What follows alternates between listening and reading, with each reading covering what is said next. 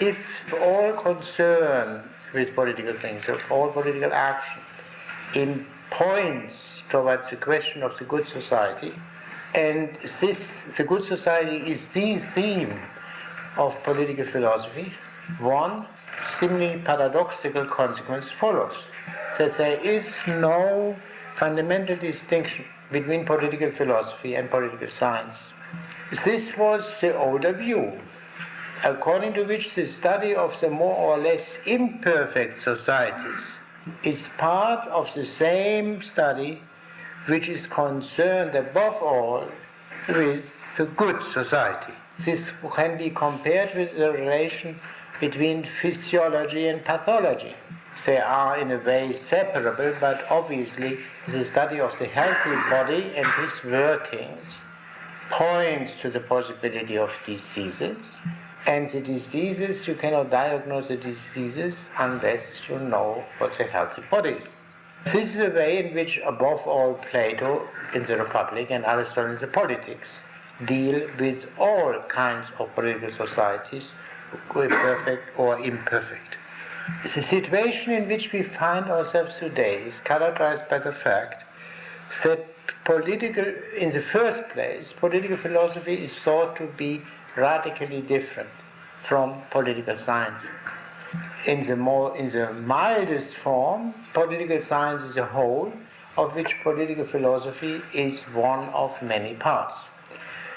But it is clearer and more straightforward to say that political philosophy is no longer credible at all, and that it is partly the continuation of an ever-weakening tradition which explains the fact that political philosophy is still academically recognized. Political philosophy is no longer credible, and political science takes its place. To make this quite clear, a non-philosophic political science. This is, if not the full reality today, at least the tendency. Now, while this is true and could easily be borne out by quotations, it is also true that political science is in need of what is called political theory.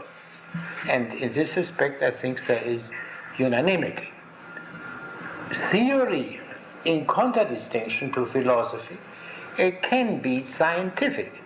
Think of the theory of numbers, theory of functions, theory of evolution, and so on. These are all scientific phenomena. Political theory, according to this view, is a branch of political science, among others.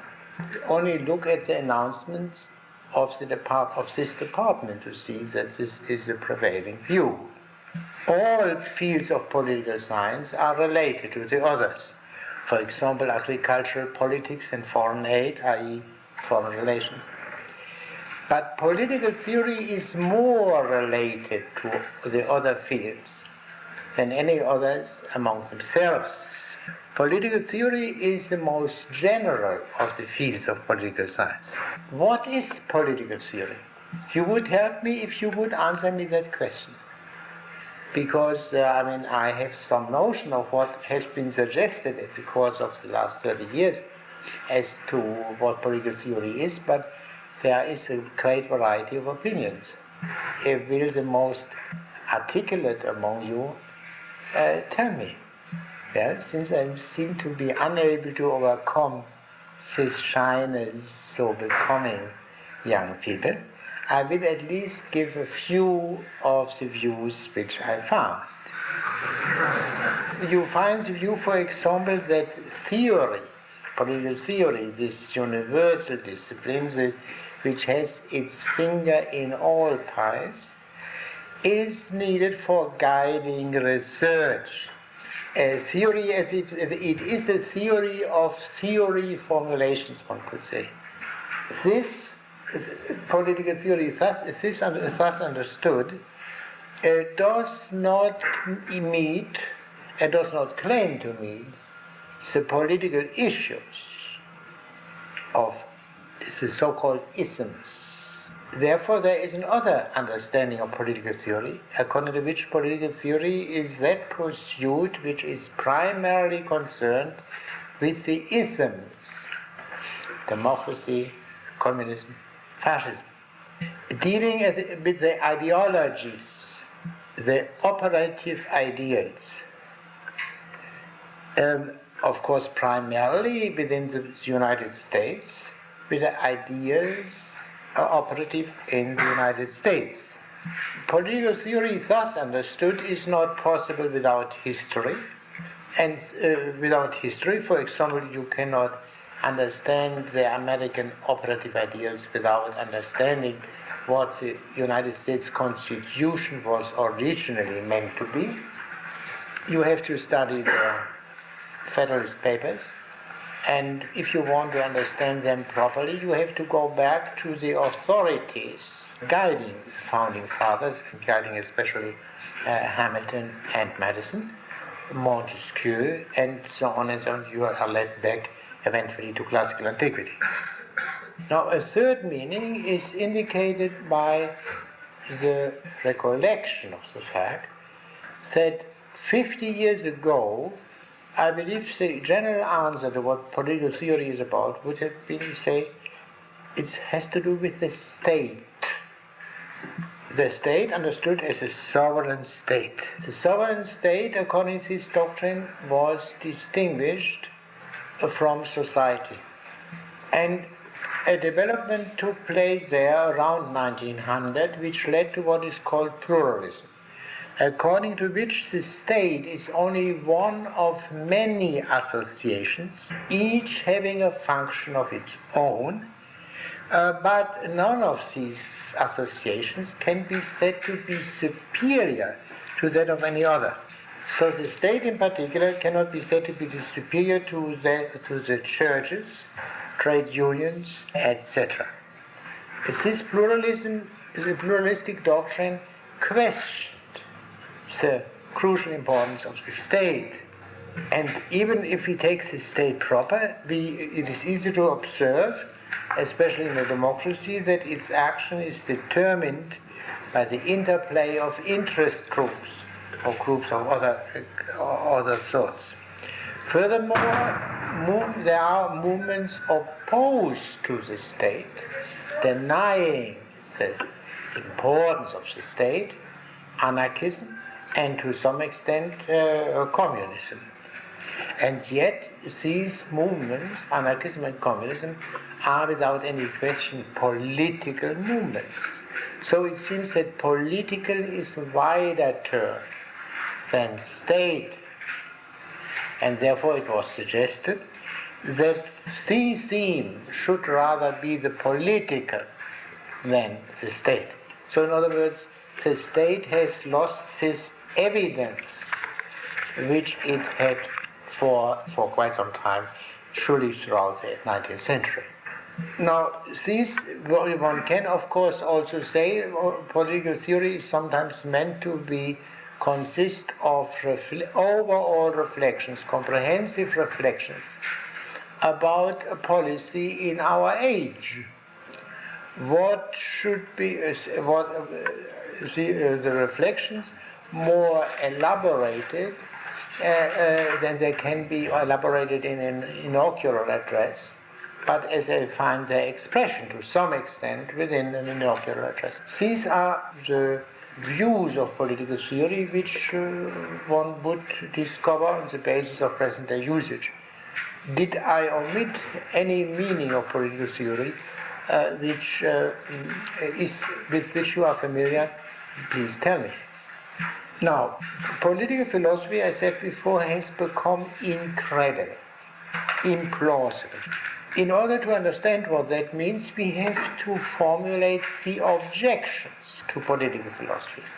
The simple argument which I stated earlier, which leads from the fact that every political action is concerned with better or worse, this simple reflection has no longer the plausibility which it has had for centuries. Now, what are these objections to the possibility of political philosophy? The most powerful one can be stated as follows. All genuine knowledge is scientific knowledge, but philosophic knowledge is not scientific knowledge. Hence, political philosophy is not genuine knowledge. I will elaborate this while I go. Let us first reflect on the crucial part of this reasoning. All genuine knowledge is scientific knowledge. This view is called, and surely may be called, positivism, and we will first discuss it. Now, the founder of positivism, the originator of the thing, is a French thinker of the early 19th century, Auguste Comte. Now, I'm in a somewhat forward position here. What is more important, to write this on the blackboard or to continue Auguste Comte? And I will first present the Kantian position, which is by no means identical with the positivistic position as now prevailing, but we cannot understand the positivism of today without having first understood Kant. Now, Kant, I give you the titles of his chief works. I translate them into English. Course of Positive Philosophy, 6 volumes from 1830 to 1842, and System of Positive Politics, 1851 to 1854. Auguste Comte was originally connected with Saint-Simon, one of these early socialists who were called by Marx and Engels the utopian socialists. And there are quite a few things which Marx has in common, which Comte has in common with Saint-Simon.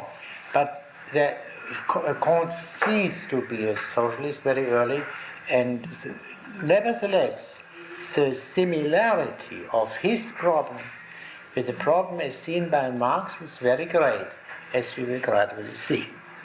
Now, the basis of Comte's doctrine is the well-known success of modern science since the times of Galileo, and its ever more spreading impact on modern society. In order to be enabled to form an independent judgment of what this success of modern science means, let us remember the most striking features of pre-Galilean science, traditional science, Aristotelian science. The simplest thing to do is to to write here the. Where is this? There's a very badly supplied here. Now, according to the Aristotelian scheme, philosophy or science, there's no distinction made, consists of 2 main parts. One is called theoretical, and the other is called practical. Theoretical each consists of 3 parts: mathematics, physics, which is used here in a wide sense, including all natural science, and metaphysics. Practical philosophy of science consists of 3 parts: ethics, economics, and politics. Economics means here the management of the household, of the family, not what it has become in modern times. Now, in Kante's scheme, the division of the sciences is as follows: mathematics, physics, chemistry, biology, and social physics or sociology. These terms have been coined by Comte, sociology and social physics. There is, in addition, a philosophy dealing with these various sciences, understanding the meaning of mathematics, biology, sociology, etc. And this overall reflection on science and the sciences is what Kant calls positive philosophy. Now, what are the decisive differences between the Kantian? The Kantian scheme is, by the way, the scheme now generally recognized with some additions. Mathematics as a fundamental science and so on, and the social sciences, the last in the order of the sciences. Now, obviously, in Kant's scheme, there is no metaphysics. The second point, which was no longer a question for Kant at all, but which is in the light of history of immense importance, is this: that the natural sciences, or physics in the wide sense of the term, was originally not metaphysically neutral. But I mean by that, up to Galileo and Newton, the 17th century, a student of nature was either an Aristotelian, or a Platonist, or an Epicurean, or a Stoic. There was not physics, but Aristotelian, Platonic, Epicurean, Stoic physics. There were pursuits which were metaphysically neutral, where it did not make any difference whether you were a Platonist or an Epicurean. For example, shoemaking, to some extent also medicine, and also mathematics. But the epoch-making event was that the study of nature became as metaphysically neutral as shoemaking, medicine, and mathematics always more or less had been. The third point which I mention right now is this: that what Aristotle called practical science is here replaced by a theoretical science, sociology.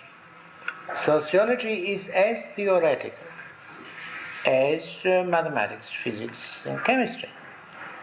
There is every science, according to Kant, has its practical applications. Naturally, mathematics, physics, chemistry.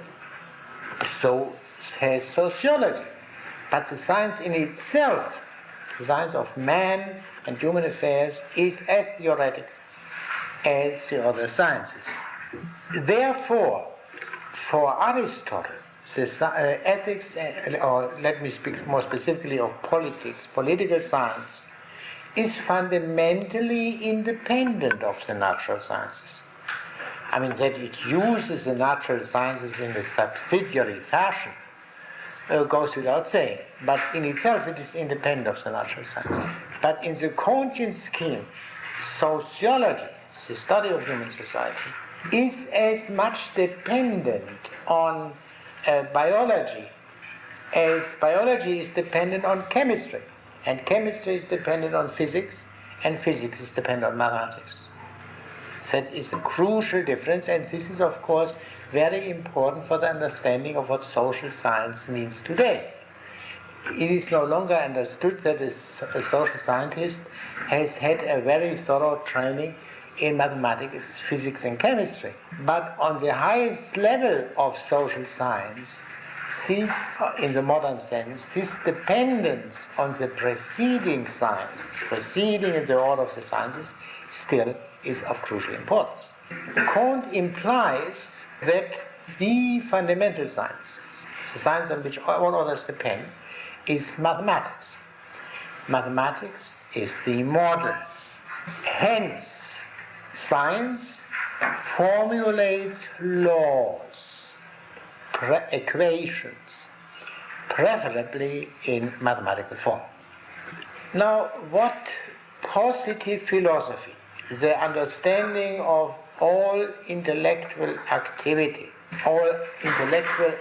which has reached the level of science means, this one cannot do if one does not know its history. According to Kant, this is true of every conception.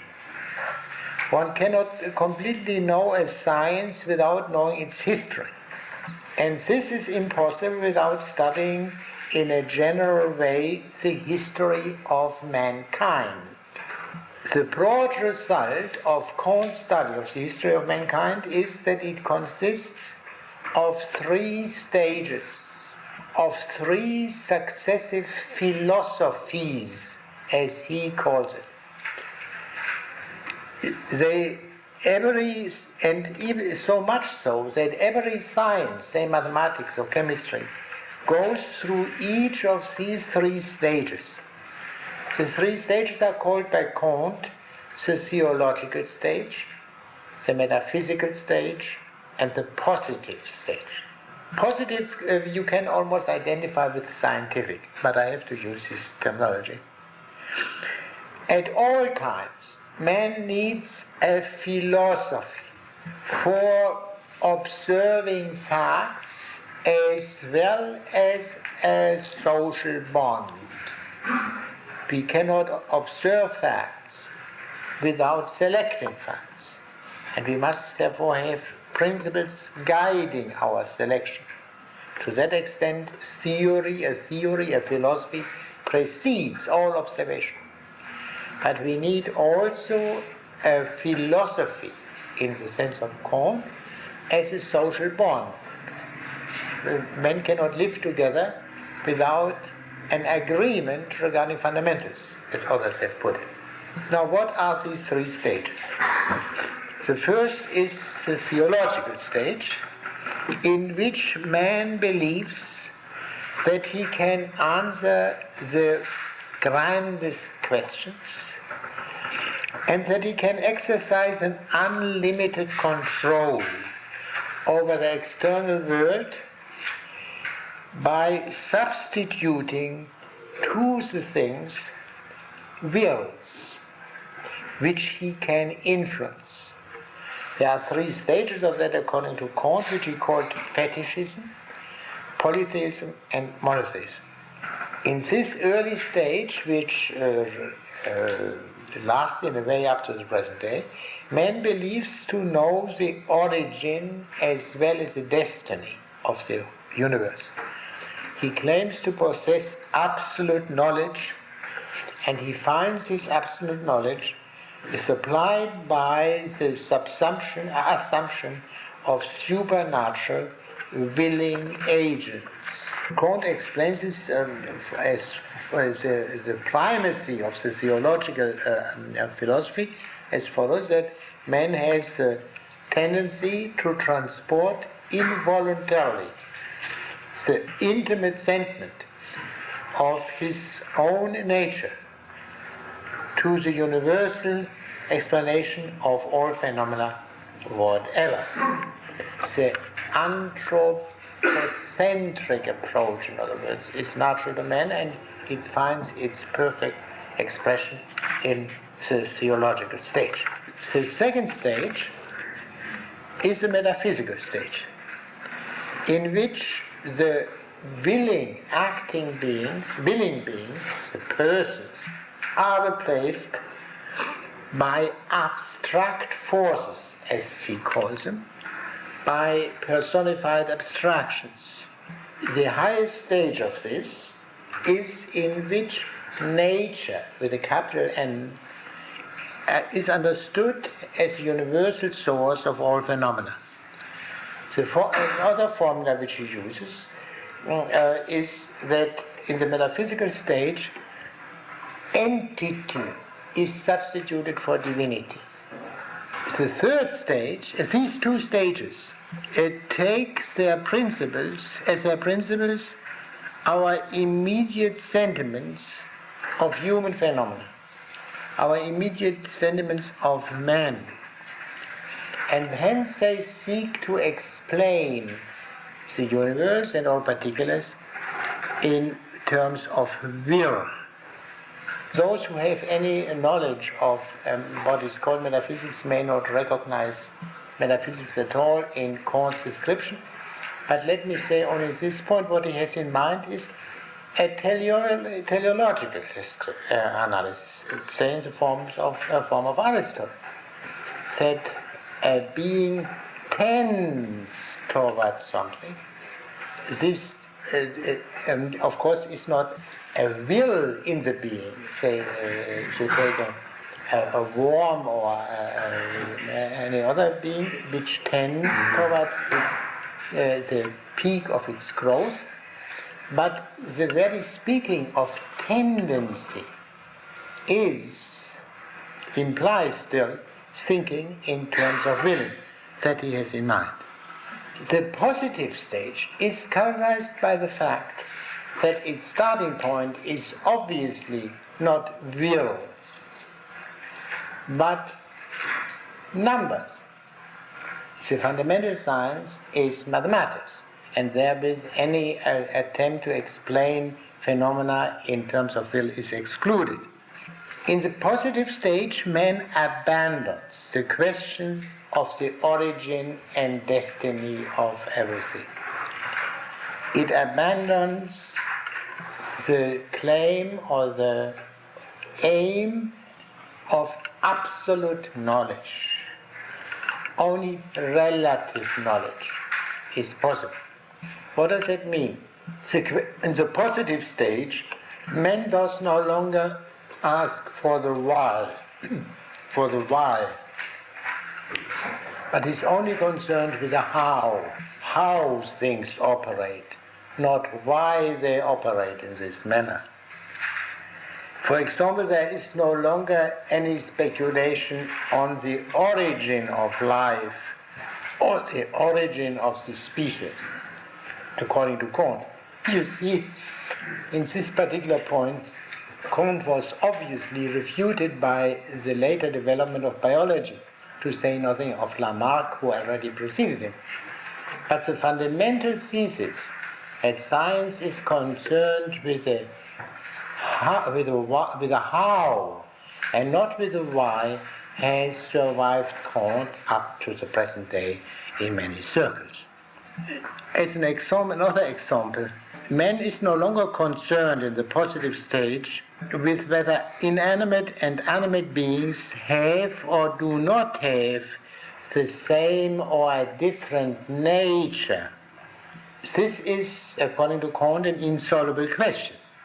In the positive stage, man studies the phenomena alone, with a view to their laws, the invariable relations of succession and simultaneity. The type of this positive knowledge is this: given these and these conditions, this and this happens. This is not, in Kant's view, a statement about causes, but about correlation. Here, conditions, there are the things related, succeeding the condition. Newton's laws of gravitation does not determine what attraction is in itself, what its cause is, but how attraction works, as it will. He says on one occasion, the question of the first causes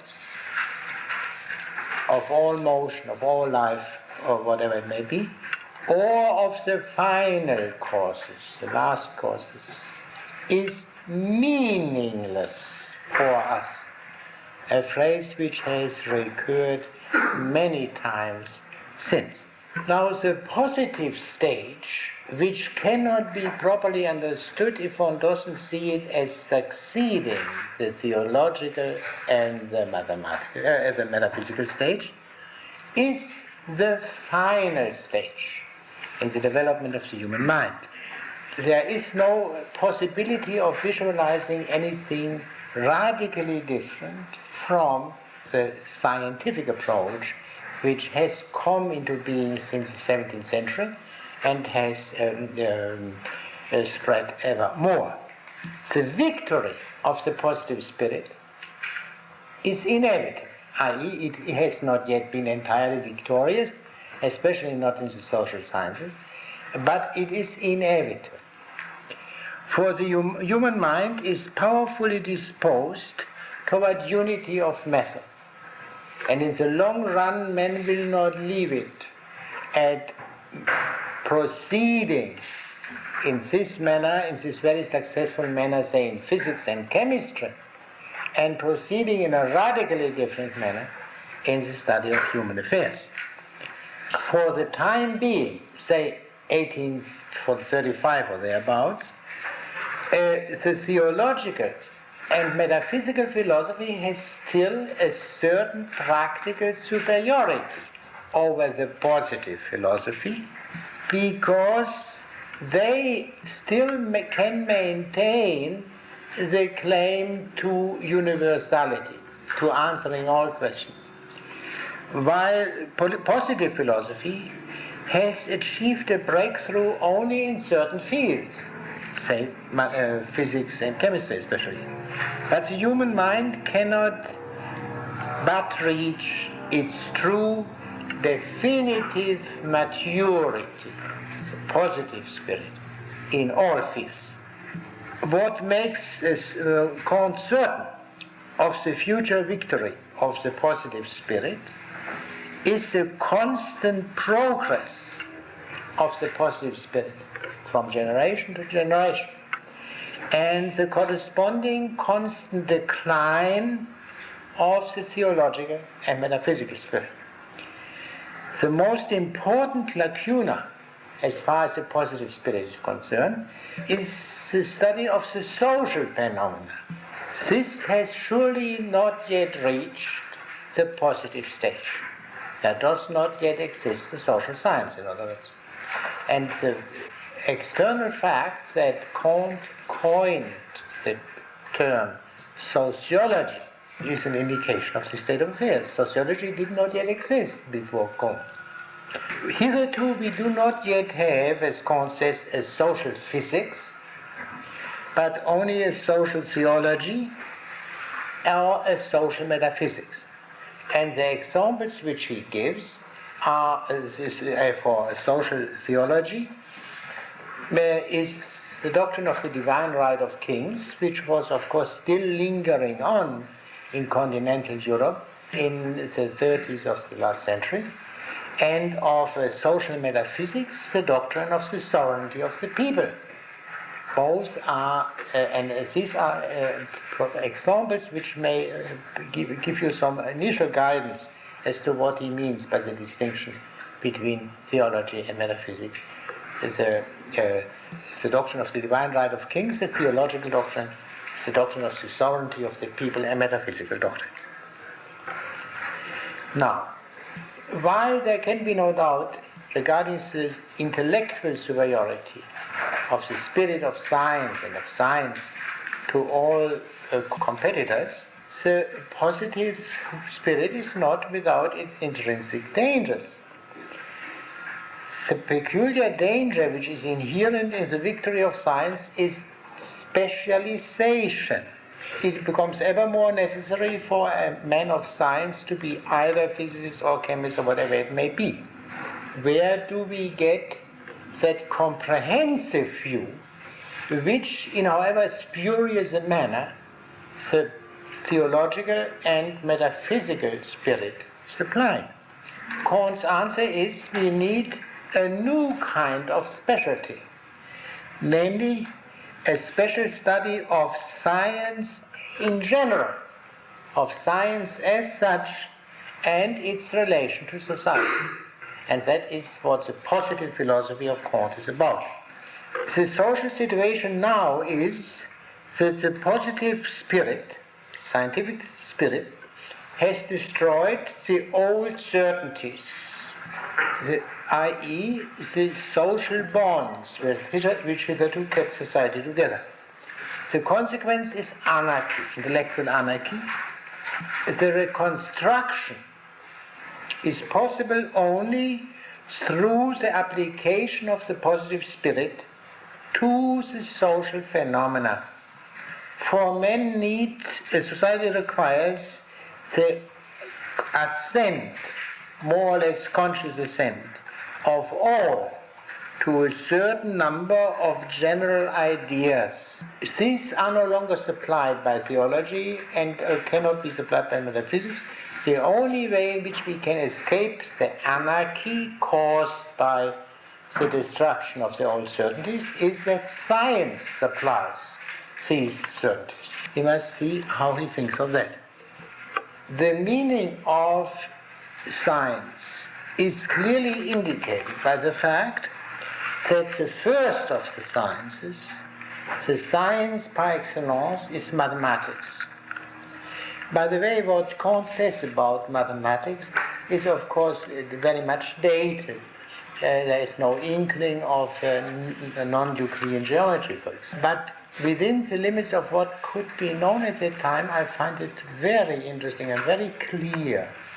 And those, I think, very helpful, for, especially also if one wants to understand, or at least to get an inkling of the fundamental difference between modern mathematics, analytical geometry and calculus, in contradistinction to earlier Greek mathematics. It is quite helpful. Now, mathematics meant in Greek originally the same as science. According to Kant, mathematics is a science which aims at the measuring of magnitudes, at determining unknown magnitudes through known magnitudes, according to precise relations which exist between them. This kind of precision cannot be expected in all sciences. Hence, science in general may be said to determine phenomena, unknown phenomena, by other phenomena, according to relations which exist between these series of phenomena.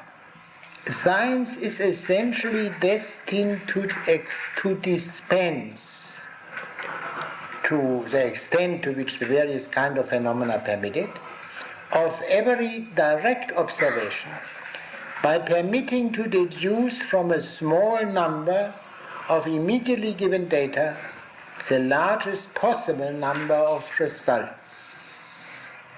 So that theoretical mechanics would be the model of science. Every question can in principle be conceived of as reducible to a pure question of numbers. Descartes has shown that all ideas of quality can be reduced to ideas of quantity. Well, think of colors and wavelengths and such things. In fact, however, this is possible only for very simple phenomena. It is not possible for the subjects of biology and sociology. In the sciences dealing with more complex phenomena, there exists a fundamental impossibility of our ever obtaining true mathematical laws. Yet this does not entitle us, according to Kant, to give up the notion that all phenomena are necessarily subject to mathematical laws, although we shall never be able to discover them in these large fields. The positive spirit, in Kant's sense, does not depend on the availability of mathematical laws in all spheres. It depends on the expectation of such laws. In a way, the positive spirit is as old as man himself. At all times, man needed, in order to survive, relations between facts. This herb and the human stomach. At all times, men had arts which are based on such knowledge of relation between facts. Generally speaking, men must have a reasonable respect for, I quote, the crude but judicious indications of vulgar common sense, the true and eternal starting point of all wise scientific speculations, unquote.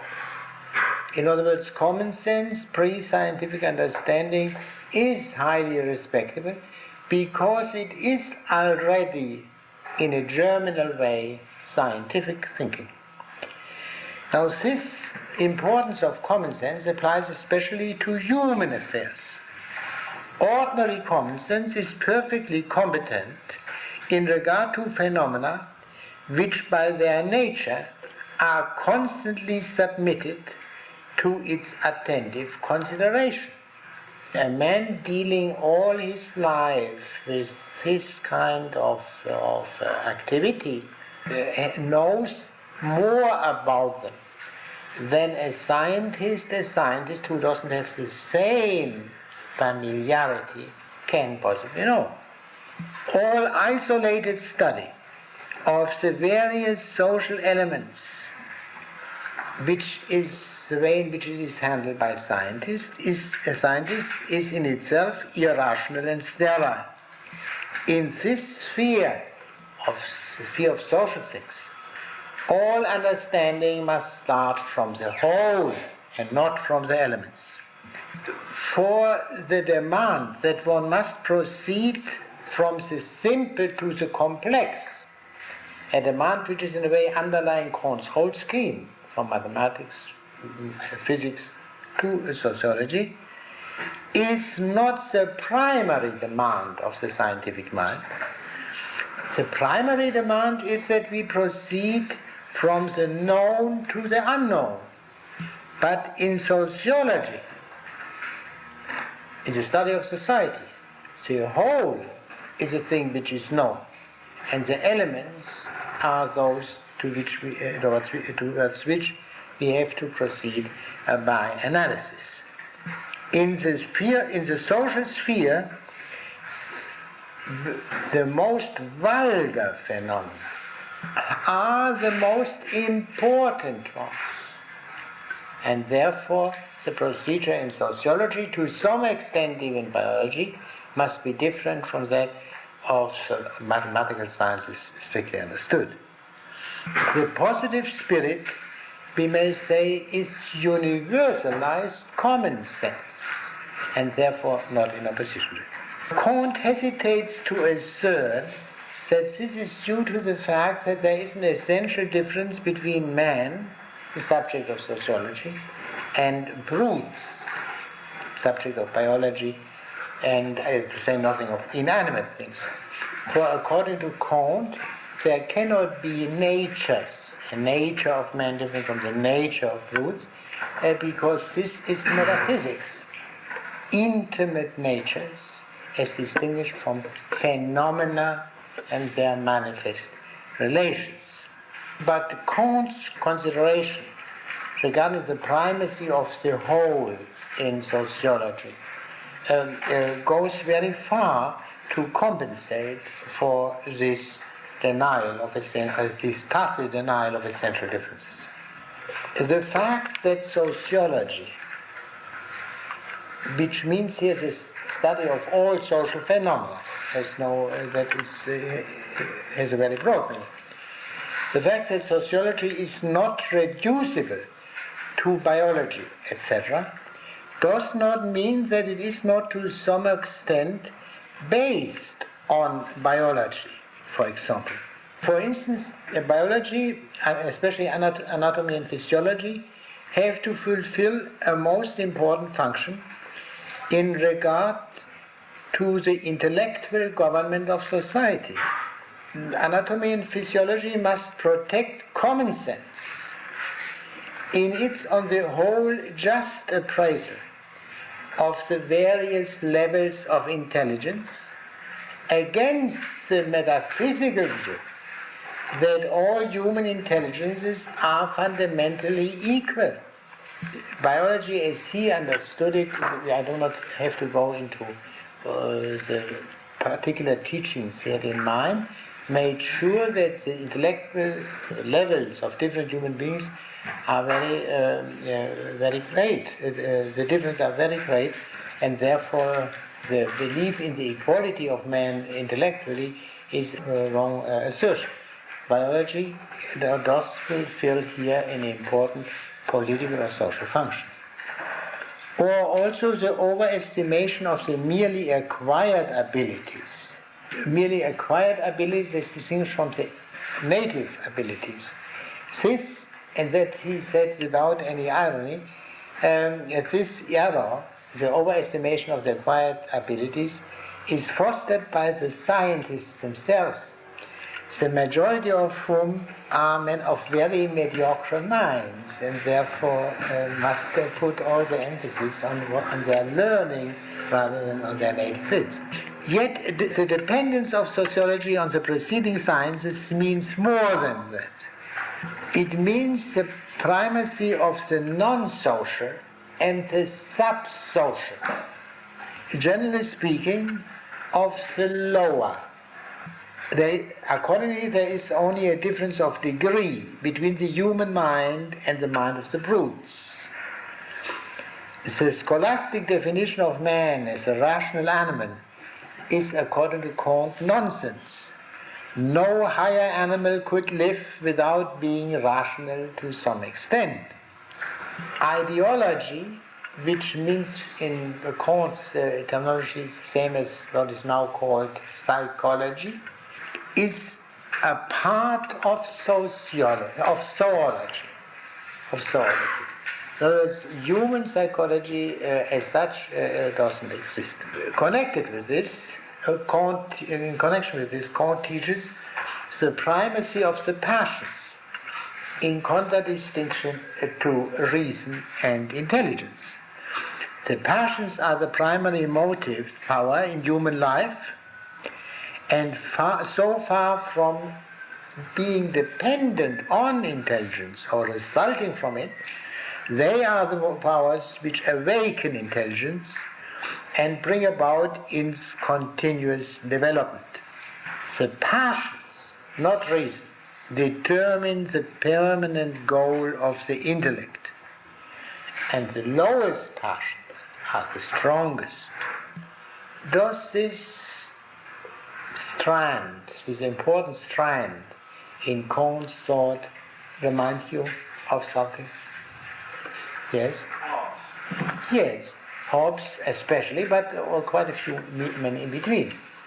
In other words, if we generalize from that, the materialistic tradition of the 17th century going through French materialism is living on very powerfully in Kant. But the interesting thing is that Kant is no longer formally a materialist. That is a meaning, an important implication of positivism. From the positivistic point of view, materialism as materialism is a metaphysical doctrine, and it is and positivism is opposed to to materialism as much as to spiritualism. Yet it has a much greater, it is surely an heir to the materialistic metaphysics. Sociology is in a way the universal sciences. For all sciences must be understood in the light of a general theory of human development, of the development of the human mind.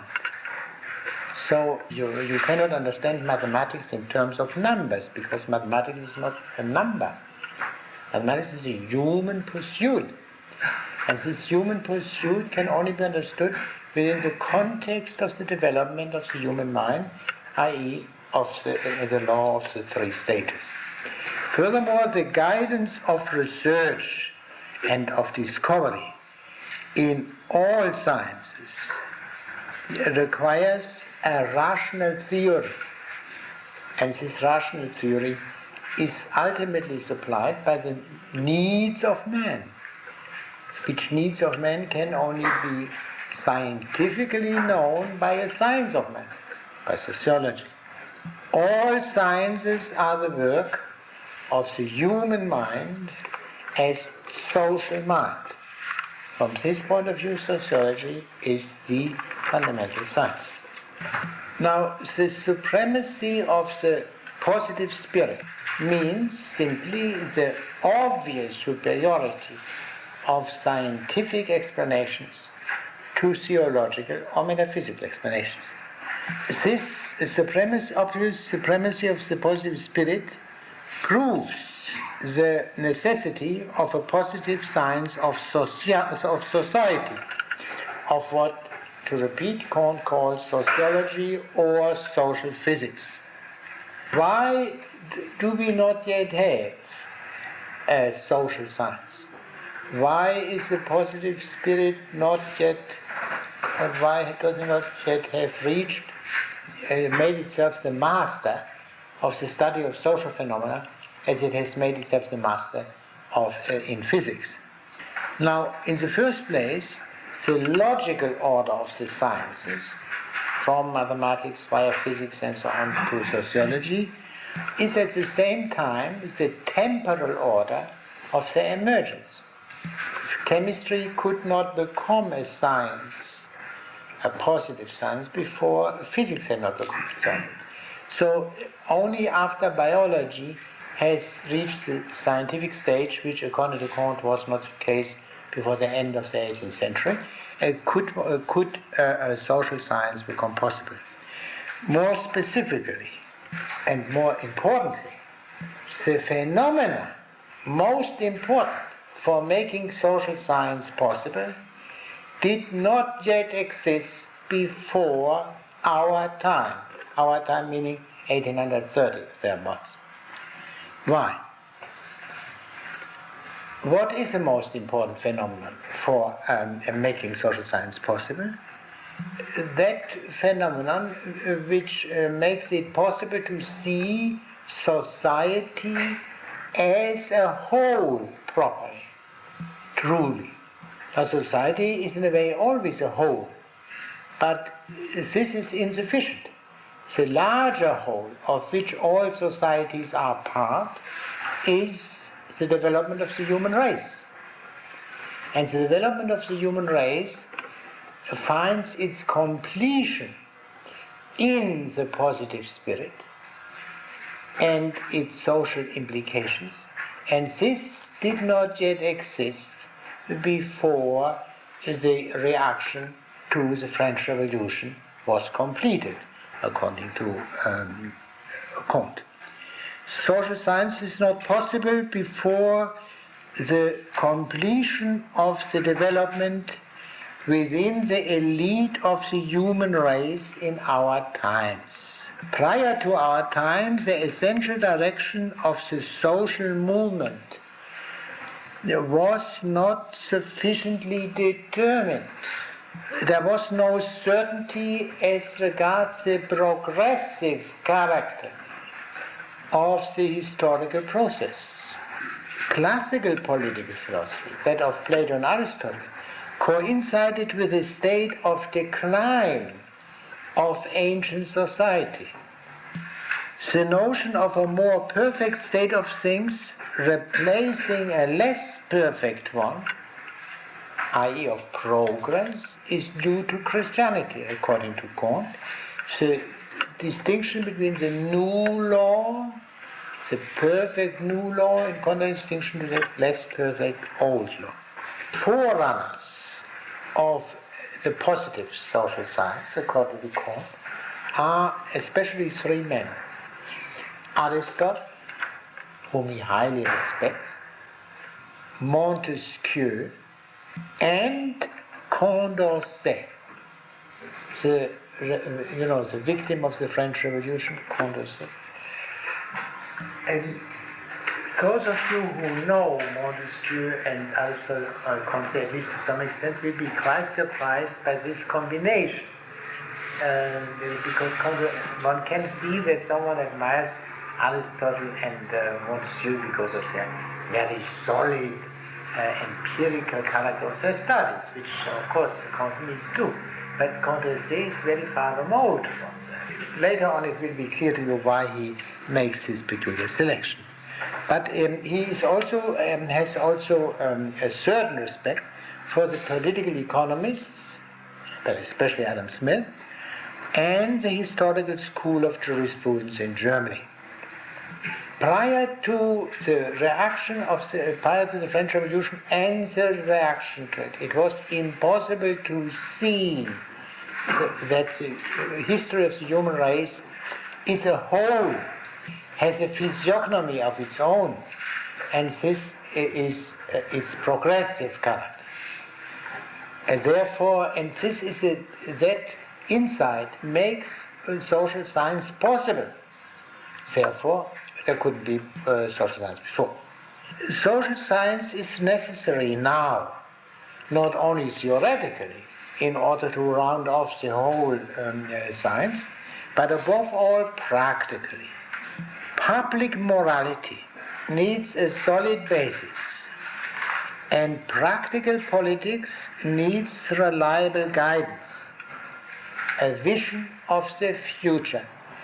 This indispensable agreement regarding the fundamentals can now, after the decay of theological and metaphysical thought, be supplied only by science. As it is, there is intellectual anarchy. And the intellectual anarchy is the root of the moral anarchy, which in its turn is the root of the political anarchy. At present, there are no established principles regarding which all members of society can be united. Human reason needs above all fixed points which alone are susceptible to vary in a useful way its spontaneous efforts, and for which the skepticism momentarily produced by the more or less difficult passage from one dogmatism to another constitutes a sort of morbid perturbation which cannot be prolonged without grave dangers. In other words, there was a dogmatism in the past, religious dogmatism. This was destroyed by the revolutionary critical philosophy. And there will be no order, no stability, before there is not yet a new dogmatism. And this new dogmatism can only be based on science, because science is the only intellectual power anymore which commands universal respect. This means, Kant doesn't hesitate to draw all the conclusions from that, there cannot be universal toleration. Universal toleration for every opinion is defensible as a transitional thing for the pulling down of the untenable old views and institutions, and so that room is created for the emergence of the new and final, but not in the eventual stage. Systematic tolerance cannot exist and has never really existed regarding the opinions, except regarding opinions regarded as indifferent or questionable, as is proven by the very practice of revolutionary politics, in spite of its absolute proclamation of the freedom of conscience. But itself guaranteed in the last analysis by a kind of religious consecration, real if vague, in which these metaphysical dogmas would necessarily be, without which these metaphysical dogmas would necessarily be exposed to a continuous discussion which would compromise much the efficacy of these dogmas. He speaks in other contexts of the fundamental dogma of free examination and of the dogma of equality, in order to indicate that the revolutionary position which he attacks is itself based on unquestionable premises, without which the revolutionary position would be as little possible as any other political position.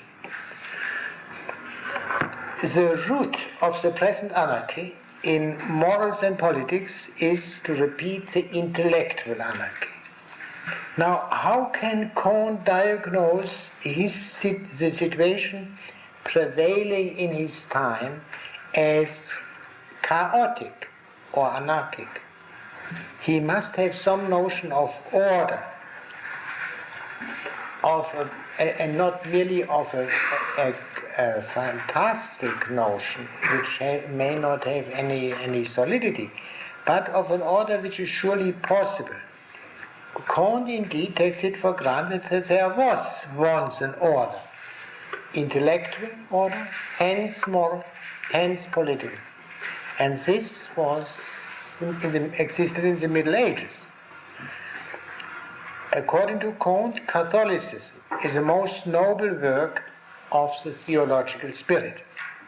But since it is based on theology, i.e. on untruth, it must be rejected, to say nothing of the fact that it has lost its social power to a considerable extent. In addition, it is already undermined by the critical revolutionary philosophy of the Enlightenment, which, according to Kant, stems from Protestantism, from the Protestant principle of free examination. Theological politics is no longer compatible with society and is forced into one compromise with secularized society after another. Metaphysical politics, on the other hand, let us say Rousseau, to mention, because Kant thinks of Rousseau probably more than of anybody else, is good only for pulling down, not for the construction. The final superiority of positive philosophy is undeniable, as our discussion of historical development will show. To the positive philosophy alone it belongs, in the virile state of human reason, to develop in us, within our most daring enterprises, an unshakable vigor and a reflected constancy drawn directly from our own nature, without any external assistance and without any chimerical impediment.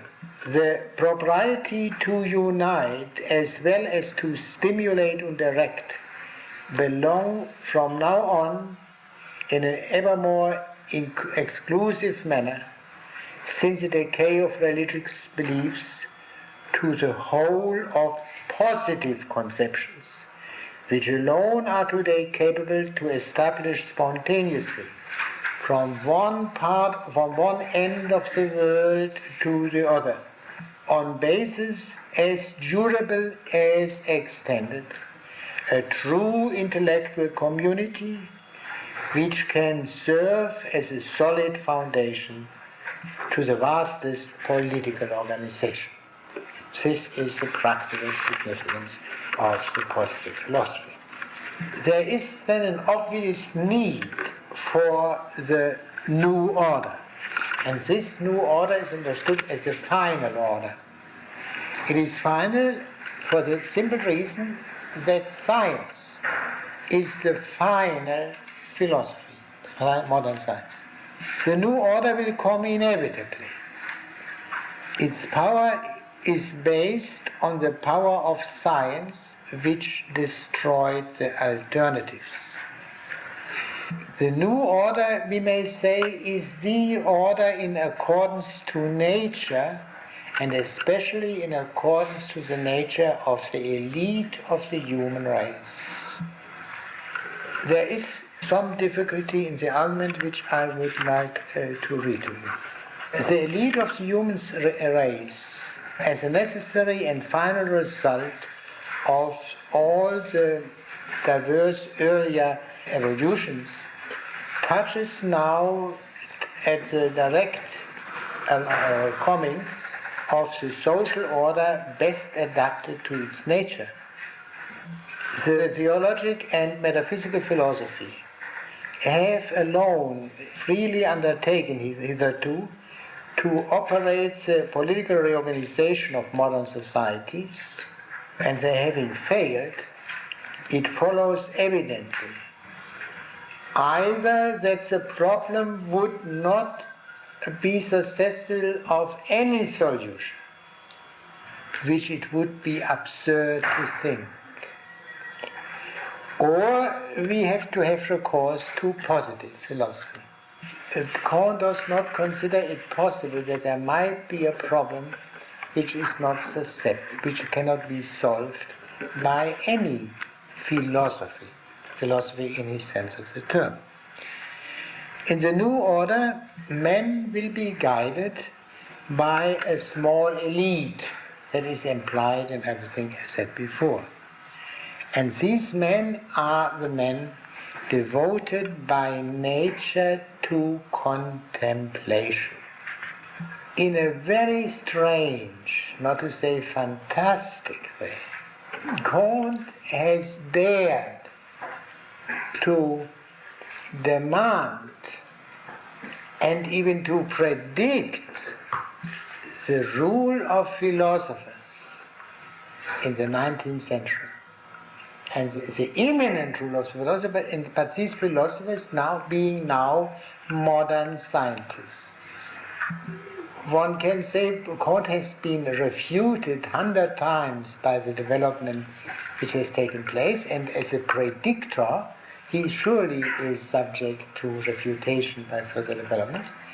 But this doesn't mean that his suggestions are not of the utmost importance for us to consider. There is a thing which is coming up time and again, and which is something very actual in our society, although not preponderant, and what is called technocracy. Our society requires to some extent rule by experts, which means rule by scientific experts. No one has stated the argument in favor of this possibility and part necessity as strongly as Kant. There are a few passages regarding this Platonism which it might be good to read. Every individual, however inferior, has always a natural right, provided he does not behave in a pronouncedly antisocial manner, to expect from all others the scrupulous accomplishment of the general considerations following from the dignity of man. But in spite of this great moral obligation, which has never been directly denied since the abolition of slavery, it is evident that men are not equal among themselves, nor even equivalent, and hence could not possess in society identical right, apart, of course, from that fundamental right mentioned. Or rather the fundamental right necessarily common to all of the free and normal development of a personal activity. The continuous progress of civilization, far from bringing us closer to a chimerical equality, tends on the contrary, by its nature, to develop extremely these fundamental inequalities. And this is at the bottom of the fact that there must be a government by the simply superior people, and these are, of course, those who are not mediocre scientists. We can say, although Kant never would use such a phrase, it's the rule of the philosophers. That is the only way out. And to repeat for Kant, this is not, as it is at most in Plato, a wish, a pious wish, but something which he can predict, because there is no other solution to the social problem. And the social problem must have a solution. That it would be absurd to think that it could not have a solution, as we have seen. Let us now turn to some details of Kant's sociology, or of his positive political philosophy, as he also calls it. He still speaks of political philosophy as a matter of course. I see it is rather late, and this would lead us much beyond time. I propose, therefore, that we use the remaining few minutes for discussion. There must be some... Yes? Earlier, you said that Kant favors the passions over the reason. Favors, one cannot say. Yeah. The passions are primary and stronger. Yeah. Primary, yeah, and stronger. Now, Wolf said this is reminiscent of materialism, and not formally materialism, because he denies the possibility of metaphysics And my question is, on what grounds does he claim the primacy of the passions, and if these aren't metaphysical grounds, what are they? We would say observation.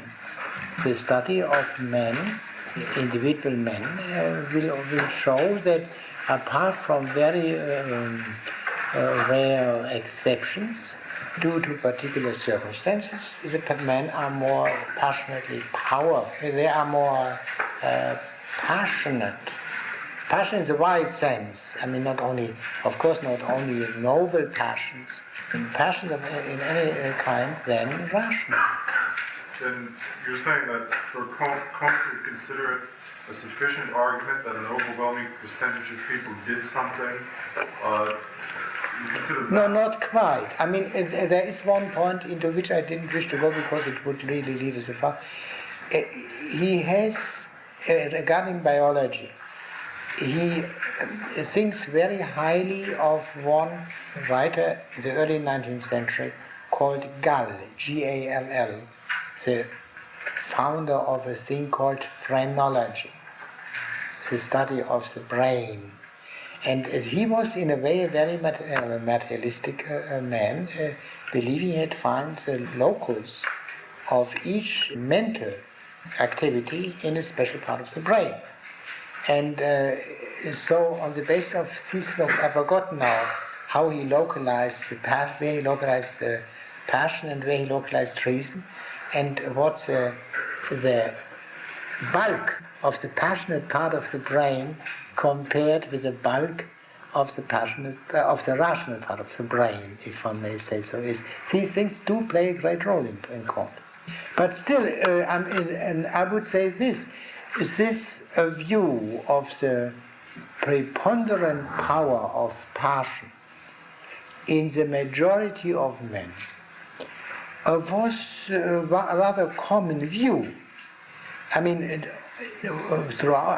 Plato and Aristotle wouldn't say anything different about it. Only the possibility of truly rational men was more important for Plato and Aristotle than it was for Hobbes. This is, I think, the different point. I mean, what is your... In other words, you think that this is not sufficiently established in a scientific manner according to the notion of science which he has. Yet to which Kant would reply that common sense is not so untrustworthy in these matters as it is according to the now prevailing view of science. In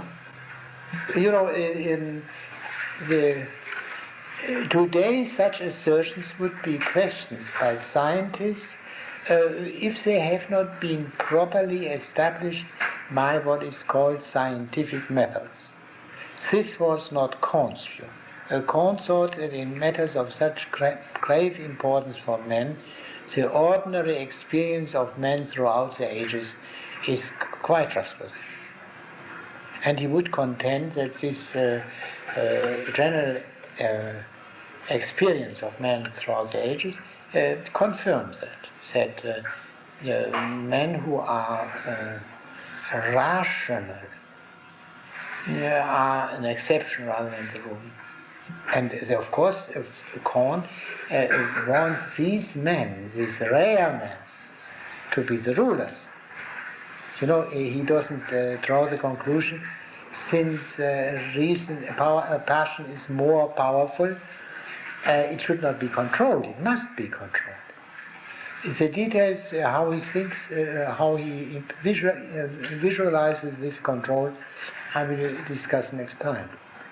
Because if there were not a partial control of passion by passion, a reason couldn't do very much, This was already a great theme of people like Hobbes, that the passions counteracting each other creates the possibility for reason to throw its weight on the right side.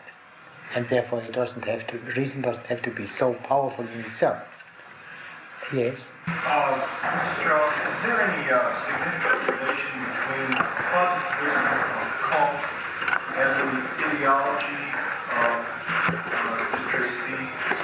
Yes, but Kant rejects that. I mean, trustee, what is trustee? I mean, this, the term is, there was a school at the end of the 18th century in France, Napoleonic times, which continued more or less what Locke had done in England. And today it would be what they did would be called psychology. This school called itself ideologic for this reason, because, as you know from Locke, the subject matter of Locke are ideas. The ideas in the human mind. And the study of these ideas is therefore ideology. And Napoleon, who detested these men because they were Republicans, used the word ideology in order to show how incredibly stupid they were. And from this Napoleonic usage of ideology, the Marxian usage is derived. And then it came to mean from Marx on a wrong theory. A theory which is based on a fundamentally wrong perspective, ultimately to class, to which man belongs, you know. This is a meaning which it took on in Marx, and was then taken over by half-Marxists and by non-Marxists, and now it is a perfectly respectable term, so much so that Khrushchev, for example, and as I was told, even Stalin himself, has spoken of the Marxist ideology. Imagine. But today it is quite common. People otherwise sensible people shout for an ideology. They want to have an ideology, by which they mean, I suppose, they want to have a coherent body of doctrine which guides them in their actions, and they call it an ideology. But an ideology has, according in this respect, I would regard the authority of Marx as absolutely decisive. An ideology is a wrong doctrine. One shouldn't really speak of it, except under great provocation or pressure. But someone else, yes. Could you clarify, please, why the reaction to the French Revolution, or rather than the French Revolution, is... Because the French Revolution led to this thing called the Terror. Don't forget that. I mean, 1793, Robespierre. And then it took some, of course they got rid of Robespierre eventually, but until there came, some order came out of it. It took Napoleon. And Napoleon is surely a reaction to the French Revolution. But still, Kant detests Napoleon. I mean, this is because he detests the military spirit. I will take up this later. And therefore, the character of the post-revolutionary society became visible only partly under Napoleon, and partly even after the defeat of Napoleon. In very briefly, the industrial society. And that is the point toward which Kant is working. The two powers now determining the world are science and industry. By the way, the two names are combined in the designation of a museum, very close to the university. Science and industry. In opposition, and the idea being, the alternative is religion and war. This is a perspective. These things play, you see here the kinship with Marx, which kinship can be explained by a common ancestry, because Saint-Simon, with whom the original teacher of Kant, was in a way also a teacher of Strauss. But Kant turned away entirely from all socialism. And Kant believed that the nerve of the whole historical development is the human mind, the intellect, and not the relations of production at all. This is radical. Mr. Strauss, in passing, you said something about Kant's relationship to Euclidean geometry as a model of mathematics as opposed to Cartesian.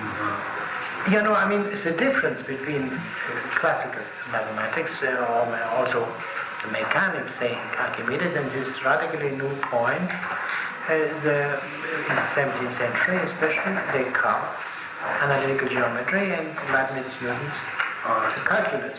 Kant accepted the latter as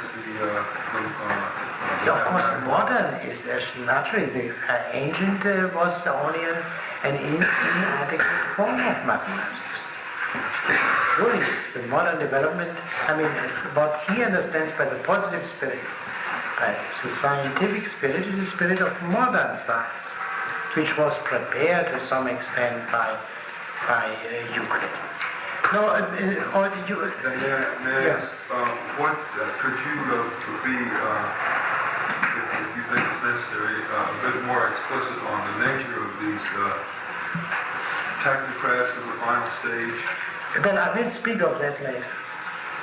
But regarding mathematics, one can use a simple thing. Pre-modern mathematics, at least in the Western world, did not know of algebra.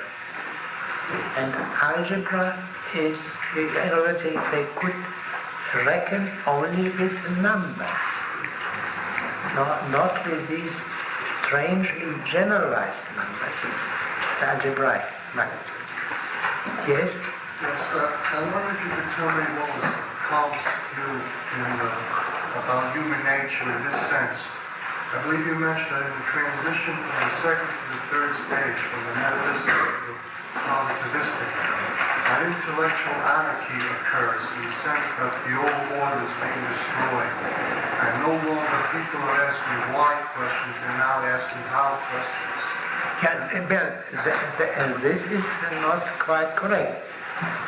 The chaos, the anarchy is not during the transition from the metaphysical to the positive, but is coeval with the metaphysical period. The metaphysical philosophy is the negative, critical, skeptic, destructive thought of the 17th, 18th century. And so, in other words, only, in the 17th century, the power of religion and of the old authorities was still relatively unbroken. And the situation has progressed and has become unbearable only in the 19th century. But the theorists there, Hobbes, from Hobbes to Rousseau, he doesn't mention names very frequently. Rousseau he simply calls a sophist. He belongs to this bit. But I haven't found a reference to Hobbes or to Locke, but I'm sure he also meant them too. The question what was it? that I really wanted to ask was that in the last stage when science becomes the last philosophy, I want to ask, does he now see the human being as no longer being concerned with moral questions? Of course he is concerned, but these questions will be answered by science now. Science is a new moral authority? Pardon? Is science a new moral authority? Sure. Oh yes. Naturally. This, you see here the most powerful difference between Kantian positivism and present-day positivism. In present-day positivism, science is silent about all moral questions. Yeah? In other words, science can supply material with which moral men, can answer their questions. But science as such does not answer the questions. You know this familiar. This is completely absent from Kant. For Kant, science is an intrinsically moral affair. And this creates certain theoretical difficulties for Kant, by the way, which are avoided by present-day positivism, but present-day positivism has some other difficulties instead, you know. Did I answer your question? Mr. Bondon. Earlier you explained the independence of the practical sciences from the theoretical sciences in the Aristotle scheme. Yeah. Yet, as I recall, and I hope I'm recalling accurately, in your introduction to natural right and history, after talking about certain political matters, you said that the answers to the highest questions are ultimately involved in the method one, in the name of Aristotle, you know, so there's some method one chooses, whether it's teleological or mechanistic, and I think the footnote is from the physics, if I'm not mistaken. Yeah, but I do not remember the quotation exactly. I remember the thought. Yeah, but in other words, the question is whether the distinction between theoretical and practical knowledge is not theoretically adequate. It is practically good enough, but theoretically perhaps not good enough. That would be a question. Could this not be that something is practically good enough and theoretically in need of clarification? I think that is so, yeah. Let me say this for us. Practical, from the Aristotelian point of view, there are principles of practice which are not in need of theoretical justification in order to be evident to us. But they can be obscured, yeah, by false theories. Now then you need a theory. In order to fight a false theory, you need a theory. You need therefore a theory to defend sound practice and its principles against false theories. Now, is this theory, let us say this apologetic theory, a theory like the other like theories simply, say astronomical theories, or is it not of a peculiar character because of its apologetic character?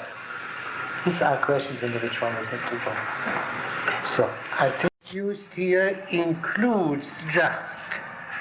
Take a simple example today, reapportionment on the basis of one man, one vote is based on the opinion that one man, one vote alone is just. Now, despite that prima facie evidence of political philosophy has become incredible, implausible today. And this is due in the first place to the view now prevailing that the only kind of genuine knowledge is scientific knowledge. This view is called positivism. Positivism was founded by Auguste Comte. I spoke last time of his central teaching, the law of the three stages, theological, metaphysical, and positive or scientific. The positive stage is the highest and the final stage in the development of the human mind. One cannot understand the scientific spirit if one does not understand the fundamental and typical obstacles to it. And these obstacles are precisely the theological and the metaphysical spirit. Kant, in contradistinction to present-day positivism, still holds the view that common sense knowledge is genuine knowledge, so that scientific knowledge is only universalized common sense knowledge. And Kant still calls the scientific study of social phenomena what he was the first to call sociology or social physics. He still calls that political philosophy. Now, sociology in Kant's sense depends on the sciences preceding it. In the first place, biology, then chemistry, physics, and ultimately mathematics. Yet, sociology does not depend completely on the preceding sciences. It has a subject matter of its own, which is not reducible to that of biology, etc. Yet, on the other hand, there is no essential difference between the social and the pre-social or non-social. More generally stated, between the human and the non-human. Psychology, in the language of Kant, ideology, is a part of zoology, simply. Society consists of men, and man is the subject of biology. Yet, society is a whole of which men are parts. This whole is something which escapes biology as biology. So there is a certain obscurity as to the status, as to the possibility of reducing the more complex phenomena to the more simple phenomena. We must go a step further. Sociology is not only to some extent independent of the preceding sciences, it is in a way even the science of sciences, the universal science. For all sciences are the work of the human mind as social mind, and therefore the clarification of science as such is a part, perhaps the most important part, of sociology in Kant's sense. I have spoken also of what Kant teaches regarding the practical necessity of sociology. He starts from the prevailing intellectual anarchy. There is no agreement regarding fundamentals. This is due to the dissolution of the theological spirit. And that dissolution is a work of the metaphysical or revolutionary spirit, i.e. of the philosophies of the 16th, 17th, and 18th centuries. The intellectual anarchy necessarily leads to moral anarchy, which in its turn leads to political anarchy. Man is in a transitional stage between an order, the order of the Middle Ages, and a new order, which will be the final order. And this new order can be brought about only by the consistent application of the scientific or positive spirit, by the extension of the scientific spirit to the social phenomena. In other words, science has to take over the function which theology had in the Middle Ages. The new order will be brought about by the unqualified rule of science, which means the rule of scientists. And this is he doesn't mean the rule of any mediocre scientist. He means the rule of the most outstanding, most comprehensive scientists, whom he still calls philosophers. So what Kant demands is the rule of philosophers, but of course of positive philosophers, not of metaphysicians, who are responsible in a way for the present intellectual chaos. This much to remind you of what I discussed today. Before I go on, I would like to know whether there is any point of those just made which you would like to have clarified. Yes. Last time you referred to modern physics, modern science, as being metaphysically neutral.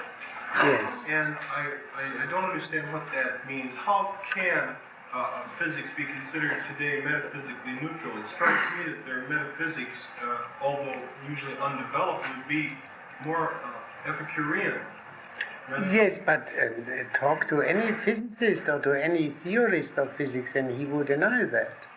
He would simply say that while modern physics emerged originally from the so-called molecular philosophy, which is Epicureanism or Democritianism, this has long ceased to be. the essence of physics. That is, of course, a question, but I stated only that modern science, according to the interpretation which it has of itself, is metaphysically neutral. Whether one can leave it at that is a long question. Now let us turn, yes?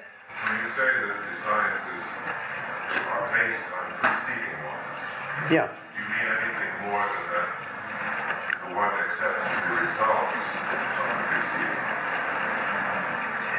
At least this, but also the training acquired by the use of these methods is essential for the later sciences. You know, it is not, in other words, what Kohn thinks is that that a chemist, for example, must be thoroughly trained in mathematics, and the same would be true, of course, also of the biologist and of the sociologist.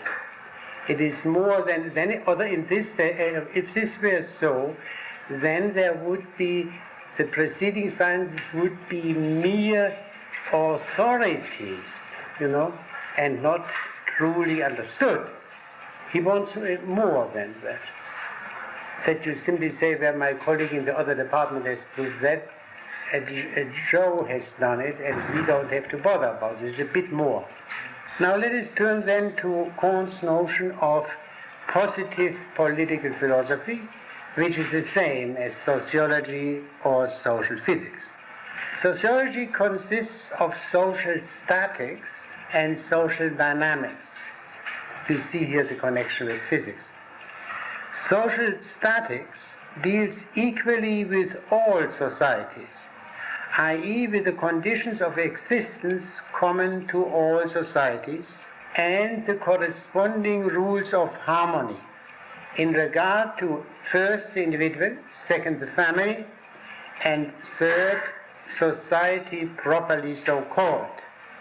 The notion of society properly so called, when it has reached its entire scientific extension, tends to embrace the whole of the human species, i.e. it is no longer a national society, and principally of the white race, unquote. Now why does he make this strange, in our opinion, strange qualification or limitation of the white race? I think there is no inconsistency in that, because in Kant's time the positive spirit was still a preserve of the Western world, which extended only later to the East and to Africa and so on. The separate treatment of the individual in social statics does not mean that the individual precedes society. Man's fundamental sociability is undeniable. There never was a state of nature in the sense of Hobbes, Locke, or Rousseau. Now, regarding the individual, we must observe the preponderance of the lowest and most egoistic instincts over our social instincts.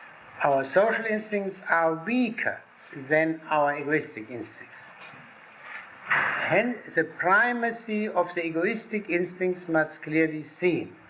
Hence, the notion of the common good, or as he says, of the public interest, has no intelligible sense without that of the particular interest in the first place. We cannot understand the common good if we do not understand first the private good. And here Kant admires the wisdom of the biblical command, love thy neighbor like thyself. The personal instinct, as he puts it, self-love, must serve as guide to the social instinct, love of others. The strengthening of man's benevolence, which is primarily so weak, is due to the growth of his intelligence. Intelligence weakening his passions, and man achieves greater clarity about his social relations. He sees more and more that his private interest cannot be furthered without due consideration for the interest of others, for the common interest. Now, in Kant's age, people began to speak of conservative and progressive people with, this is now a very popular distinction, but it doesn't antedate the early 19th century. Now, the conservative spirit, according to Kant, is inspired above all by the purely personal instinct, by the selfish instinct, vested interests, as it came to be called later. And the spirit of improvement, the progressive spirit, is inspired by the spontaneous combination of intellectual activity with the social instinct. In other words, the intellectuals are progressive, a thesis which is now extremely popular, as you know, and here we have one early indication of it, because the intelligence strengthens the social interest, the interest in the common good, the progressiveness. Kant has abandoned the notion of the state of nature, as we have seen. He has not entirely abandoned the notion of natural right. There is indeed no necessary connection between the state of nature and the natural right. He says every individual has always the natural right, unless he has behaved anti-socially in a very pronounced way, to expect from all others the scrupulous and continuous fulfillment of the general regards due to the dignity of man. This much about the individual. Now we turn to the question of the family. According to Kant, the family is the school of sociability. And the main reason for this is that every society presupposes some inequalities. Now, the family is characterized by two fundamental inequalities, that of husband and wife, and that of parents and children. And so here we learn, so to say, the rudiments of living together by living on the basis of these fundamental inequalities. I read to you a few passages which show you how conservative Kant was compared with his present-day successors. Doubtless, the institution of marriage suffers necessarily, as all other institutions, spontaneous modifications through the gradual course of human evolution. Modern marriage, as Catholicism has finally constituted it, differs radically from Roman marriage, just as Roman marriage differed from Greek marriage and both of them from Egyptian or Oriental marriage, even after the establishment of monogamy. However great one may suppose this spontaneous changes from the Oriental marriage to present-day monogamous marriage, as understood by Catholicism, they all constantly conform to the invariable fundamental spirit of the institution, which alone is here our primary subject. Now, this spirit of marriage consists always in this inevitable natural subordination of the wife towards her husband, which is always reproduced in all the changes. Now, and this is proven, according to Kant, the necessity of that, not only historically, but more directly by biology.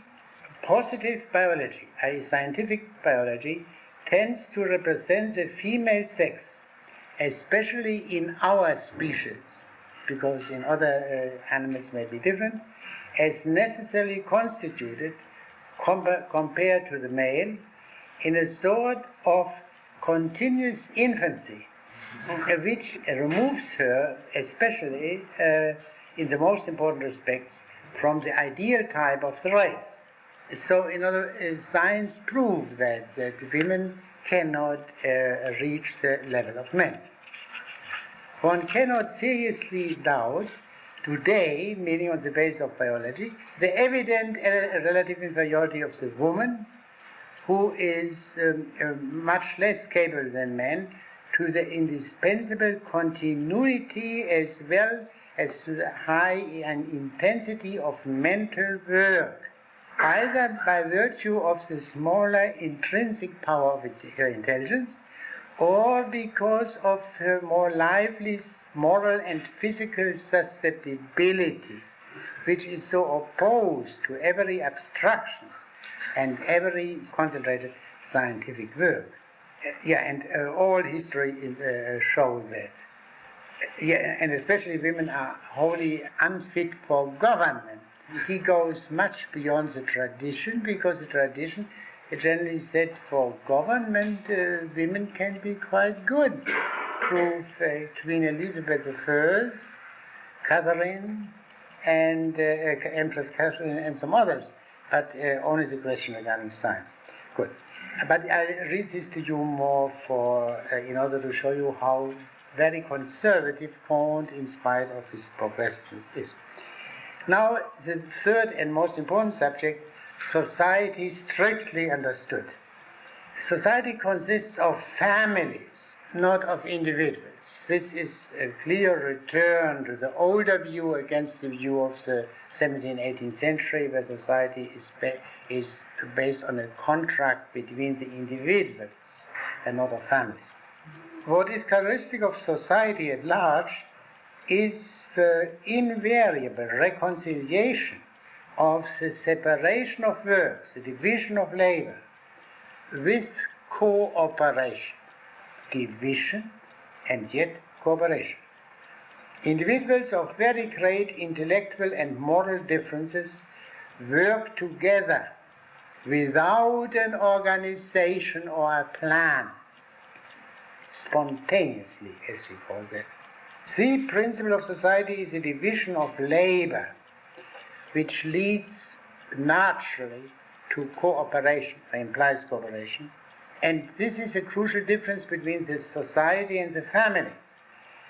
The family is characterized by social affections, love, parents and children, husband, wife, and vice versa. But here, love is not of no importance in society, where solidarity is supplied by the necessary consequence of the division of labor, that they have to work together. The division of labor, and hence cooperation, also explains or justifies the multiplicity of nations. Each nation makes its contribution to the one work of mankind. The division of labor constitutes principally social solidarity. Social organization tends ever more to divide labor. The more society progresses, the greater will be the division of labor. And this takes place in accordance with the characteristics of each individual. Everyone gets that parcel of social labor for which he is best fitted. Some of you may remember the beginning of the discussion in Plato's Republic, Book 2, when he describes the division of labor and where everyone gets that job for which he is by nature fitted. But Kant is not as strict as Plato. He says the division of labor in accordance with the characteristic of each individual, regardless of whether these characteristics are natural, i.e. congenital, or due to the education received and social position. In other words, here the problem of justice arises but is not faced by Kant. Namely, whether someone who is congenitally very gifted, naturally very gifted, but doesn't receive the proper education because of his social position, whether that is fair that he remains at the bottom of the social ladder.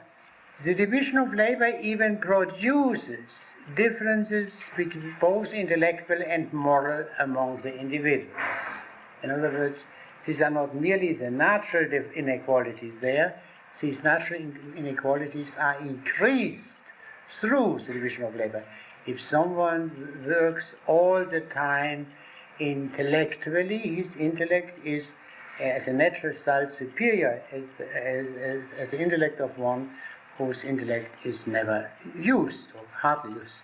Since through the division of labor, each has a very restricted sphere, say, making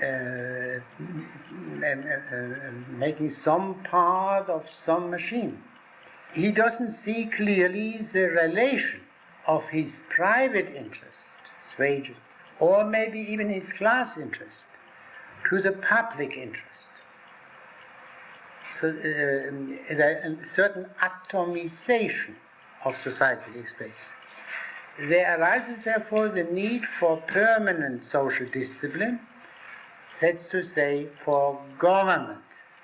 Government is necessary because society is necessarily divisive. Social progress is due to society, but government renders the possible society. Kant comes here very close to the view, say, of Thomas Paine. The true and good thing is society, and government has only a necessary but marginal function.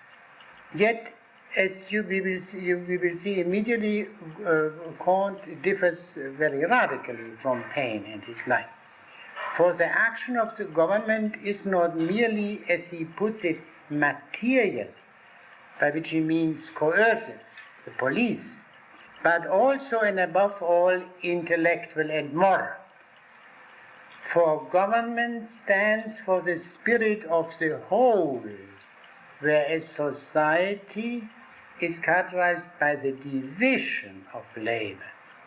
More precisely, the division of labor leads to the consequence that the more specialized kinds of labor place themselves spontaneously, naturally, under the continuous direction of those of greater generality.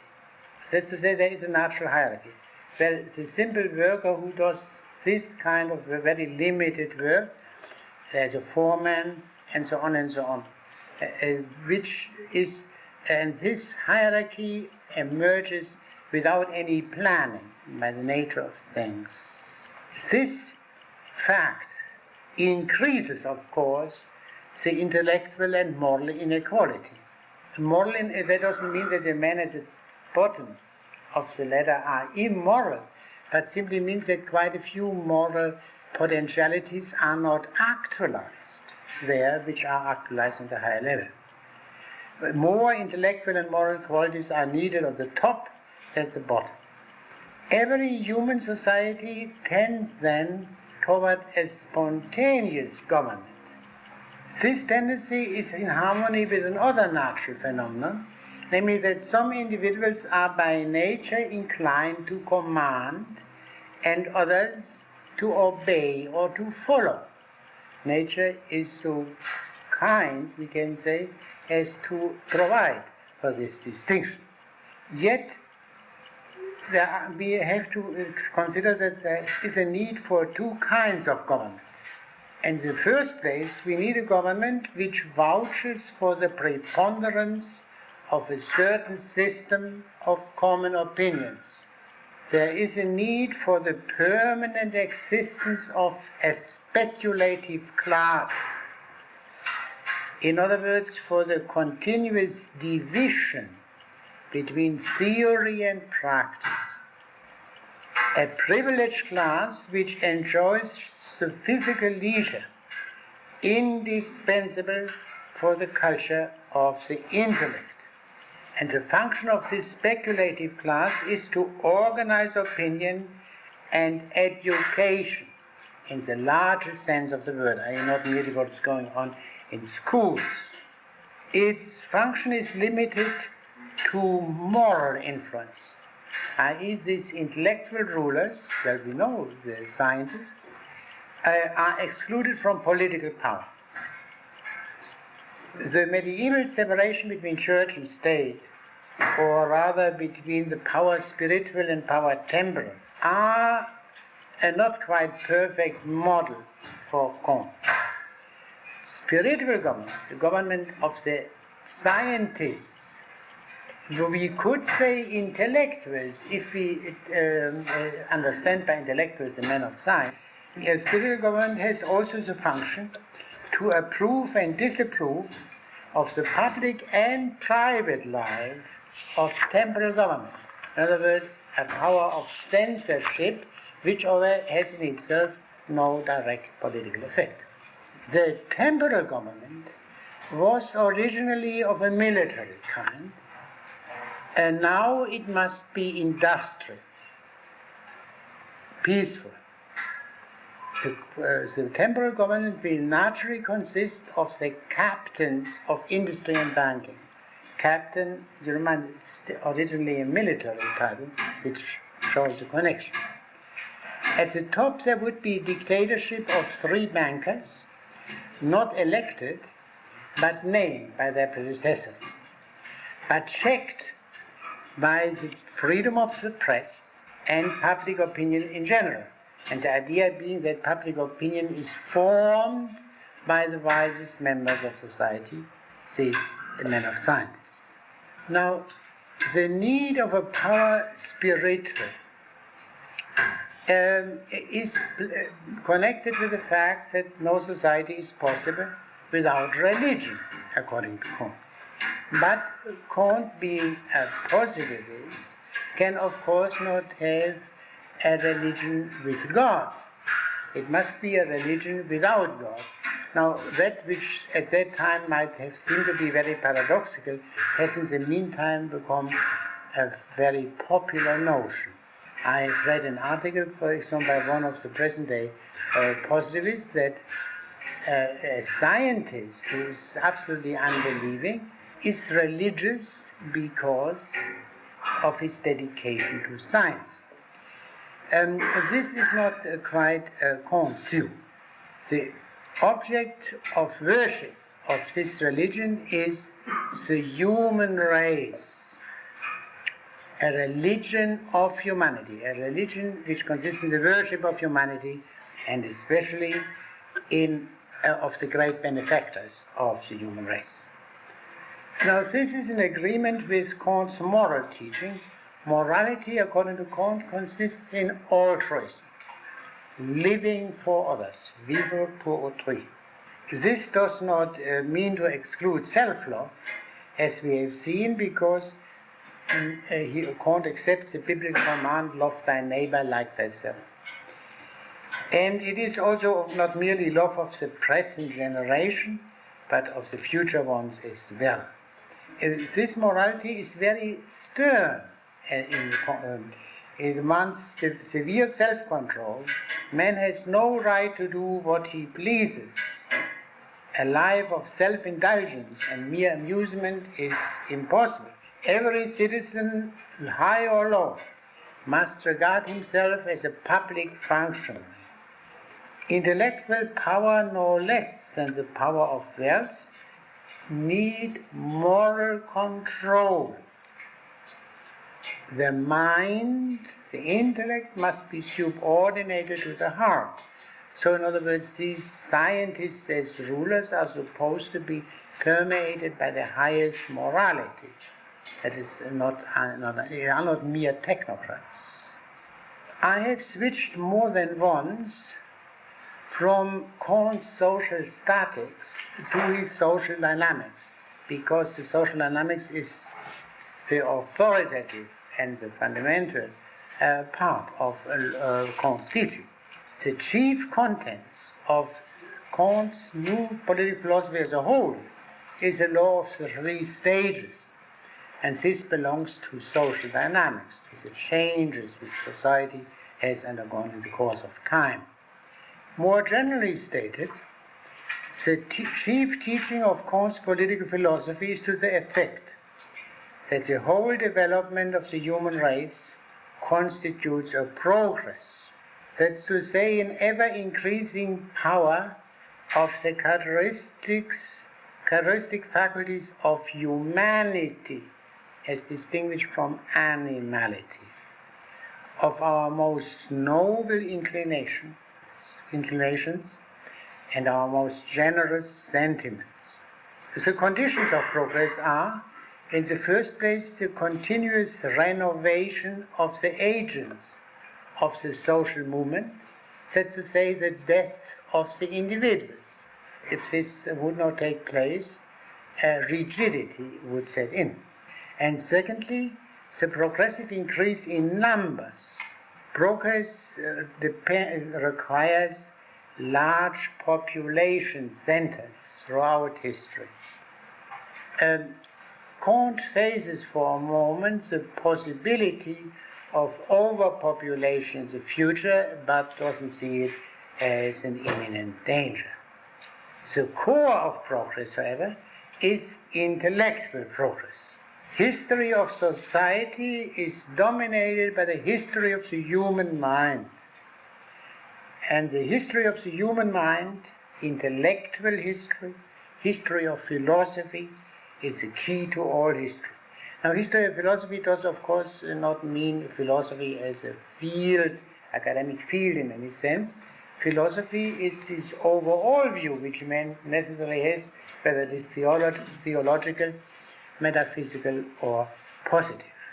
The change from military societies, feudal societies, to industrial societies is a consequence of the changes in philosophy, i.e., in Weltanschauung, in ways of thinking. The military regime had always as its indispensable political base the individual slavery of the producers, so that the warriors had the free and full development of their, were free for the full and free development of their characteristic activity. This institution of slavery was of crucial importance because the slaves, the producers, were the forerunners of the men of the industrial society because of the non-warlike and productive character of the work. Now, another point which makes clear. No military regime could have established itself, and especially lasted, except by being based on a sufficient theological consecration, without which the intimate subordination which it demands would never have been possible.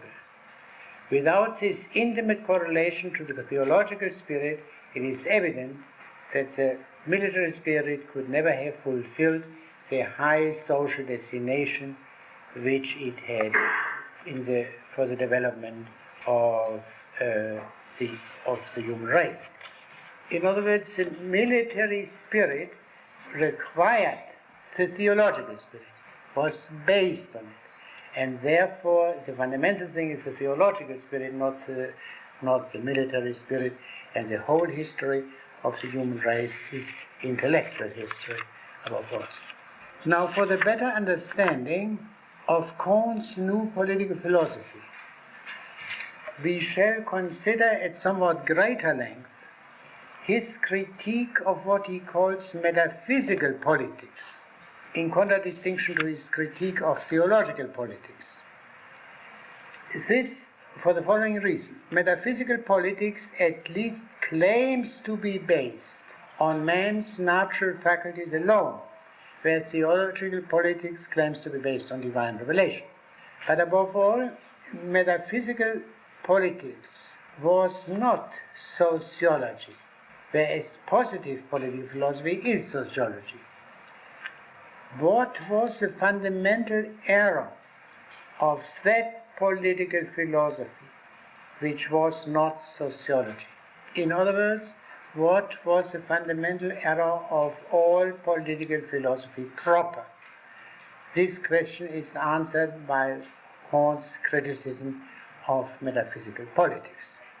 Generally speaking, Kant identifies metaphysical political philosophy with that of the modern age, 16th to 18th century. But on at least one occasion, he identifies metaphysical politics with medieval thought. Metaphysical political philosophy is legalistic political philosophy. He probably thinks of the importance of the idea of natural law in both the Middle Ages and in modern times. Now, but this is not the decisive point in Kant. Metaphysical politics appeals directly to all intelligences on whatever level, i.e., no training, scientific training is required, as you must have in order to be a chemist or a biologist. The various social questions were subject of simple inspiration, and this simple inspiration you can have without any labor and even without any native gifts. In other words, metaphysical politics treated political or social subjects as if they could be treated by men not thoroughly trained in natural science as a whole. And there is, of course, an element of truth in that, because the predecessors of Kant assumed that the principles of politics, i.e. the moral principles, have a source of their own, and therefore there is no need to establish them by means of biology and so on. Even Hobbes asserted, and precisely Hobbes indeed being a metaphysical political philosophy in Kant's sense, that his political philosophy is intelligible without natural science. Now, what is common to both theological and metaphysical politics, and here we come to a deeper level, is the belief that social phenomena are, as it were, indefinitely and arbitrarily modifiable by the legislator or by providence. In other words, metaphysical politics exaggerated in an absurd manner the influence of the individual genius. It was blind to the fact that political phenomena are subject to veritable natural laws. Hence, political actions are subject to fundamental limitation. From this, Kant concludes the vanity of the search of the best government, absolutely, a search characteristic of metaphysical politics. Namely, the search for the best government, absolutely, i.e., without regard to any definite state of civilization, for the invariable natural laws to which Kant appeals circumscribe for each epoch the fundamental limits and the essential character of political action. Metaphysical politics treats the political and social organization in isolation, that's to say, as independent of the corresponding civilization. In the language now prevalent today, it disregards the cultural matrix of the political and social organization. The harmony between the whole and the parts of the social system is in principle spontaneous, not due to conscious action. Government is an outgrowth of society, proceeding from a spontaneous consensus. And in other words, government is not made, as a metaphysical politics, according to Kant, presume. The primary action is that of society. That of government is secondary. The artificial and voluntary order made by men is a simple prolongation of the natural and involuntary order. We can state this view as follows. Society is natural. It comes into being naturally, and it subsists naturally without any human doings. Naturally, that means in accordance with natural laws. To use another distinction not used by Kant, but parallel to what he thinks, society has grown and grows. It is not made. Now, those of you who know a bit of what Kant calls metaphysical politics must we must be wondering, where do we find this metaphysical politics? Is this not, does it not set up a phantom to find it out? Or was there such a politics once which assumed the omnipotence of quasi-omnipotence of government, of human voluntary action, and saw in it the ground of society and of government? Where do we find it?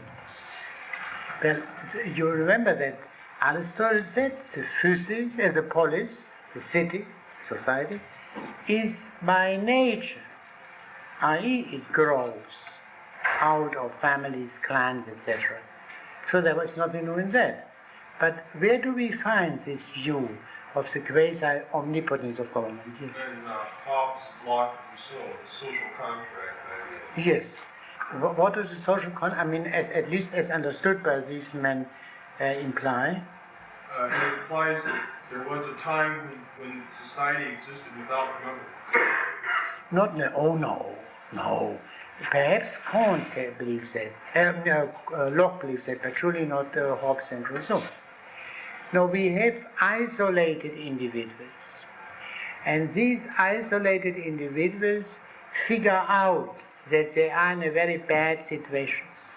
And on the basis of this figuring out, they consciously form society through this conscious act of the social contract.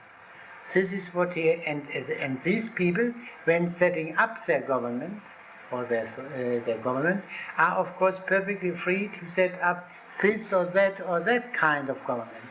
They deliberate, should we have a monarchy or an aristocracy or a democracy, and whatever they voluntarily and consciously decide decide upon, that government will come into being.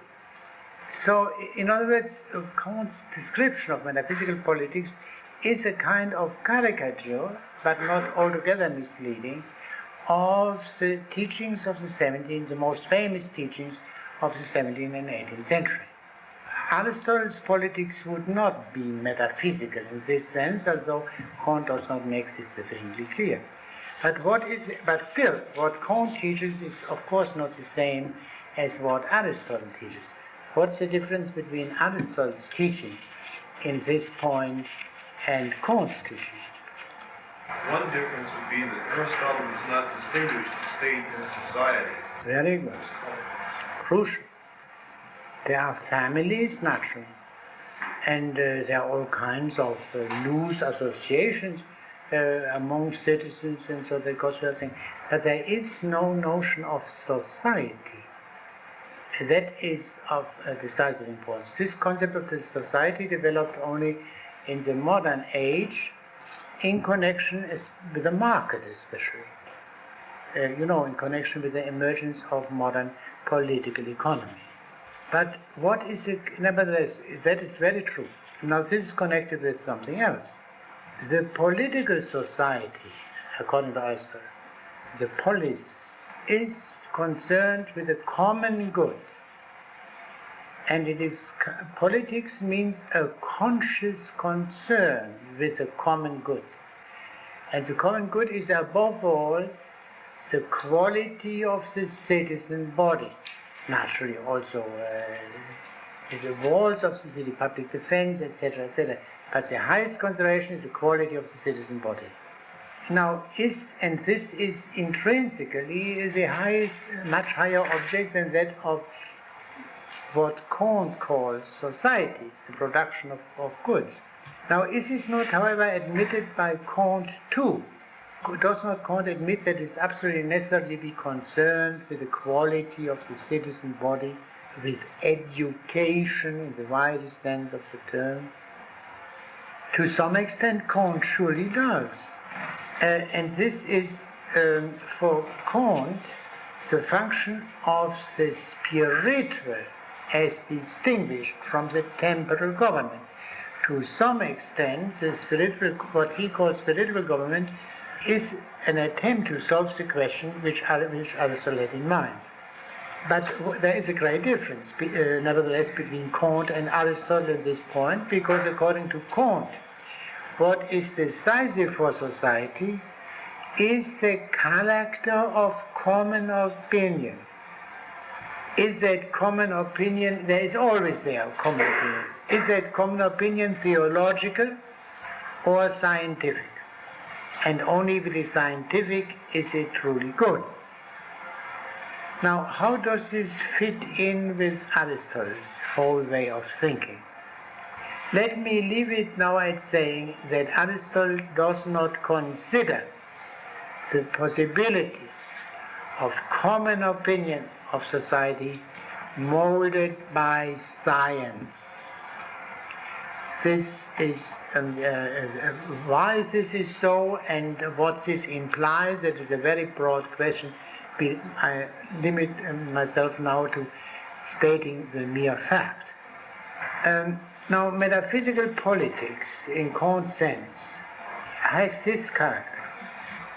A thinker finds out that this and this is the right political order, whether it is the absolute monarchy of Hobbes or constitutional monarchy of Locke or the direct democracy of Rousseau, doesn't make any difference. And then he says what is required for its establishment is only that the legislator or founder have a sufficient force to bring about that establishment. Against this, Kant argues that the power of the natural laws is much greater than that of any human will. It is hard to find an example of this view of political philosophy according to which the founder of a society can establish any order he pleases on society, provided he has the sufficient physical force for it. The closest approximation to it, which I know, occurs in Machiavelli's Discourses, Book 1, Chapter 18, where Machiavelli discusses the question, can a man who wants to establish a tyranny in an incorrupt society, in a society unfit for tyrannical government, succeed in doing that? And Machiavelli says very hard. He needs at least a couple of generations to corrupt the citizen body, and he won't live long enough. But if, for one reason or other, he has sufficient force, he can bring it about in his lifetime. I believe that Machiavelli means this with a certain irony. This has no direct basis in the character of metaphysical politics itself. Another characterization of metaphysical politics, which is implied in what I said before, but I think I should mention it nevertheless, is the belief in the unlimited power of education. Just as there is an unlimited power of government, the unlimited power of education. You can make of men by education whatever you see fit. Impossible according to Kant because of the natural laws. I read to you a passage here which describes the spirit of positive politics as Kant sees it. The eminently relative spirit of positive philosophy will gradually dissipate to the evident profit of the general order this absolute disposition, as narrow as irrational, common to theological politics and metaphysical politics, which drives them unceasingly to wish to realize uniformly in all possible stages of civilizations their respective types of unchangeable governments, and which, for example, in our age has led people to conceive no other means of civilizing Tahiti except with the help of the banal importation of Protestantism and parliamentary government. So positive politics does not believe that there is a single desirable form of, or good form of government which can be established at any time in any place, but which kind of government is good for a given society depends on the character of the society in question. The spirit of positive politics is described in Kant by the term wise resignation. The resignation imposed on men by the knowledge of the natural laws which cannot be transgressed and which limit human action. True liberty can only consist in a rational submission to the preponderance, to the overwhelming power of the fundamental laws of nature, as distinguished from the arbitrary commands of rulers, where it would be foolish to resign, because these arbitrary commands could be changed. The fundamental laws of nature cannot be changed. Another point. Metaphysical politics is characterized by the preponderance of purely material considerations.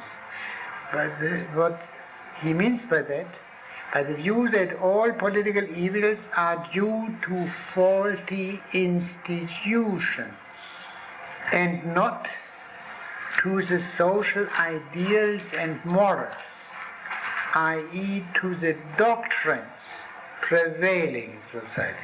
Now, in the view that the belief in propaganda, which you find frequently today, is of course also belief in institutions in Kant's sense. Insofar as propaganda can be manipulated and is based on the view that human opinions can be manipulated, whereas Kant implies this change of opinions is a matter which cannot be manipulated, but is a very, very long process, and due, especially in our age, to the expansion of the positive spirit, which requires a time of its own. In other words, the metaphysical politics believes that the temporal rulers can do what can be done in a way only by the spiritual rulers, namely the change of opinions taking place in a long generation. Metaphysical politics expects salvation from political action, and especially revolutionary action, or overstated, as Kant does it occasionally, from military action, by force to establish the right order which you think. Metaphysical politics, we may say, is, although Kant does not use that term, unhistorical. It ascribes a chimerical fixity to essentially variable conditions, and at the same time it despises the social or historical continuity. It trusts more in conscious actions, reform or revolution, than in the spontaneous changes. The very ends which men pursue are themselves, according to Kant, products of the historical process, i.e. these very ends are not, do not lie within the power of the individual thinker. In the real development of social evolution, the spontaneous modifications eventually produced by the gradual course of events are, generally speaking, by far superior to what the most eminent reformers could have dared to conceive in advance. A philosophy which necessarily takes history as its principal scientific base, which represents in every respect the men of all times, as well as of all places, as indispensable cooperators at the same fundamental evolution, intellectual or moral or political, and which in any case attempts always to attach the actual process to the whole of real antecedents, certainly be judged to be much more proper today than any other philosophy to regularize the idea and the sentiment of social continuity without incurring the danger of that servile and irrational admiration of the past. In other words, change is inevitable, but this change is a matter is spontaneous rather than to be brought about by a human planning. Metaphysical politics conceive of society itself as due to human making. The individuals or some individuals founded society because they became convinced of the usefulness of society to the individuals. Hobbes, Locke, Rousseau. Which implies that man is not by nature sociable, which Kant denies. Metaphysical politics is characterized by the primacy of the individual and his rights, and especially this leads to the belief in the absolute right of free examination, or the dogma of the unlimited freedom of the conscience. It leads finally to distrust of the government, to the belief that government is by its nature the necessary enemy of society, a thought intimated by Rousseau in the Social Contract and more clearly stated by Thomas Paine. The common defect of theological and metaphysical politics: they have no awareness of historical continuity and its salutary character. Proof: the theologians condemn the modern development, and the metaphysicians condemn the Middle Ages. Kant's positive politics sees the necessity and hence the right or the function of both the medieval order and the modern development. Social conditions in every epoch are as perfect as possible. Therefore, the criticism of certain features of, say, of the Middle Ages or of modern times or of any other society are absurd. In every social conditions are in every respect as perfect as possible, which doesn't mean that they can be models for another society. Let me read to you another passage. The correlative to it. Social conditions are in every epoch as perfect as possible, but of course not simply perfect. And therefore the possibility and the need for progress. A higher perfection is possible in the 20th century than was possible in the Middle Ages or in ancient China, whatever have you. Now, if this is so, then this leads to the consequence, and that is crucial, of the coincidence of the is and the ought. At every time, the perfect is active. Only the perfect for stage A is not the perfect for stage B, C, D, etc. If this is so, there is no need, of course, for any ought. I read you a passage. Positive philosophy alone has been constantly progressing since a long series of centuries, while its antagonists have been constantly decaying. Now listen, whether this is good or bad is of little importance. The fact itself is undeniable, and this is sufficient, unquote. In other words, every wave of the future is good. we do not have to raise the question whether it is a good or a bad wave. This is one reason why already in Kant and also in the later development of positivism, the question of the ought tended to become less and less important, especially after the impact of the evolutionist doctrine on social science. Well, evolution determines what will come. We don't have to raise the question what should come, because this would be of no influence whatever. And the great reaction to that tendency in social science in the second half of the 19th century was the so-called fact-value distinction, which is so characteristic of social science today. In other words, against this so-called evolutionism, the reassertion that the evolution, and the kind of evolution, does not tell you anything as to the goodness of that trend. The question of the ought cannot be answered by the question of the is. And in this respect, that was a very sound reaction. Now, before I turn to some concluding remarks about Kant, I would like to see whether I have made these points clear regarding Kant's teaching.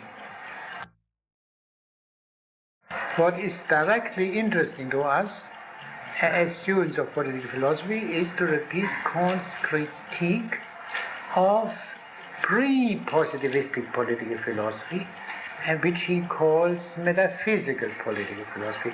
And therefore I enumerated these points. The general impression one gets from it is that this is a criticism directed above all against the political philosophy of Hobbes and Rousseau and similar thinkers. Whether to some extent by implication is of course also meant to be a criticism of Plato and Aristotle. If you think of the structure of Aristotle's politics, especially in the more practical parts of the politics books, say book 6 especially, when he always raises the question how to establish, to set up a democracy, an oligarchy, and so on. This is clearly, the emphasis is on what voluntary action of man can bring about. Needless to say that Aristotle teaches all the time that you cannot set up a democracy if the whole situation is not suitable for democracy. And the same applies, of course, to oligarchy and monarchy, whatever else you might think of. But the emphasis on what can be done by man, by political action, is much more powerful in Aristotle, even in Aristotle, than in Kant. Because the chief expectation is from what will take place spontaneously, as he called it, especially through the spread of the scientific spirit.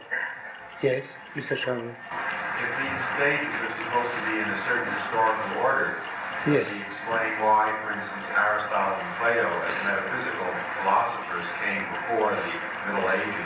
No, that is I wanted to bring this up. This is one darkness. This is not clear. Does Kant have any speculations as to what happens after the positive age? Or is there an after the positive age? Is there a decay or? Nothing. Silence. Characteristic of 19th century progressivism. Forgetting about the thereafter in both senses of thereafter. Yes. What's the character of the natural laws that Kant is looking into? Are these specific behavioral laws? Yes, absolutely behavioral laws, not normative laws. One of these. I mean, does he look merely for some general principles as the sociability of man?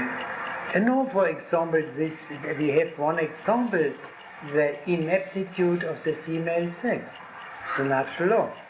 If you try to establish equality of the sexes, you act against the natural law, and the whole thing won't work. That's one example. But I suppose you would also say the abolition of private property, or even perhaps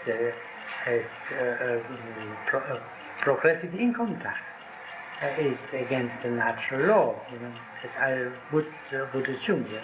How are these established? Pardon? How are these laws established? By scientific methods. Kant has made it clear, however, to begin with, that in social matters, the ordinary experience of mankind, common sense, is quite trustworthy. Yeah? And this leads, of course, to, that can lead to difficulties. Yes? The development of history in stages is inevitable. What is the justification for Holmes writing his book? Can he influence things at all, or why is he writing? Well, because to some extent, yes, because the transitional stage with all its miseries will last longer. And will last longer, and then if people know what is the situation, and people are in a crisis, and this would be admitted by some people, I'm sure. Now, but what is the crisis? What is the root of the crisis? Even the insight that nothing fundamental can be done about it is, of course, an intellectual solution of the practical problem, is it not? I mean, think of Vietnam today. Let us assume that someone comes to the conclusion nothing can be done, just hanging on. Yeah? In other words, the crisis will go on for the foreseeable future. That is still a practically important theoretical observation, is it not? Well, you said earlier that Kant even went so far as to say that individuals' acts were the product of the development of history stages. If that were carried to the full extent, this would mean that what everybody does will simply... No, I suppose Kant would say that maybe if I don't do that, in 50 years, quite a few people will see, without my help, that this is a problem, and might adjust themselves and advise others to adjust themselves. And 200 years from now on, it wouldn't make perhaps any difference. But in the meantime, it would make a lot of difference, whether they know what's about. Yes? Is it proper for us to ask for evidence for some of his statements like greater intelligence, right, and greater sociability? Or is that just the first principle on which... No, well, he argues that out to some extent that if people are more thoughtful, look into things more closely, then they will see that their responsibility extends further than if they had not done so. There is something to that. Is it not true? I mean, if someone say, I don't care, and then you make that's not my business, and then you show him that his well-being depends on these public affairs being done properly, then he would act in a more enlightened manner, less narrowly egoistic than in the first case. It does not solve entirely the problem, because there can be a kind of egoism furthered by advanced, promoted by intelligence. I know that. Well, generally speaking, as was shown also by the last statements which I quoted, Kant is surely guilty of a very great optimism. And the strange thing is that he accuses the theologians and metaphysicians of optimism. This is, you know what optimism means originally, that this world is the best of all possible worlds.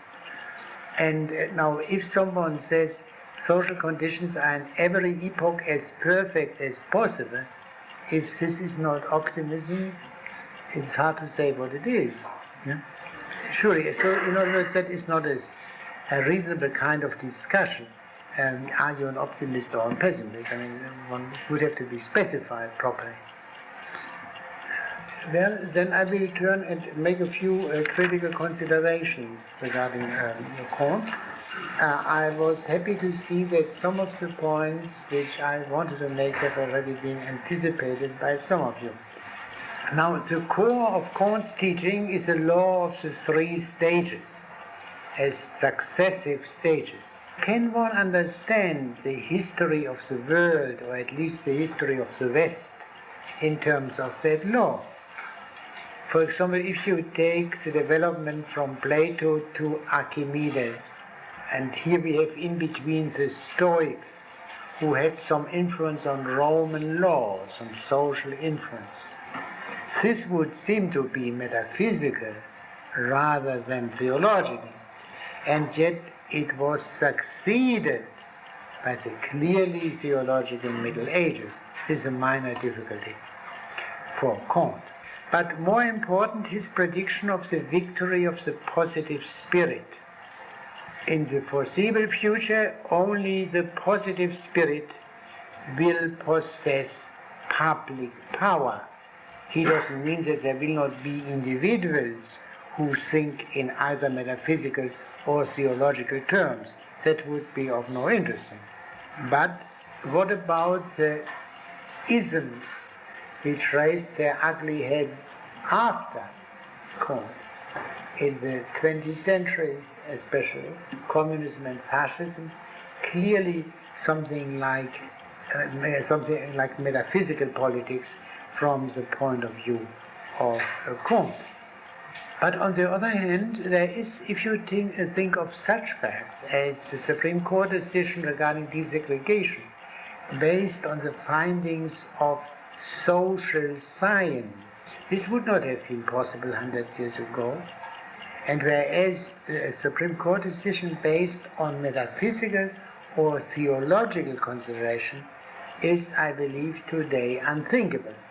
This is one of the things which shows some element of truth in what Kant meant. Yes? I was thinking the isms that we experienced in the 20th century, communism and fascism, lay claim to validity partially on a scientific basis. Yeah, but Kant could say with some plausibility that the old metaphysicians also claim to be scientific, and we are not. Oh, I see. Yeah. Therefore, they are in fact metaphysical and not, as has often been said, of course, of communism especially, it's metaphysical and not positive. Now, to come somewhat closer to the core of his teaching, Kant's political solution, the rule of the man of science, the new power spiritual. This is based on the premise that ideas or opinions govern the world. From this it follows that the man of science will have the moral authority in the future, which the clergy possessed in the Middle Ages. But the situation, I believe, is somewhat different, because in the Middle Ages, the temporal rulers were checked not only by the power spiritual, but also by their armed subjects. What about the subjects of the captains of industry, the workers, peasants, and so on and so on, remained starved?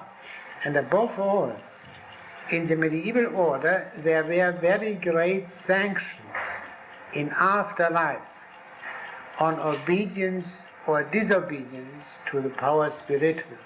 There is no equivalent for that in the rule of society. They do not have this power over the souls of their subjects as the clergy. Kant overestimates the power of reason or of ideas. And this is very strange, because he insists on the secondary character of reason as compared with the passions, especially the selfish passions. From this point of view, one can see why Marx could have a much deeper social influence already in the 19th century than Kant, because Marx did not overestimate the power of ideas or reason. Kant is clearly anti-democratic, and his notion of government shows this very clearly. The notion of the sovereignty of the people, which emerged especially in Rousseau on the basis of, in the context of metaphysical politics, is for him an absurdity. His anti-democratic stand is based on his belief in the incompetence of the masses. And he puts his trust in the men at the top, the captains of bank and industry, controlled in a way by the men of science.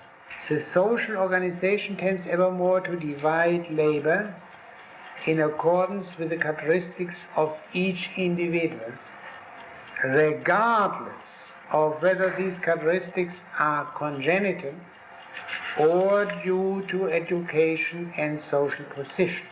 Now, here the question of justice arises. Is an inferiority due to inferior education, inferior social position, something which which it is necessary to admit, or can this not be changed by a social action? And you know the tremendous importance which this thought had in the time after Kant. The stabilization, the order for which Kant longed, was brought about after his time by democracy. And democracy existed at that time only in this country. And there was a great European thinker who informed Europe about this country and the likely future of Europe to be seen in America. That was de Tocqueville. Tocqueville was more foreseeing of these things, in this respect more prophetic than Kant. I do not say that a man must be write prophecies, give right prophecies in order to be wise, but if he insists on prediction of the future as a sign of wisdom, as Kant does, to be a false predictor is fatal. In other words, the stabilization was brought about not by science, but by democracy. To this one might raise this objection. Is not the victory of democracy fundamentally the same as the victory of science? Dewey said that the method of the democracy is a method of intelligence, whereas the method of intelligence, as opposed, is a method of science. Ergo, there is a fundamental harmony between science and democracy. Now, this is a very long question, but that is a question is shown by the fact that within democracy the question arises: democracy or rule of experts, technocracy. And the technocracy is in a way closer to what Kant meant than the democracy. And so the technocrats would be strictly specialists, and the men whom he believed should be the rulers could not be mere specialists. That goes without saying.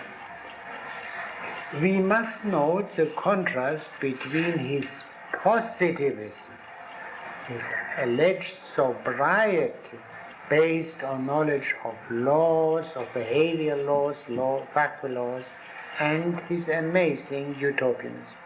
Now let us look a bit more closely at this point. Science, as Kant understands it, deals only with the how, not with the why. It does not go into the question, for example, it is perfectly satisfied with the law of gravitation, Newtonian law, without going to the question of what is gravitation, the innermost nature of it. As he also puts it, the question is the where and whither are not raised and answered by science. Only the question of how. Yet these questions not answered by science remain. That's to say, the questions which theology and metaphysics try to answer.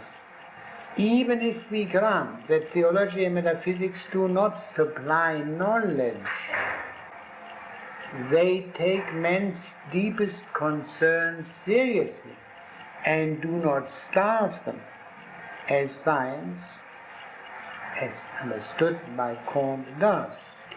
What is most important to men is not dealt with by science. This experience, the ever-increasing awareness, has led to what has been called the flight from scientific reason. Science may progress indefinitely, but the more it progresses, the more it becomes aware of its essential limitations, the more science itself teaches that I cannot teach you wisdom. And what is the use of all expertise and without wisdom? Now, according to Kant, so in other words, Kant was in this respect too, to use this phrase, optimistic, that science could truly take the place and fulfill the social and human function which surely theology fulfilled, and to some extent even metaphysics. According to Kant, the fundamental error of theology and metaphysics consisted in making man the key to the understanding of everything. God's understood like in the light of man, teleological explanation of nature, as it were all nature is willing and purposeful, also in the light of nature, it means that. According to Kant, the fundamental science is mathematics, the non-teleological science. His hierarchy of the sciences implies that there is no essential difference between men and brutes. Psychology a part of zoology. Yet, is not mathematics a creation of the human mind, the social mind, and not of the brutish mind? Science is essentially of human, not brutish origin. Can science be understood as a product of the subhuman, directly or indirectly? Is there not man truly the key, if not in a very simplistic manner?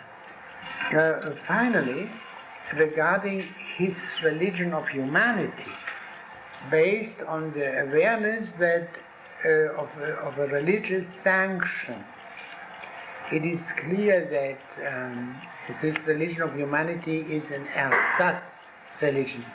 I suppose you know this German term, ersatz, which was coined in the First World War when Germany was blockaded and there had to be some substitute for coffee and cocoa and perhaps even bread. Ersatz means substitute, but it has this especially nasty meaning which it acquired in Germany at that time. Now, an ersatz religion is a substitute religion which with which you could perhaps be satisfied in an extreme pinch, but which is surely not the right thing.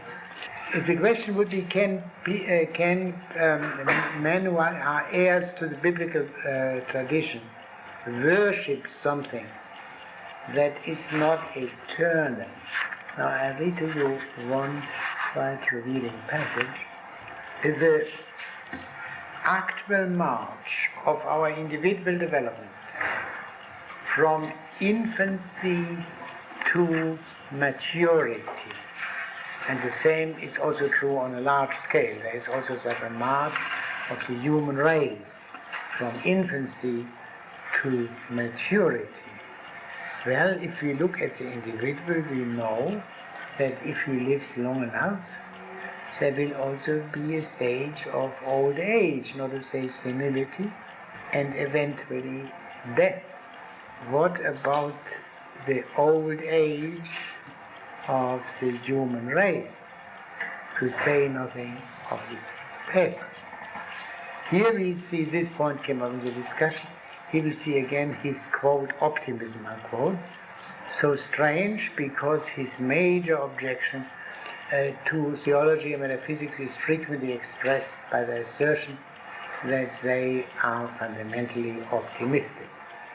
Now the reaction to this kind of optimism, Kant and others, came very soon in the second half of the 19th century, because this was exactly the heyday of, quote, pessimism, unquote, which was connected primarily with the name of Schopenhauer, but which had other famous representative, Melville in this country, and which was the counterweight to these unsupported hopes. And it is clear that what remained of Kant up to the present day is the clarity about the fundamental difference between the modern scientific approach and all earlier approaches. And then the second consequence, that this has an enormous social influence, at least via technology, which no one can deny. But any further assertion regarding the positive spirit which Kant makes is unsupported, has proven to be unsupported. Now, I will, with this I conclude my remarks about Kant. We will now turn to the post-Kantian transformation of positivism, and in order to come to our present problem. And the most important development, as far as we as social scientists are concerned, is the stripping of science, in particular social science, of all right to pass value judgments. This change took place much after, a long time after Kant's death, had nothing directly to do with him. For Kant there was no question. He taught a morality, i.e. an ought, without any feeling that in doing so he ceased to be a scientist, his altruistic teaching. He spoke of progress all the time, and it's clearly, if you speak of progress, you presuppose, scientifically, you presuppose that you know these and these and these are values, to use this language. It was no question for Kant, but this became a question towards the end of the 19th century, and it has now, after that, become completely victorious in the Western world. The view that social science, as science, cannot pass any value judgment. Now, if this is so, clearly, political philosophy is concerned with good or just government is an impossibility. It can be a matter of preaching, but it has no place in academic halls, because there we are dedicated to science. To this issue I would like to devote the next lectures. At the end of last meeting, one of the students asked me, raised a difficulty, an objection to my critical remarks about Kant. Now, let me first repeat my statement, which she had in mind. Science, in Kant's meaning, deals only with the how of phenomena, not with the why. Yet the questions regarding the why, the where and whither, remain. That's to say, the questions which theology and metaphysics try to answer. Even if we grant that theology and metaphysics do not supply knowledge, they take care of man's deepest concerns and take them seriously. And they do not starve them. Hence, what is most important to man is not dealt with by science. And this leads, or can lead, to the flight from scientific reason. Now, the objection was this: but theology and metaphysics are untrue. Hence, they are in no way a threat to science. Was this not the point to make? Well, the difficulty is this: positivism cannot say that the answers which theology and metaphysics give are untrue. It cannot go beyond saying that they go beyond the competence of science, that they are scientifically baseless. But that is not the same as untrue. This is a very serious difficulty. Now, positivists in our age have tried to find, and partly even Kant himself, have tried to find this way out. By saying that theology and metaphysics are not indeed untrue, but their propositions are meaningless. Meaningless. That is in a way worse than untrue. For in order to be meaningful, a proposition must be susceptible of being validated or invalidated by scientific means, which the proposition, for example, God exists, is not. Ultimately, they must be susceptible of being validated or invalidated by sense perception, by observation. But the question arises, is all experience sense experience? Is there not such a thing as religious experience?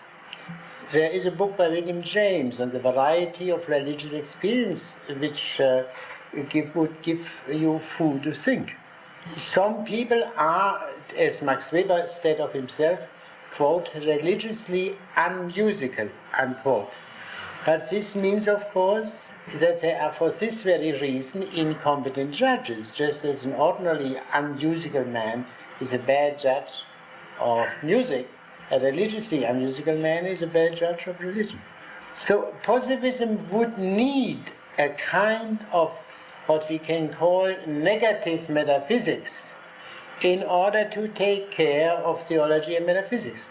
But being positivism, it is incapable of developing such a negative metaphysics. There is another point which one must consider.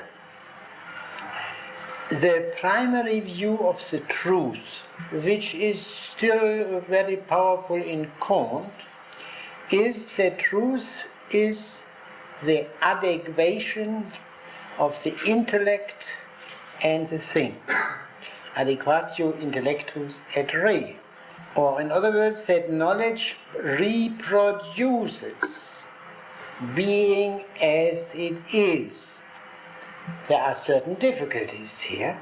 In the very beginning of the modern development, say in the 17th century, Locke made this distinction already on the basis of Galileo and Descartes between primary and secondary qualities. The primary qualities, extension and impenetrability. The secondary qualities, colors, sounds, and the other sense qualities. And the latter were understood to be only subjective, green, shrill, or whatever we might take. This was generally understood. But then the question arises, what about the primary qualities themselves? So the thing itself consists of the primary qualities alone. The thing as understood by physics, are these the things as they are in themselves? Are they not theoretical constructs, i.e. human constructs, things relative to man, in contradistinction to the things themselves? The conclusion from this line of argument was this: science gives us only knowledge of the phenomenal, or what is relative to man. Of the absolute, it does not give us any knowledge. This field remains open for a non-scientific or trans-scientific metaphysics. The very insight into the relativity of scientific knowledge causes the longing for absolute knowledge. This is, in our age, that school which still maintains this old, simple-minded view that truth is an adequation of the intellect and the thing. The only school in our age which still maintains it is orthodox Marxism, Leninism. The issue came to a head in Lenin's criticism of Mach, M-A-C-H, an Austrian physicist and philosopher, who had questioned this view that knowledge is knowledge of the things in themselves. This school was called empirio-criticism for some reason, and Lenin's criticism of empiricism is very interesting to read. He tries to uphold the simple, old-fashioned view that to know things means to know them as they are in themselves and not merely relative to man. And whether Lenin was victorious in that fight would be a long question to decide. Of course, it was the older view, Aristotelian, and so. But in our age, on the basis of modern science, this phenomenalistic view, as it is sometimes called, it has proven to be more powerful. This is an additional reason why the longings for metaphysics continue to exist and to be quite powerful side by side with science. This difficulty is by no means solved. That would be my answer to your question. Good. Now to turn to positivism as it appears after Kant. And there are two differences which are of crucial importance. The first is this. Whereas for Kant, science, positive science, is only common sense carried through, common sense universalized. For present-day positivism, it is understood that there is a radical difference between science and common sense. An important step for this change was the emergence of non-Euclidean geometry already in Kant's lifetime, but Kant apparently was not aware of it. Science is not the prolongation of common sense, but its radical transformation. The world as seen by physics, by the physicist, is not the true world. It is a different world which has certain immense uses, but why we have no right to say that it is the true world in contradistinction to the phenomenal world. The second point is of much greater practical importance in the social sciences. In order to be scientific, social science, or science in general, must strip its subjects of all value predicates. And this applies, of course, especially to social science. In other words, not only the sense qualities, blue, green, or whatever have you, but also the value qualities are strictly, radically subjective and have no place in science. Even more so than the sense qualities, because at least there is a universal agreement among all normal men that this is brown or that is green. But as to whether something is good or bad, there is a very wide disagreement among men. The starting point of this doctrine is at first glance, the distinction between the is and the ought. Is statements, this and this is so.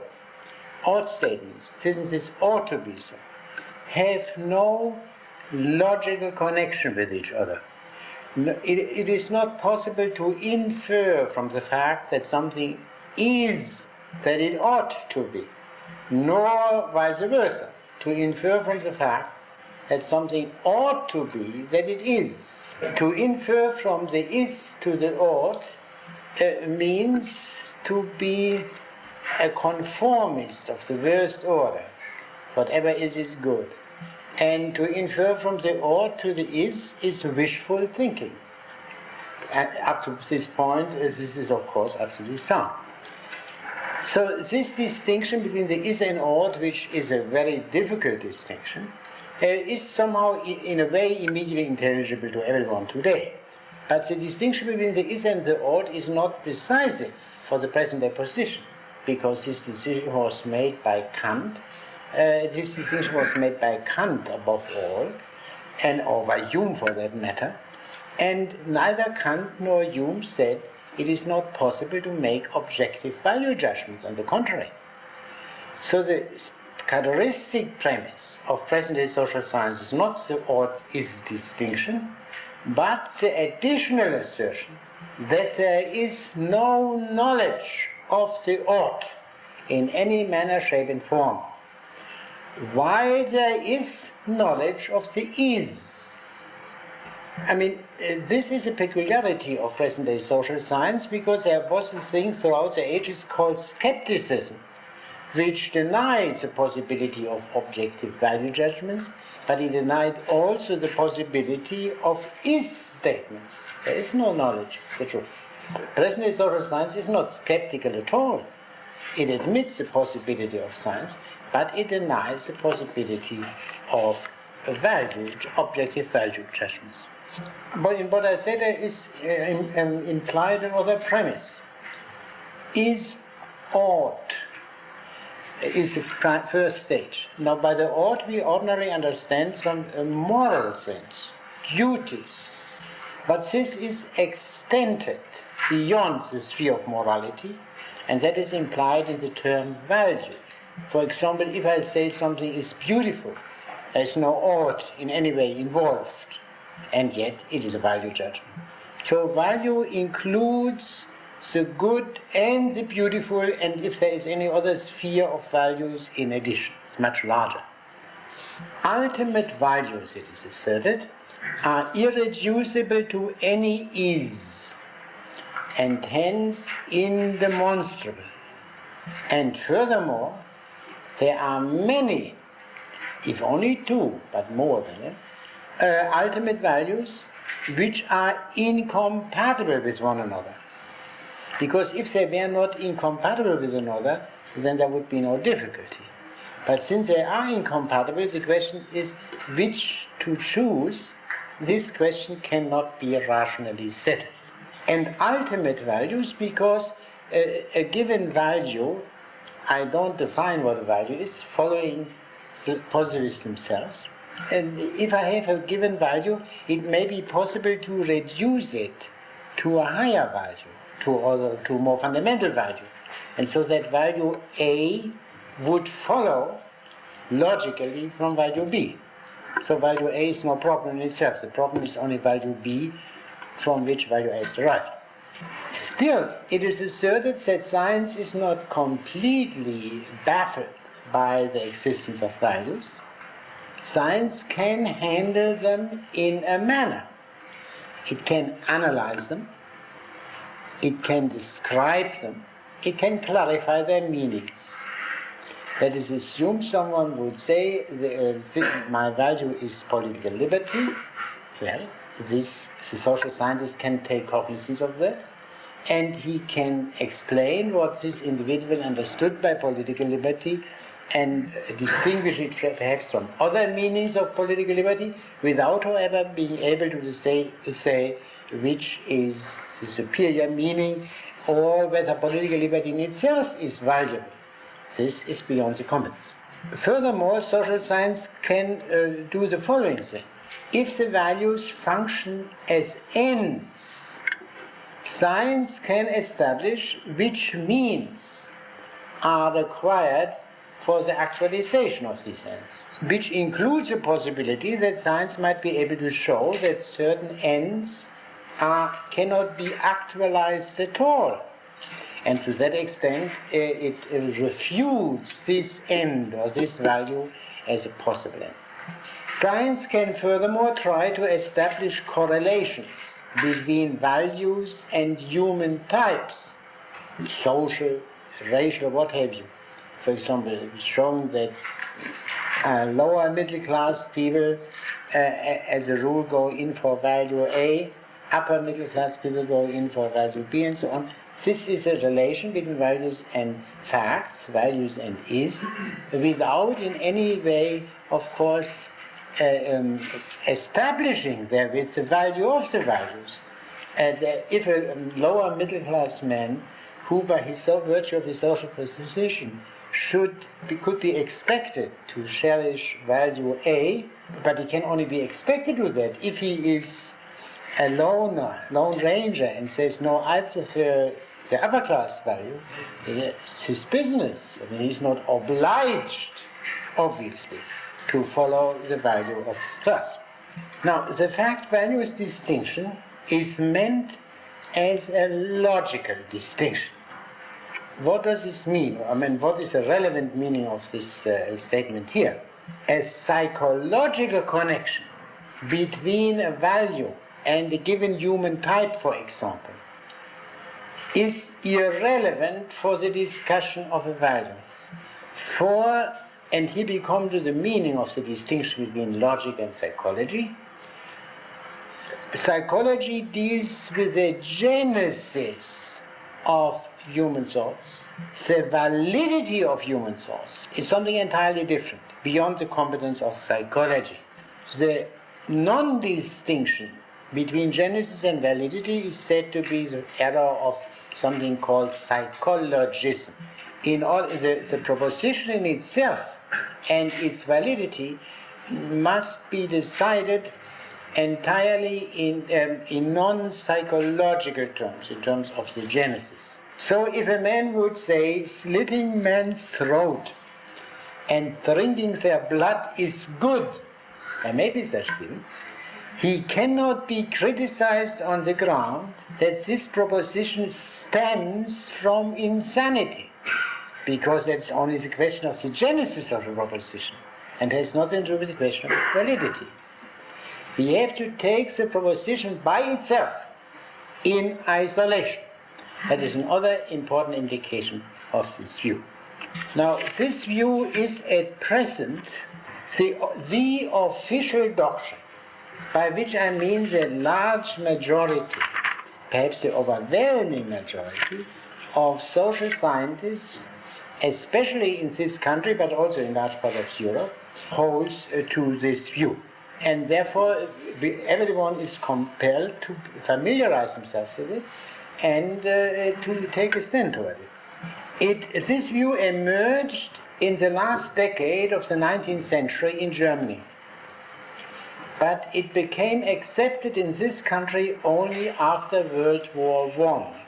And only in the last 2-3 decades has it become unqualifiedly predominant. Now, in order to get some inkling of this view, I have to read you a statement. First, by Albert Einstein, the famous physicist.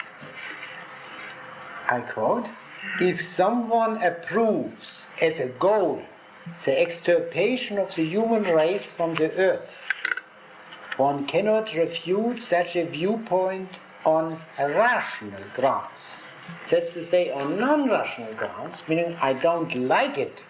Of course you can say that, but that's clearly not a refutation. It's only putting one preference against another. You see also that Einstein says it is not refutable on rational grounds.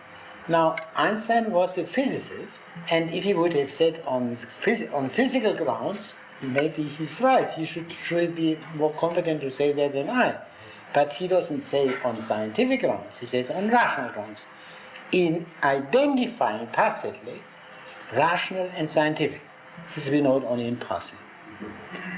Now let us consider this example perhaps in order to enter into the subject matter. We have heard a different slogan in more recent times, better dead than red, which agrees partly with this view, in relation to the H-bomb which Einstein probably had in mind. But what's the difference between better dead than red and Einstein's proposition? There's a very striking difference from the point of view of rationality. Word better in there. This is a good and a bad line. Yeah, well, yes, I do think of that, but we can state it perhaps a bit more exactly. In the second case, a reason is given, whereas the first, Einstein's man doesn't give any reason. He only says, I like the extirpation of the human race. The other man says, no, under certain but I do not want the extirpation of the human race. But I am absolutely opposed to communism, and if the world will become communism, I am in favor of a last-minute war, which may indeed have this consequence of death. Einstein does not even attempt to give a reason, and he calls this rational. What could the reason be for a man to say, I wish the extirpation of the human race? Well, he might think that men are such abominable creatures that they should be extirpated. Prior to investigation, that's of course possible. But naturally, it would apply to the speaker himself. Yeah? And one could say, would it be not more sensible of him to commit suicide and let the others decide for himself? Now, let us take another example. The Nazis said not the human race should be extirpated, but the Jews should be extirpated. Why? They were much more rational than Einstein. They said it is good for Germany, so they gave a reason. I'm not concerned whether the reasons are good or bad. I note the fact that the Nazis were in this respect more rational than the great physicist Einstein. They gave a reason. Now what is implied in that? That destroying human beings just for the sake of destroying them, or even destroying anything for destroying them, killing for the sake of killing, there is something for kicks, as some juvenile, I believe, say, there is something savage, inhuman in that. When you read the Iliad and see the manner in which Achilles treats the corpse, mind you, of Hector for very beastly manner. Horror of the poet is quite clearly visible in that. Here we have an example. This is the way in which human feeling goes. Something in us, we do not know what, but something in us, as human beings, disapproves of destruction for destruction's sake, killing for killing's sake. We are perfectly open to the possibility that some killings may be good, but it must be shown why it should be good. Perhaps there is a connection between being a human being and humanity. The etymological connection is known to every one of us, every one of you, because humanus is in Latin is human. Perhaps there is a connection between being a human being and humanity, between being a human being, I is, and the ought, humanity. This only as a very general, as a provisional example. We can also take this into consideration. Why are people empirically opposed, even if they are old and willing to die and tired of life? Why are they generally speaking opposed to the extirpation of the human race without any reason? I believe that this is most people have children and think what is good for old people is not necessarily good for the children. They think of these children. They via their children, these tired men have a stake in the future. And even if they do not have children, they regard themselves as members of societies. Say the United States, of which they wish to have a future. This is one would have to take this into consideration in order to form a judgment on Einstein's bald thesis. You cannot say anything against it. Now, what is the character of the reasoning we use in discussing such a proposition? We did not inquire regarding absolute values. No reference was made in the statement itself to absolute values. Why should we open this question? An unsupported practical proposal was made. We asked for support, as we would do even if it were very minor things, say that we should have reading periods only of 2 weeks instead of 4 weeks. We would say, why? Now, this kind of argument, in the very limited way demanded by the situation, may be called dialectical argument in the original sense. We argue out the case on the basis of what is necessarily implied in it. We can also state it differently. What Einstein did was to identify science with reason. Is there no other reason? Is there not, for instance, practical reason, which has a different character from scientific reason? The reasoning used by Einstein, if we can call this reasoning, is characterized by the fact that it disregards the context in which this proposal is made, the inevitable human context. One can call this kind of reasoning, strictly speaking, abstract, insofar as it disregards the context. Now, the fact-value distinction is at present generally accepted as evident. I mean, such propositions like those of Einstein are, as the mathematicians say today, elementary. And you learn this in the first grade. This, of course, does not prove the truth of this distinction. For this precisely is a character of prejudices. As something is very evident, how could you ever doubt of it? It may be perfectly questioned. Its power, the power of this view merely proves that there are very powerful psychological incentives toward that view. The status of the fact-value distinction cannot be compared to that of a very sophisticated theory in physics, for example, the very understanding of which requires a high degree of competence. Say Einstein's own theory of relativity, or take Copernicus' theory centuries before. It was also once paradoxical and yet accepted and remained, because the fact-value distinction is not a sophisticated theory. It is extremely simple. The mere thesis can be grasped by the meanest capacities, as Locke would say, in a single sitting. It is a very recent doctrine. When you think, for example, of John Dewey, who was a very powerful influence in this country for more than one generation, he still did not yet accept it.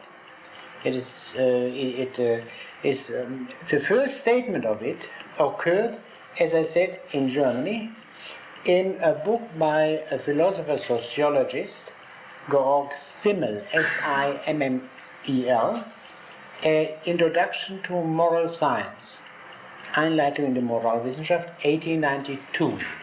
Now, what Simmel does in this book, as he says in the preface, is to give a historical and psychological study of moral principles. A historical psychological study.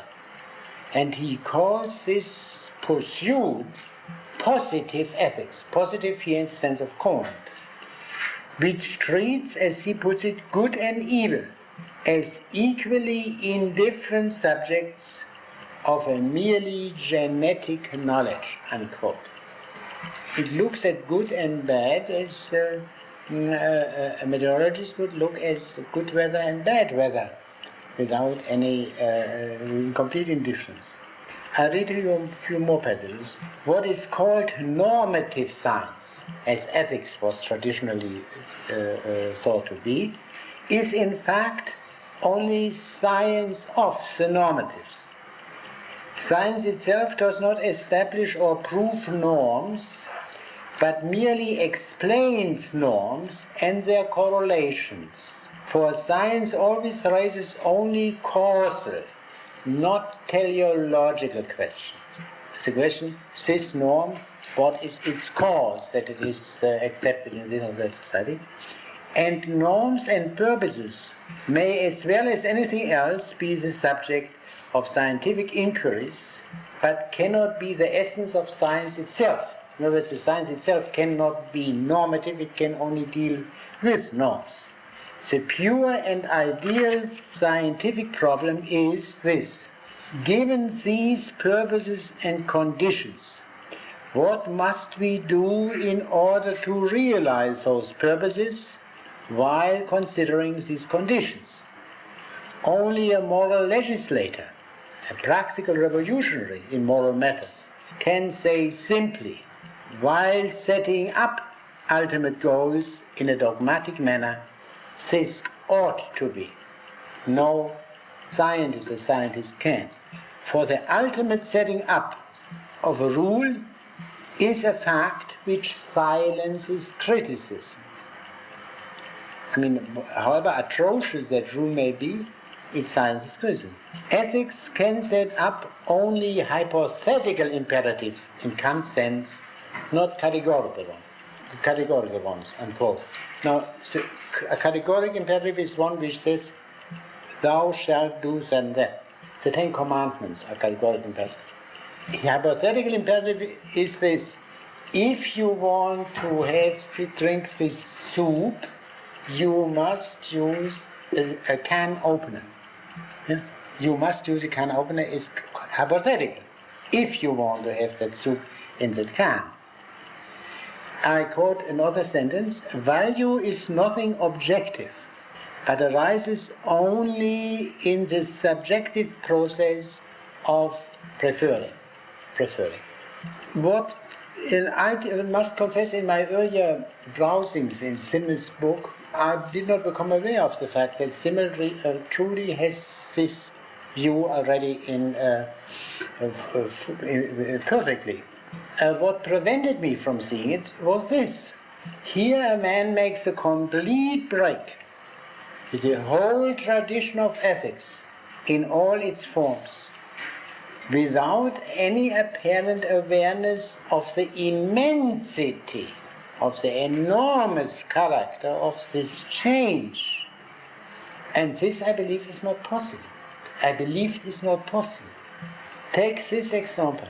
It's one fundamental reason which Simmel gives.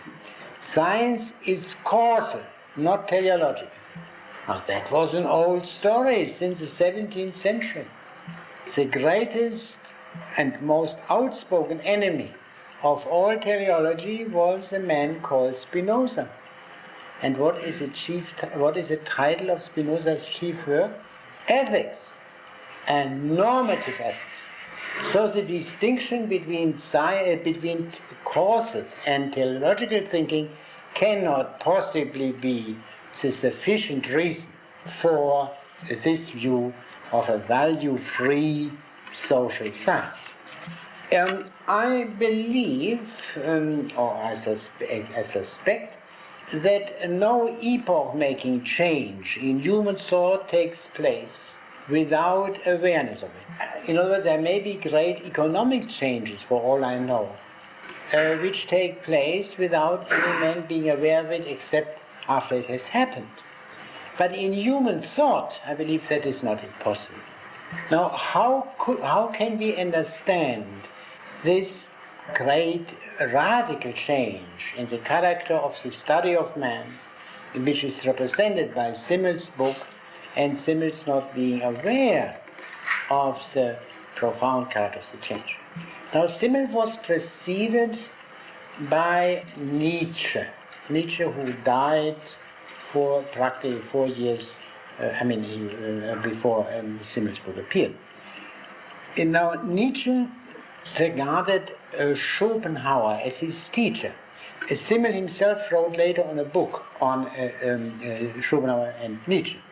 Now, Schopenhauer had said that all philosophers agree as to the content of morality.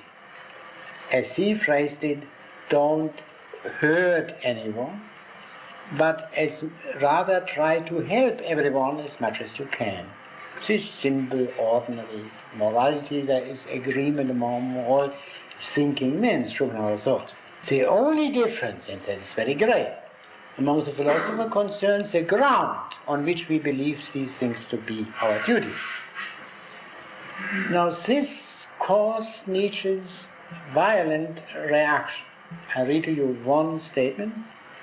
It is a correct judgment of scholars that men believed at all times to know what is good and bad, praiseworthy and blameworthy. But it is a prejudice of scholars that we know it now better than any time. In other words, there is no knowledge of good and bad. No knowledge of good and bad. Nietzsche goes beyond that. Ultimately, all so-called knowledge of good and bad is based on acts of evaluation, not necessarily of an individual, of a whole nation or a group and so on. But Nietzsche goes much beyond it. Nietzsche says that ultimately all knowledge, all science rests on such acts of evaluation, is in this sense subjective. Now what Simmel did, we see in the light of Nietzsche more clearly. He made a compromise between Nietzsche's revolution, of which Nietzsche himself was fully aware that it was a revolution, and positivism. In other words, he still accepted the positivistic view of the, let us say, of the objectivity of science and combined it with Nietzsche's view of the non-objectivity of values. One more point which is important in Simmel and in to some extent even also later is the issue, the conflict with which Simmel was concerned, was most immediately concerned, was that between an aristocratic ethics, as it partly existed, lingered on in Germany at the time, Prussia, and the socialistic ethics at the other pole. The key point, that appears very clearly from the book as a whole. This conflict between these two kinds of ethics cannot be settled by rational means. Science, social science, has to be neutral between these two kinds of moralities, just as physics is metaphysically neutral between spiritualism and materialism, a neutrality of which I have spoken before. So from this point of view, more recent development in the social sciences seems to continue only the tendency of modern science towards such a neutrality, but a neutrality now extended beyond metaphysics to ethics. Before I turn to a critical consideration of this view, with which I suppose you are all familiar, I would like to find out whether I have made myself clear regarding the character of the thesis of the case. I wonder if you could go over once more your point that Sewell makes this compromise between Nietzsche and Husserl. Nietzsche's eventual thesis is that at the bottom of all human convictions there are acts of evaluating, of setting up of values.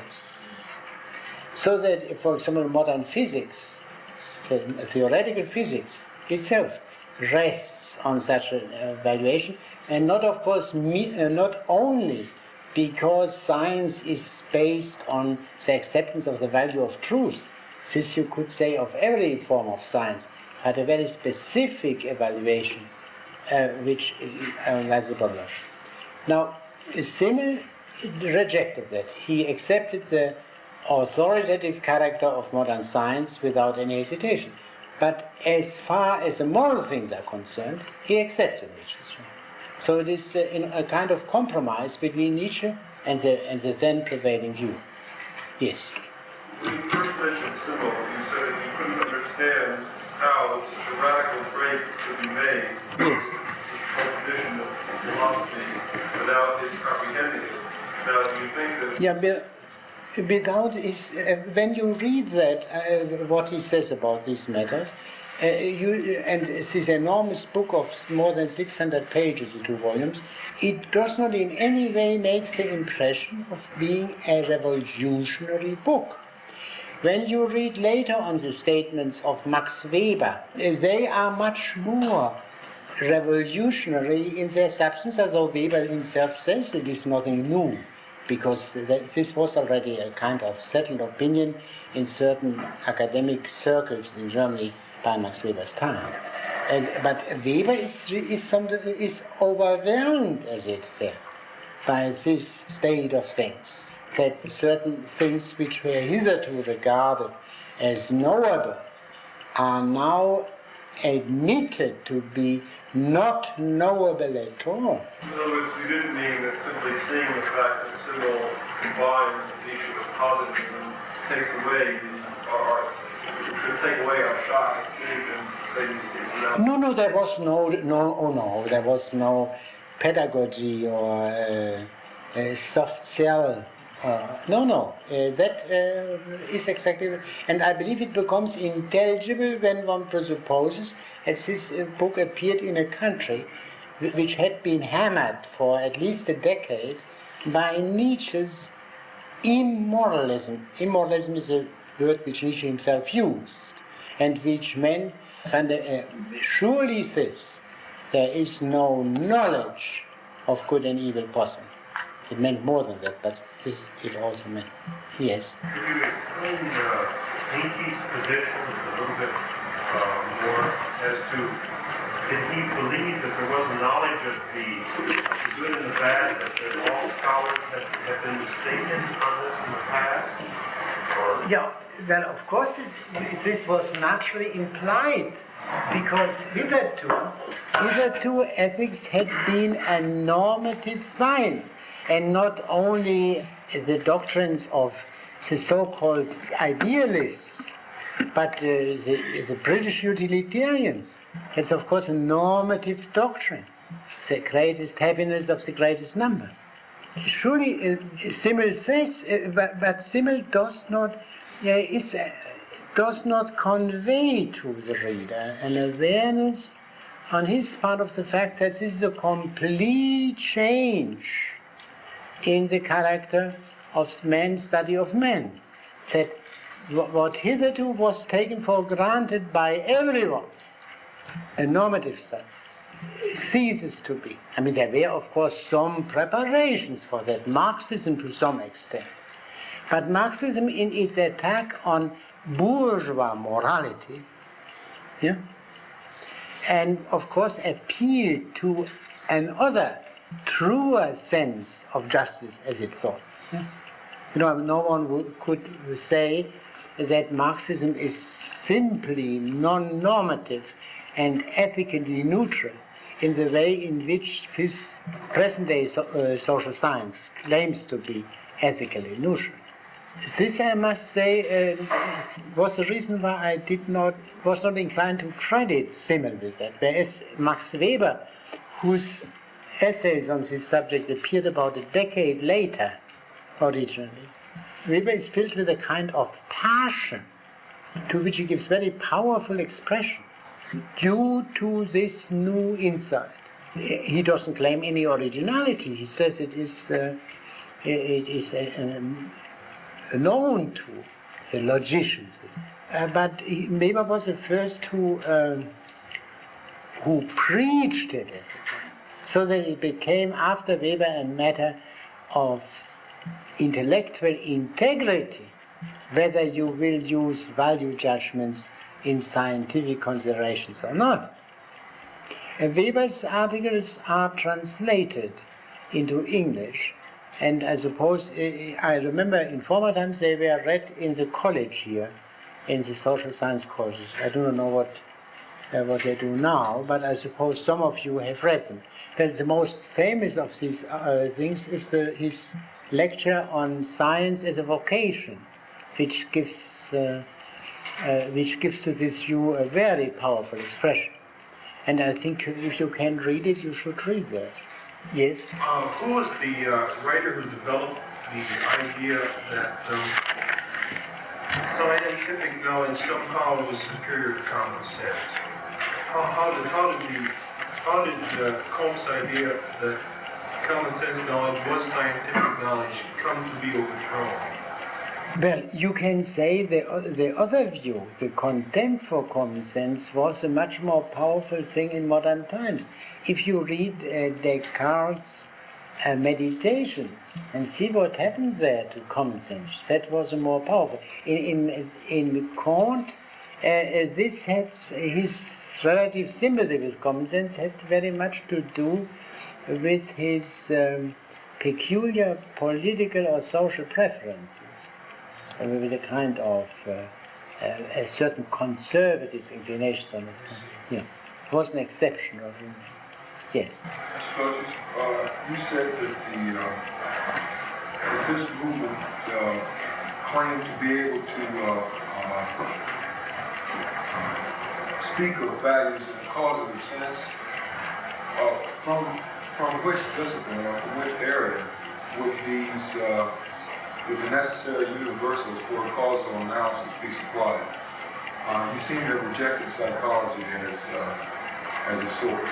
Oh no, I mean this is Max Weber thought very low of academic psychology, and he thought the psychology you need for the study of social phenomena is the kind of psychology you practice while playing bridge.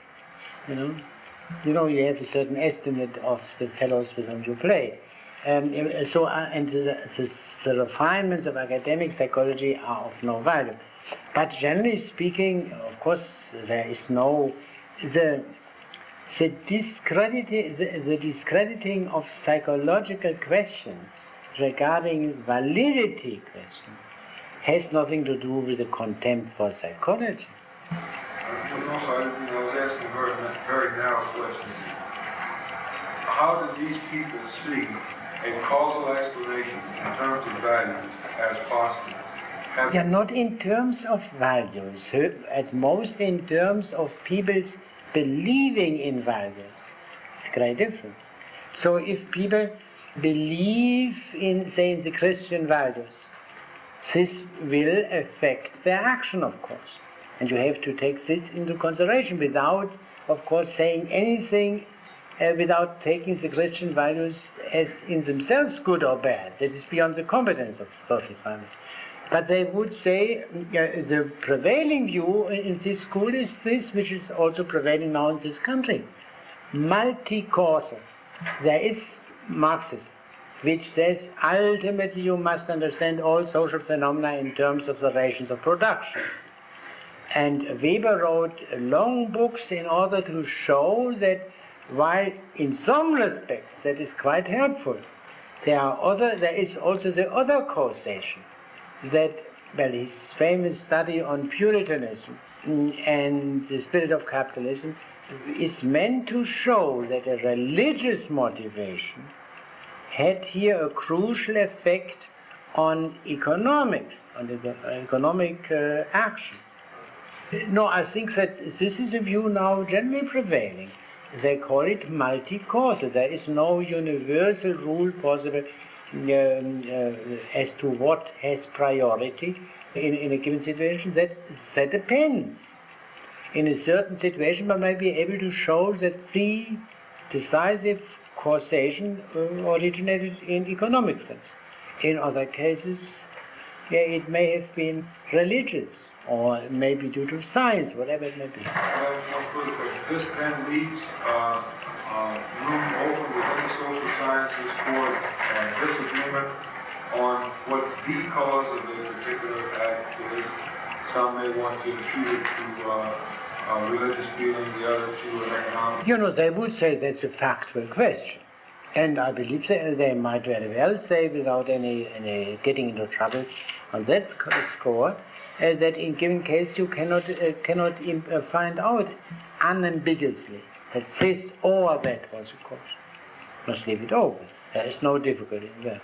But yes, so the key point is only social science gives causal explanations and cannot possibly engage in evaluations. Now let us consider this position critically now. Simmel had spoken of the indifference to good and evil, however good or evil may be understood. No consideration of good or evil can be permitted to enter social sciences. Nothing is intrinsically good and bad, intrinsically high or low, healthy or unhealthy. Any preference is as good as any other, or as bad as any other. Science itself is, of course, that is a natural implication. Science itself is, of course, not intrinsically higher than prostitution. Only some people prefer science and others the other. To the extent to which we are sensitive to good and evil, however understood, we lack the objectivity of social scientists. The necessary condition is moral obtuseness, in any sense of the word. Social science, thus understood, if it is consistent, which it very rarely is, inevitably fosters moral obtuseness. The question arises, can one understand values, whichever they may be, without being moved by them, without one's horizon being changed by such understanding? So that our very science, our very hypothesis formation and so on is affected by understanding of values. People use the word empathy. Empathy. And you, surely in order to understand something, you must have empathy with it. Even a criminal judge, and perhaps he more than anybody else, must have empathy with the criminal in order to see what speaks in favor of the criminal. Even with racketeers. And we as social scientists, if we have to deal with such unsavory subjects, must have that empathy. Because this is, of course, that can be rightly expected.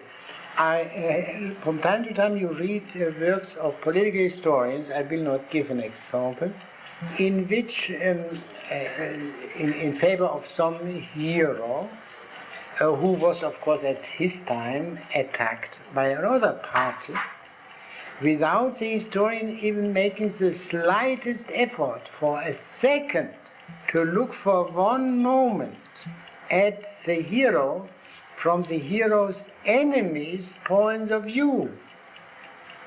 Perhaps they got a point, maybe it was not an important point, but a point which one should surely consider as a very poor historian. That is a party book, a party pamphlet, and not a historical work. So even as I say, the racketeers, we have to understand them. Now, if we do that, then the values of the racketeers coexist in our mind with the non-racketeer values. There is a conflict within us to that extent between the square values, the squares values, and the crooked values. Is it merely blind preference in us which makes us prefer, after due consideration, the square values? Does it make sense to say of a man who is prepared to destroy thousands and thousands of men, drugs for example, merely in order to have the maximum of sensual pleasures, Does it make sense to say of such a man that he is a good man? Because if there is an absolute relativity of values, then of course he could be said to be a good man. We sense something of what goodness is. The racketeer does not. He is blind to it. He is incompetent to judge because of his unawareness of that.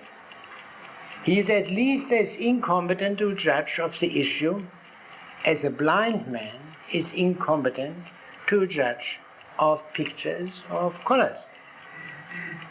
Some people argue that social science is thus understood, is not morally irrelevant. For instance, it can show that certain ends are impossible to achieve, and therefore it gives us moral guidance.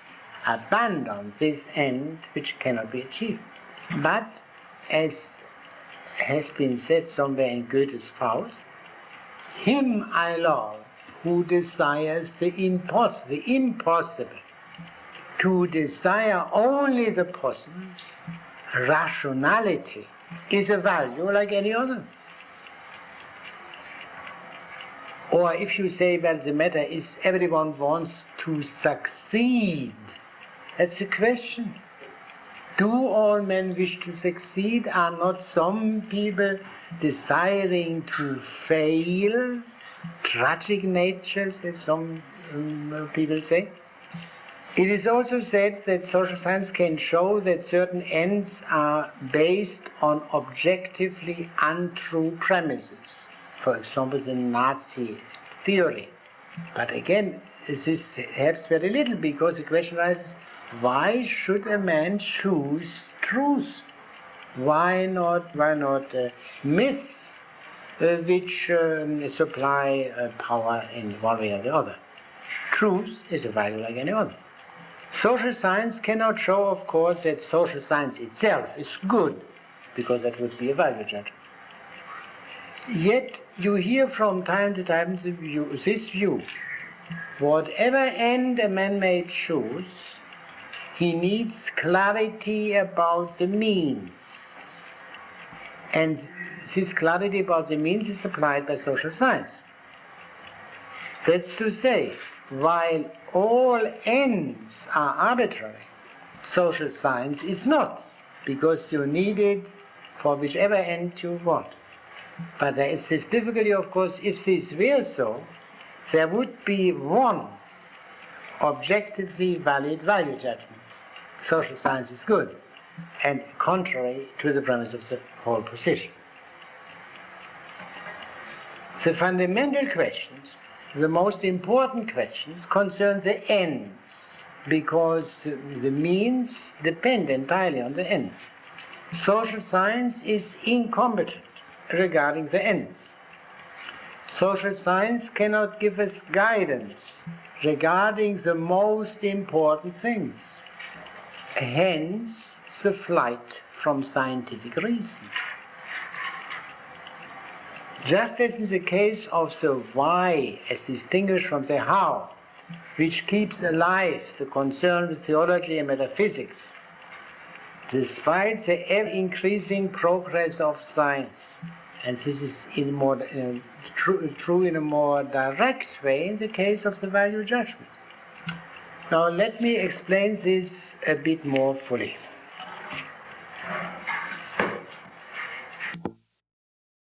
Desire which arises in man and for which he is not responsible, and that for which a man takes the responsibility. So let us say then, a value is more appropriately defined as an object of conscientious choice. Hence, the range of values depends on the answer to the factual question of what a value is.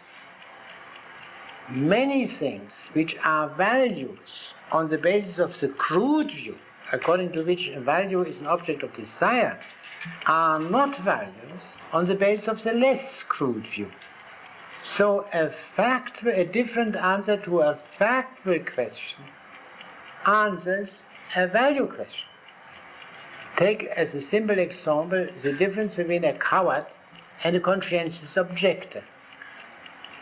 Both don't want to go into the army, but obviously for very different reasons.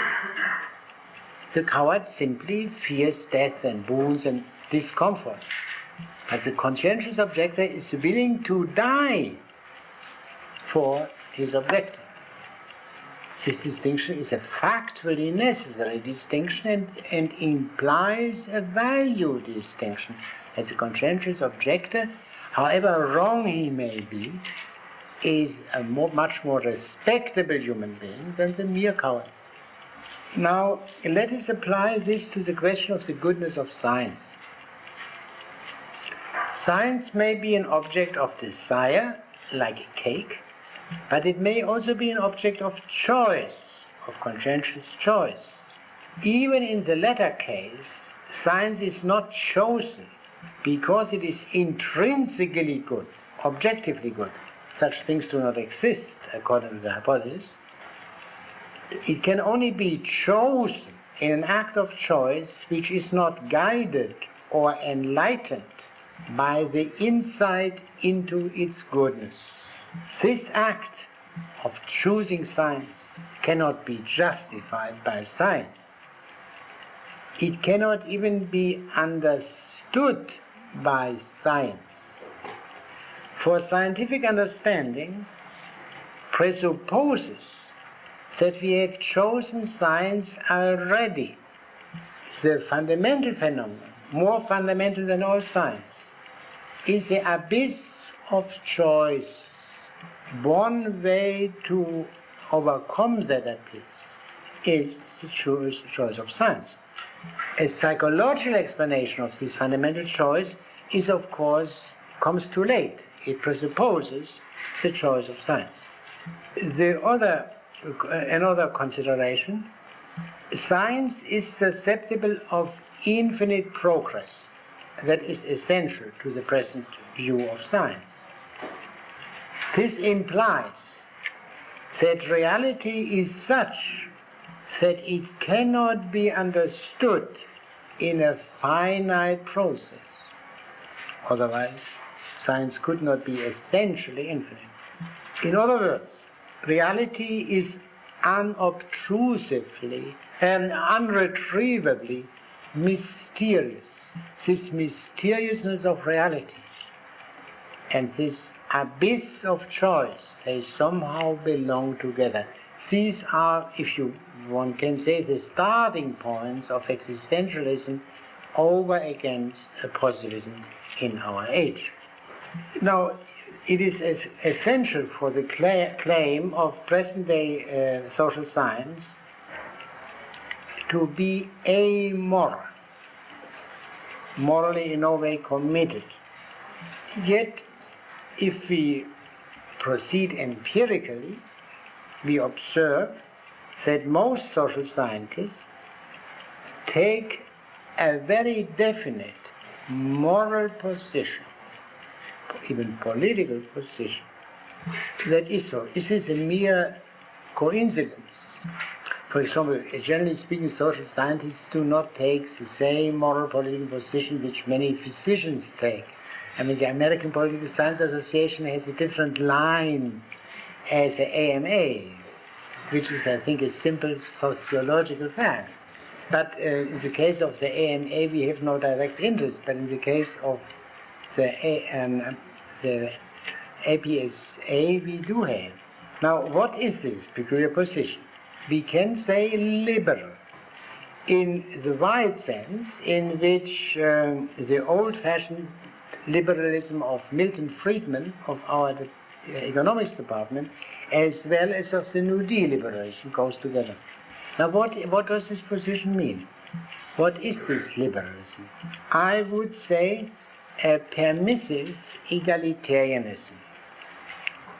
And there is a certain difficulty within permissive egalitarianism because there may be a possible conflict between permissiveness and egalitarianism.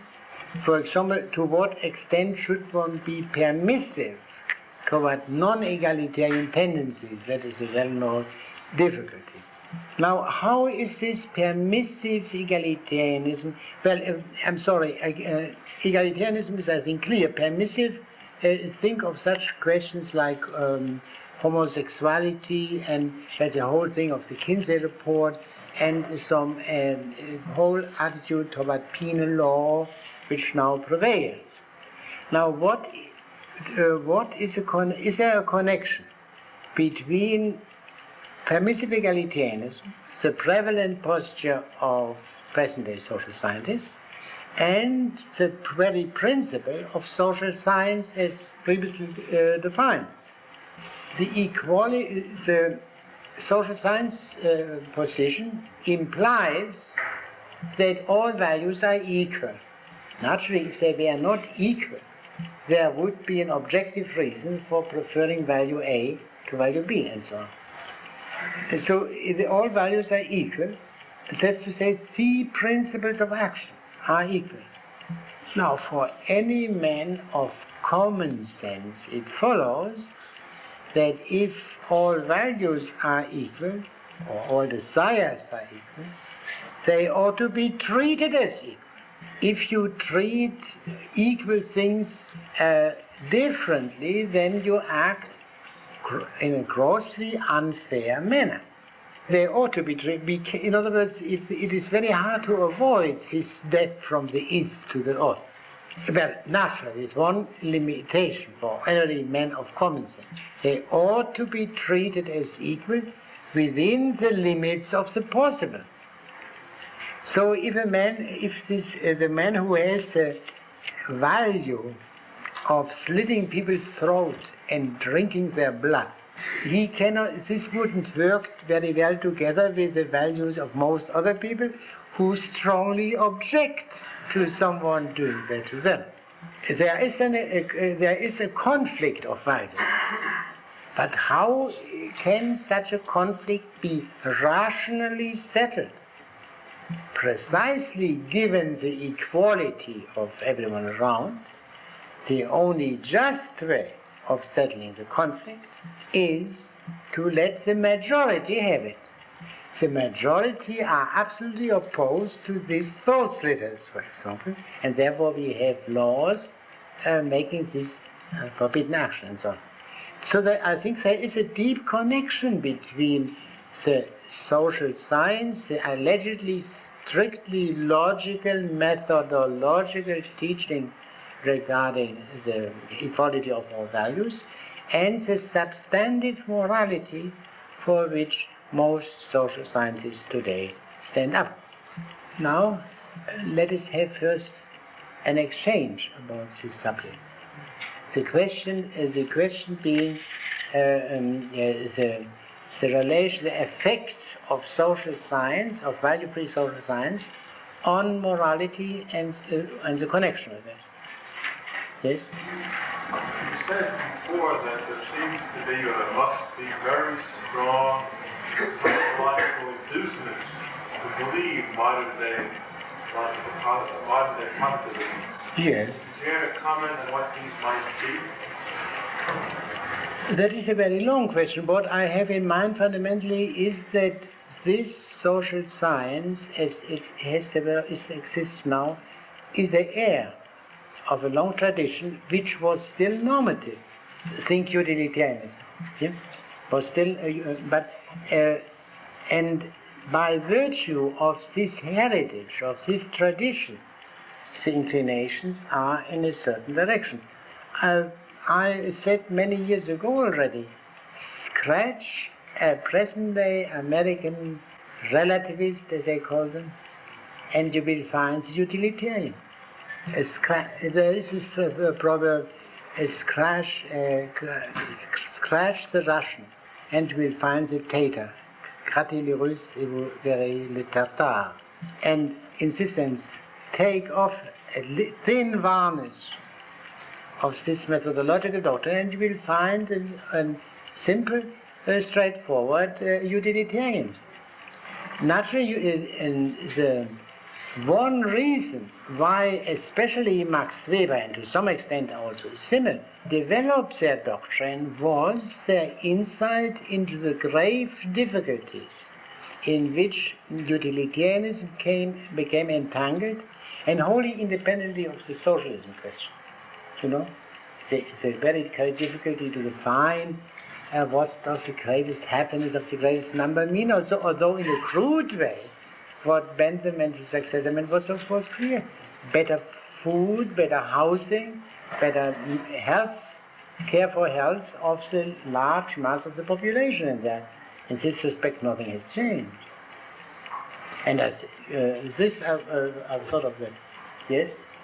Let's suppose that we are social scientists who are asked to join the next administration. And, Which the next? Oh, I see. You are very exact. You are very exact. All right, and we are called in to counsel the governor or the president or what have you. And he's not going to ask us what would be good policy. He's going to say, what do the people want?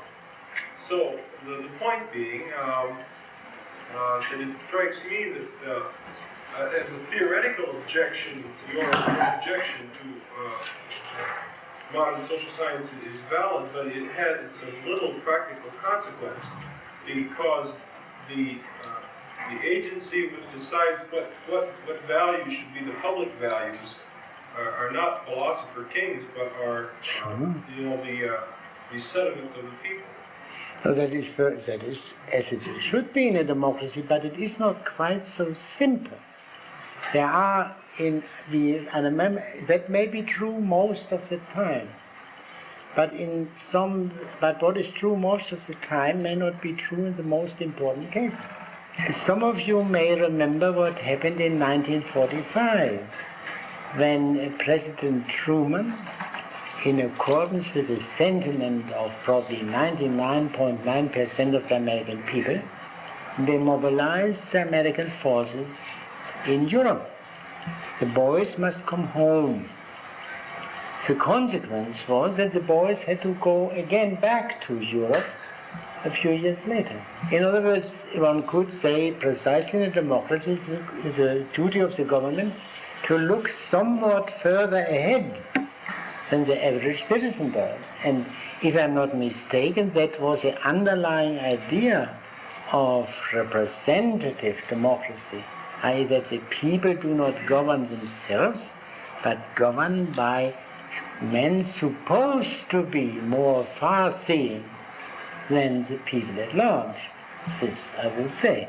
Now, in addition, practical political questions are of such an immense complexity that most of them would be in themselves indifferent to the theoretical or moral position a man takes, to become truly merely a technical question in this manner. But still, at one point or another, and we can never tell in advance at which point, question of principles will arise. Yes? Earlier, one of your criticisms of the social scientists is taking a perfectly objective view as far as the criminal and the non-criminal. Would say that the criminal is as blind to moral things as the sightless person is to beauty and paintings. I was just wondering how far you would take this analogy, whether you would be willing to, or whether you want to imply that moral values are objects of perception in the same way that colors and paintings are, or... They obviously cannot be objects of sense perception. But there could conceivably be another kind of perception. When you speak of a perceptive man, someone senses, in a way, when someone makes a tactless remark. Does it not happen? And he senses it in a way as strongly, although it is very hard to say how this sensing takes place, than one's senses of color or sound. Does this fact not exist? I mean, have you never seen people either expressing sentiments which impressed you as very noble, or other expressing sentiments which are very base, and you sense that nobility on the one hand and the baseness on the other? I mean, the analysis of what this sensing means is very difficult, but nevertheless there is a kind of direct awareness which we have, and which surely we would not have if we did not have a certain upbringing, so that a baby or a very young child might not have it at all.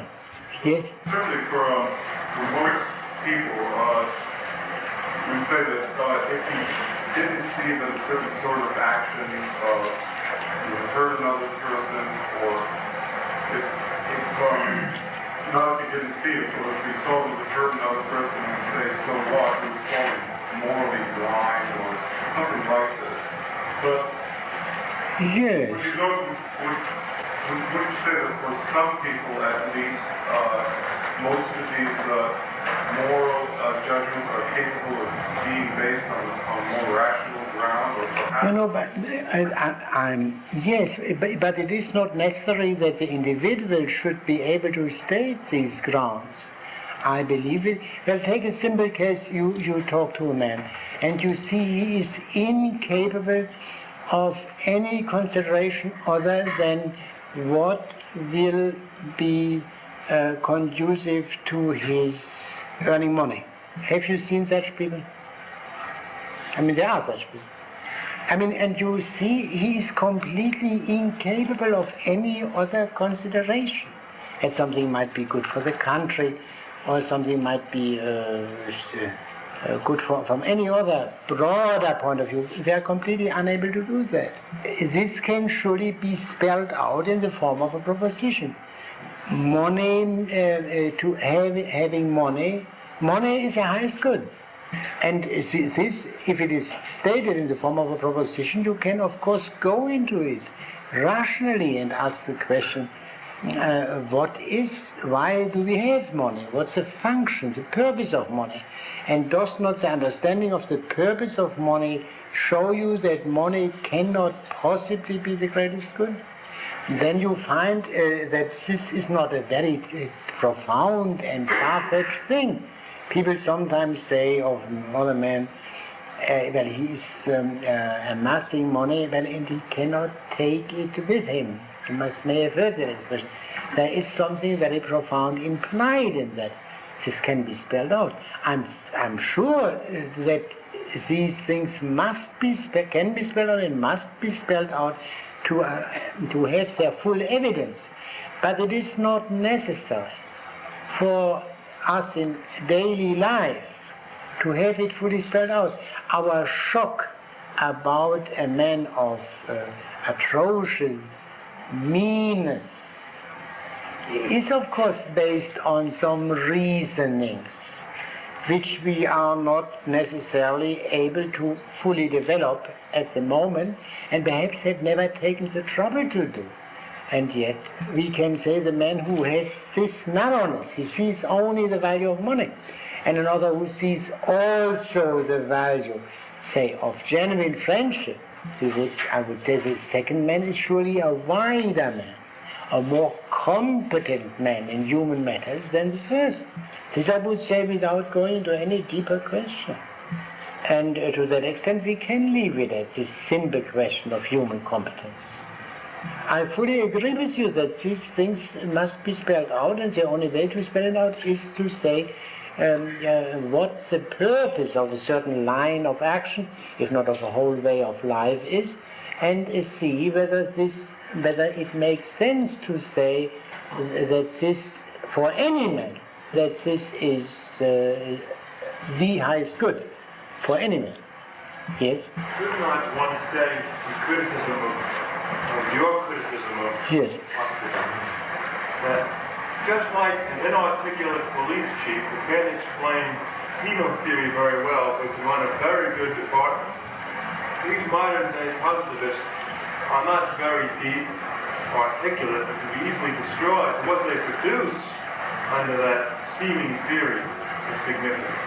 And so really you're attacking a straw man and not the real substance of it. Very well, it could be.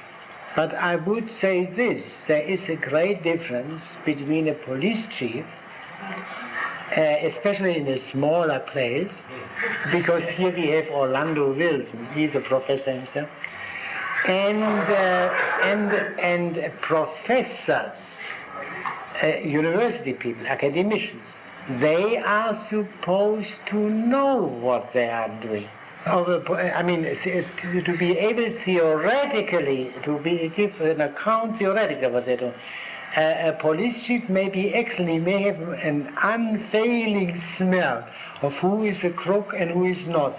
And he may be wholly unable to give an account of that, and that's very good, because no defendant will be punished on the police chief's merely saying so. It must be proved, naturally.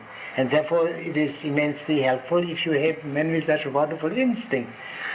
But in science, in all rational pursuits, these kind of instincts are not sufficient.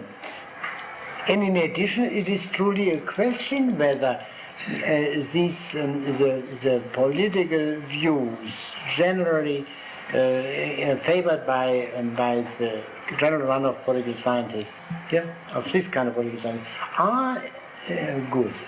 That is a question. Well, to your first point, one end said, well, that just happens to be a characteristic of American people, that they're not very theoretical, and political scientists are American people, as de Tocqueville described them. So they have that defect, but that's the price of a liberal democracy. But on the second point... There is something, I mean, this I could say, if they did not raise claims as theoreticians, I would entirely agree with you. As they raise this claim. I don't see which ones you're referring to, but the ones I had, you should never raise that point. It was worth studying in the first place. Of course, it would be very indelicate to mention names. I see that. But let us take a man who is, I believe, now regarded as the greatest and most influential American political scientist, as Harold Laswell. And he surely raises a claim to be a theorist, and he has said these things more than once. I mean, that otherwise it would be. We are still even, I mean, this doctrine exists and is powerful, represented by a whole literature in all kinds of books, pamphlets, courses, and must therefore be faced. And even if it were that must be done. Now, so once you face it, even if you've won the battle, you still have to deal with their work, with their production, with their publications, as under this theory. Yeah, but the question is still, then the question is, no, I believe it is not so negligible, because this would, I believe, also show in the so-called empirical studies which they make. Because surely because the question of what is, I mean, the value of an empirical study does not depend entirely on whether it is exactly done, according to all prescriptions of scientific logic. It depends also on the relevance of the study. This depends on the values. Well, take a look at the great advance we have since Sigmund Freud's day. Just as one example of curing of people who are mentally, bringing back the confidence, people who are mentally incompetent. That is an infinite question to which I cannot go, because the question arises immediately, are not these kinds of incompetences a product of the same society which produced Freud? This raises the question. I mean, whether the incompetences which existed 100 years ago, could they have been taken care of adequately by Freud? That is a moot question. That's a long question. We cannot take this for granted. And one could also say some other things about that. All right. So it seems that a radical social scientist, radical place social scientist, might grant that facts are value constituted, and that the selection of his material proceeds from a more or less from a bias, from an evaluative bias of some kind. And I'm asking you, is your criticism directed more to their effects in practical, everyday political life, or to their methodology? No, well, one surely cannot disregard what the implications of that doctrine, if it is taken seriously. If we do not take seriously, as our friend just said, well, that's all right. But we must reckon with the possibility that it is taken seriously, which the social moral effect is. But as for the question which you raise, that is complicated. I mean, what is generally admitted by the many working these things is this, that the distinction between relevance and irrelevance presupposes values. Yeah, I mean, what is important and unimportant, what's relevant and irrelevant, presupposes values. But so if a man writes a study on this particular subject rather than on that, an empirical study, there is a value involved.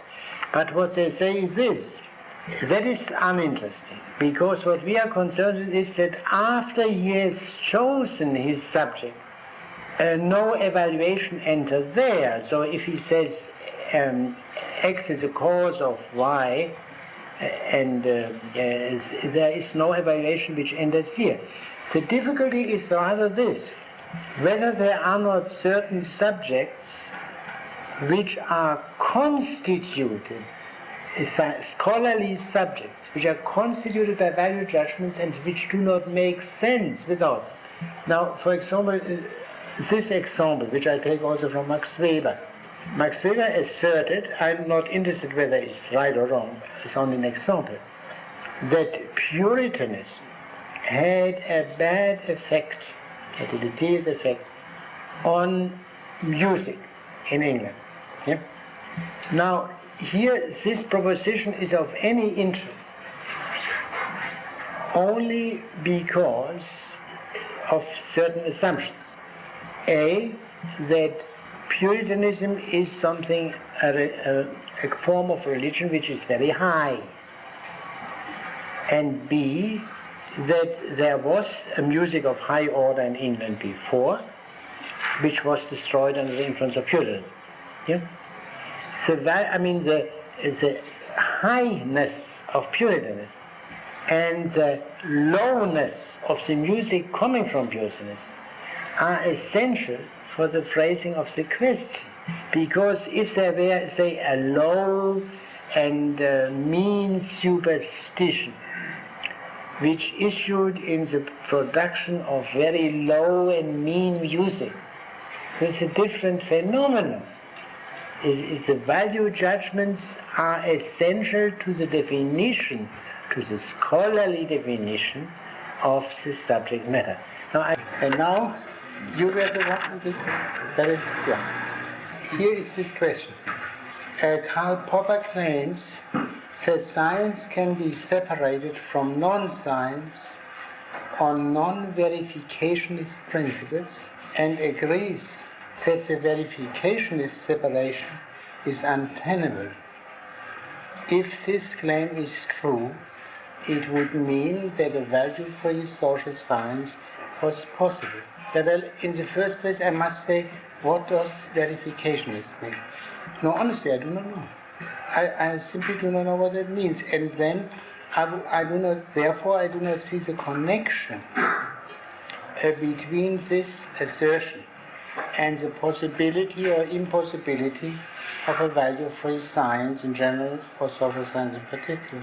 Could you figure out, or could you explain us what it means? For verification is simply saying, if you ask the question, if someone presents a proposition and they say that all crows are black, standard one. If someone presents a proposition, yes, and a verificationist would ask, how do you know? And this, according to the preparators, leads to an infinite regress.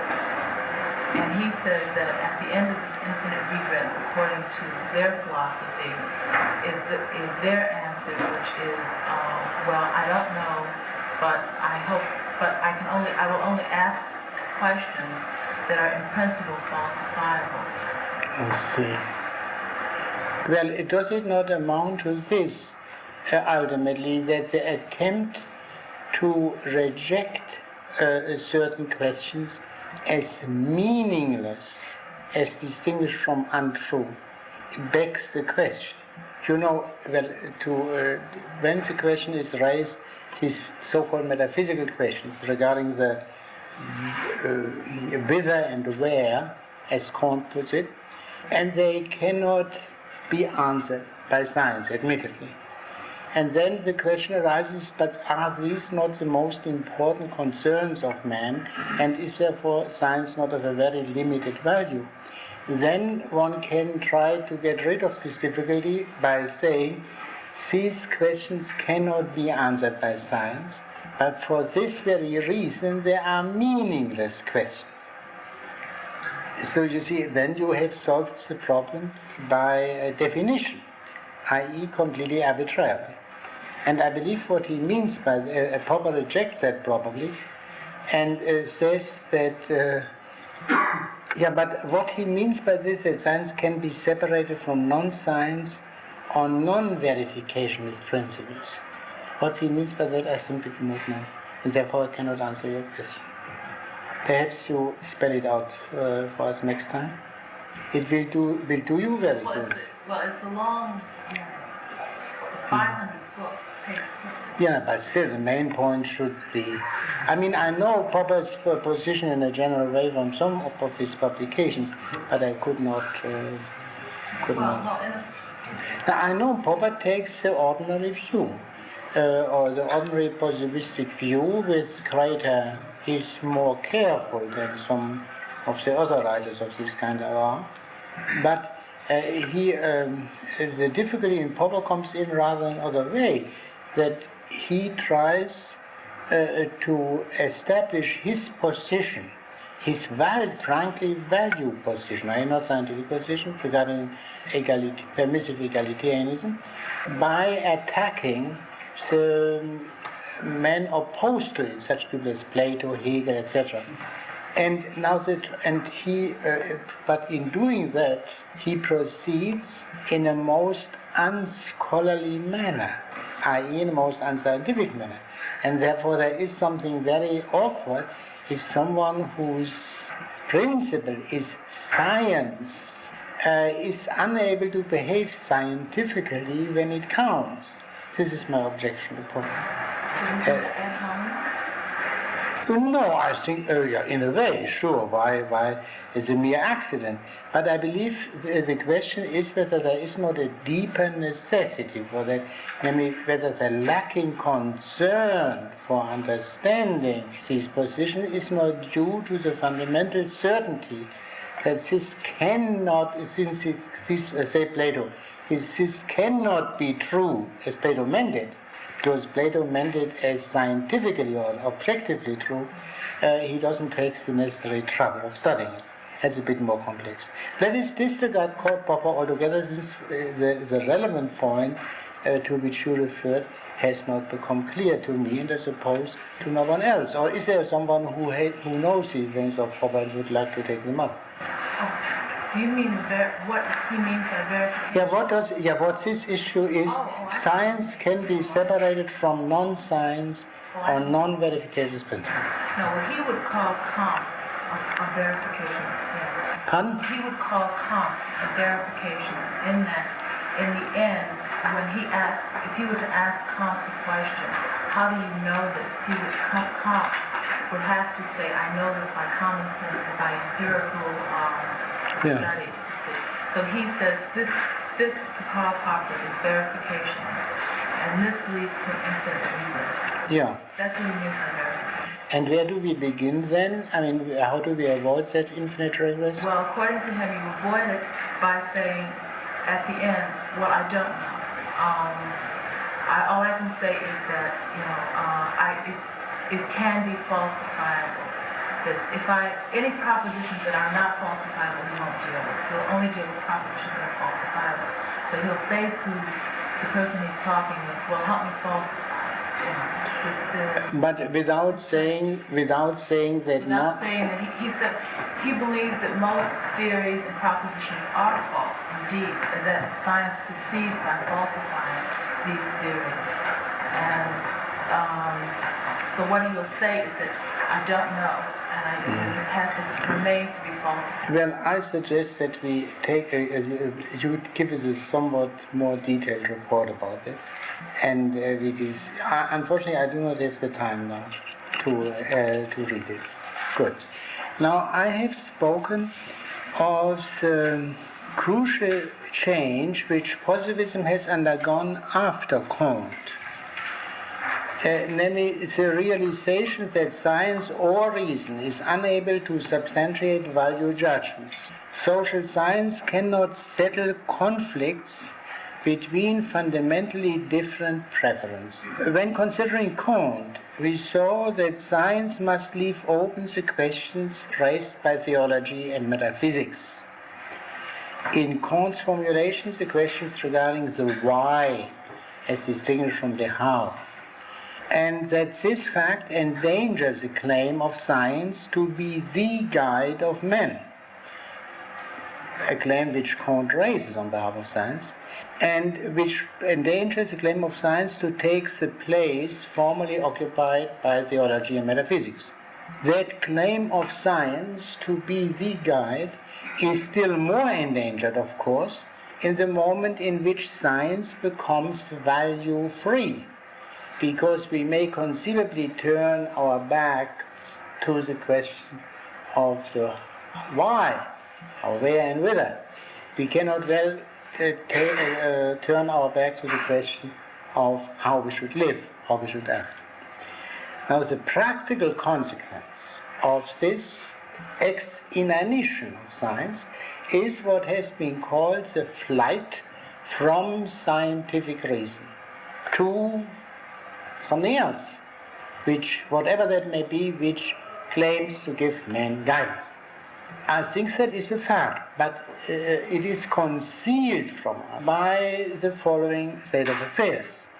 A state of affairs which creates the delusion that a value-free social science can nevertheless guide us. Now, take the simple example supplied by the present situation, the last elections.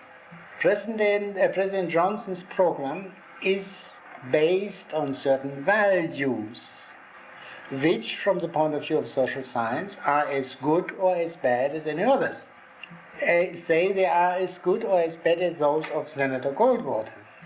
But only the values cherished by Johnson have a sufficiently powerful political appeal, as was shown by the election, or are in step with the time. The argument that Senator Goldwater is the horse and buggy values and therefore of no interest. Now, if we broaden the spectrum somewhat and go much beyond the United States, we have seen that fascism has failed completely.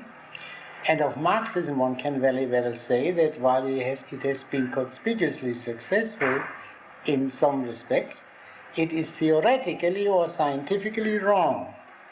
The great conservative statesmen in our age, Churchill and de Gaulle, failed in the decisive point.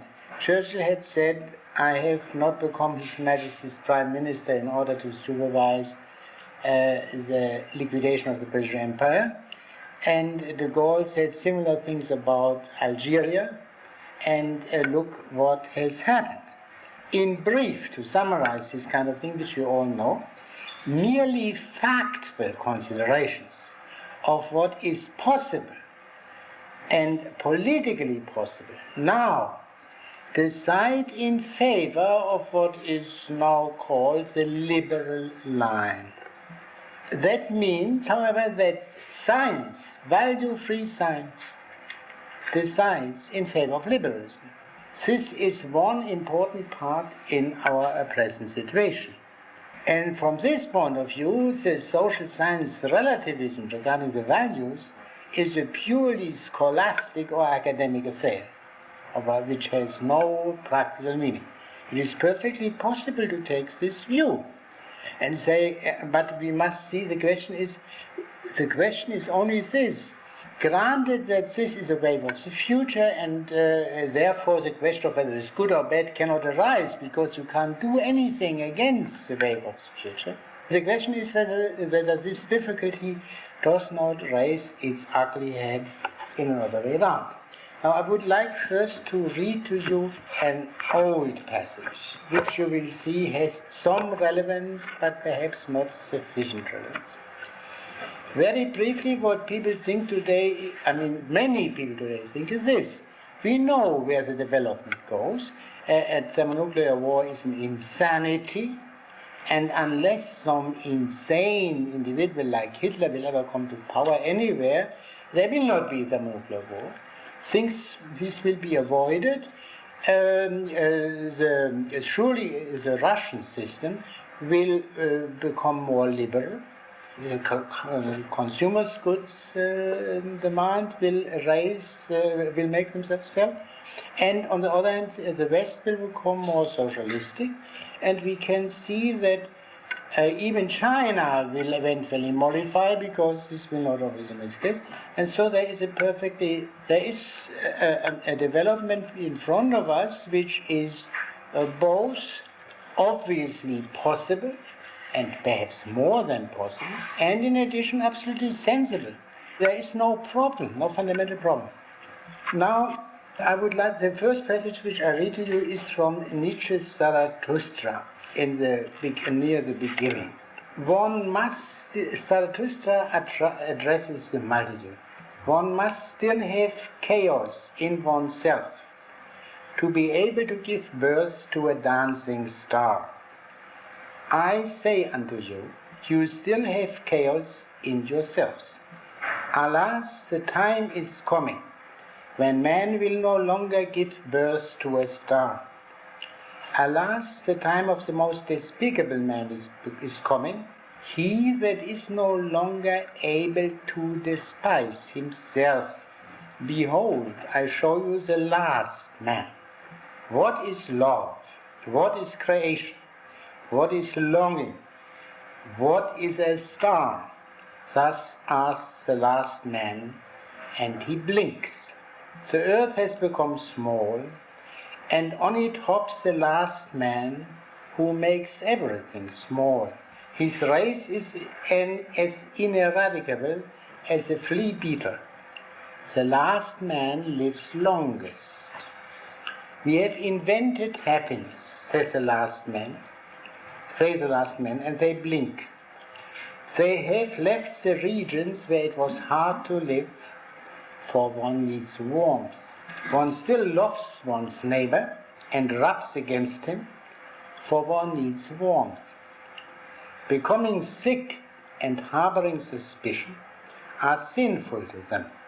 One proceeds carefully. A fool, however, still stumbles over stones or human beings. A little poison now and then, that makes for agreeable dreams, and much poison in the end, for an agreeable death. One still works, for work is a form of entertainment, but one is careful lest the entertainment be too harrowing. One no longer becomes poor or rich, both require too much exertion. Who still wants to rule, who obey? Both require too much exertion. No shepherd and one herd.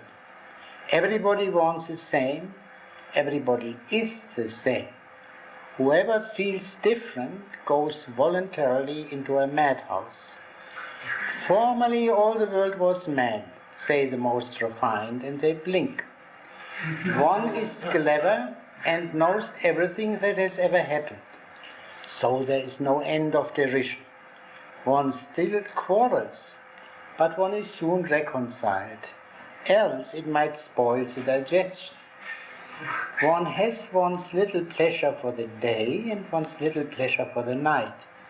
But one has a regard for health. We have invented happiness, say the last men, and they blink. Now, this is Nietzsche's formula for what looks so very different in the communist, especially in Marx's own presentation. Nietzsche says, although he didn't know Marx, disgracefully he didn't know him, he says as it were what Marx regards as his final state of the communist society as a society of the highest culture. This is what you in fact will get. Now, we all know that there is some little element of truth in what Nietzsche says. Some things which we know from our time make it worse. For example, when it says those who feel different go into a lunatic asylum, we know that is not necessary. We just go to a psychoanalyst. We don't have to take this extreme step. But in other respects, Nietzsche doubtless exaggerates from every point of view. I would like to read you a statement by a present-day sociologist, American sociologist, who is very far from the extremism of Nietzsche. Now, this is Professor Nathan Glaser. He's in a discussion which is not printed, but which I'm sure he would permit me to use. He speaks of the most successful revolution of our age, the organizational revolution or the scientific revolution and its implications. Through this revolution, the gap between the intellectuals, the radical and liberal critics on the one hand, and the organizations representing the status quo, say the War Department, has been closed or at least very much narrowed.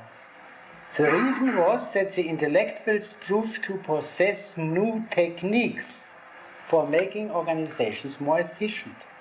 One might say that in proportion as the scientists drew all conclusions from their basic premise, which is the assertion that science is limited to factual assertions as distinguished from value assertions, they lost the right to be radical critics of institutions and became the willing servants of any institutions.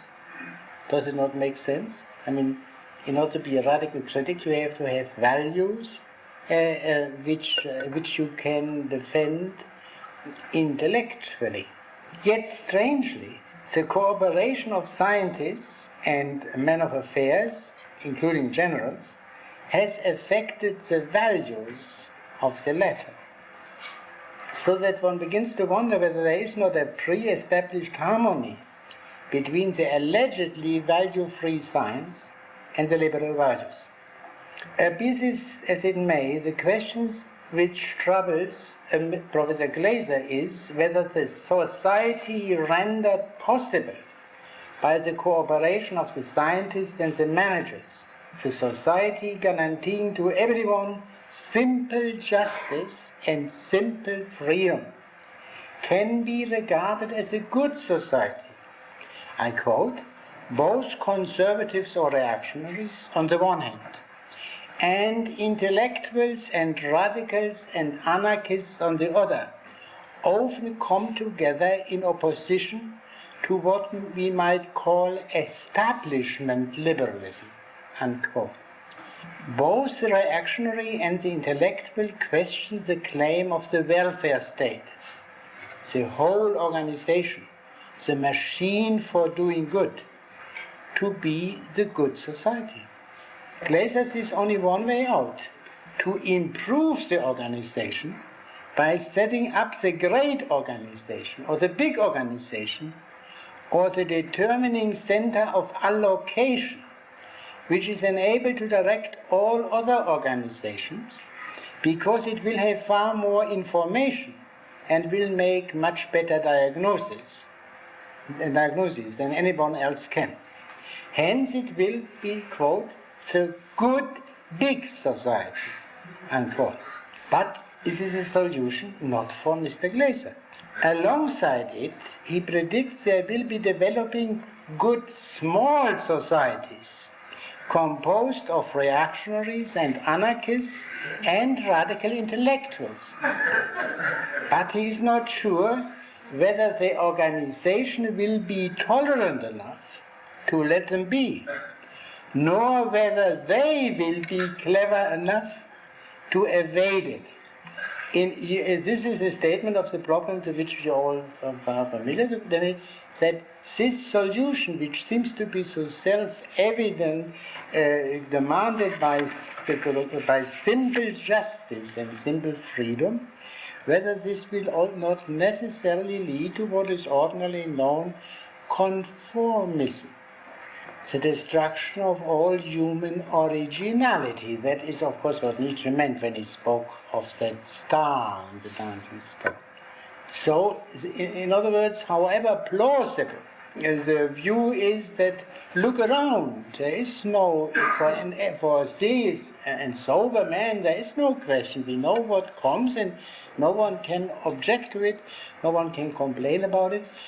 Yet, if one thinks a little bit deeper, one sees that is not so, and therefore the value question arises again.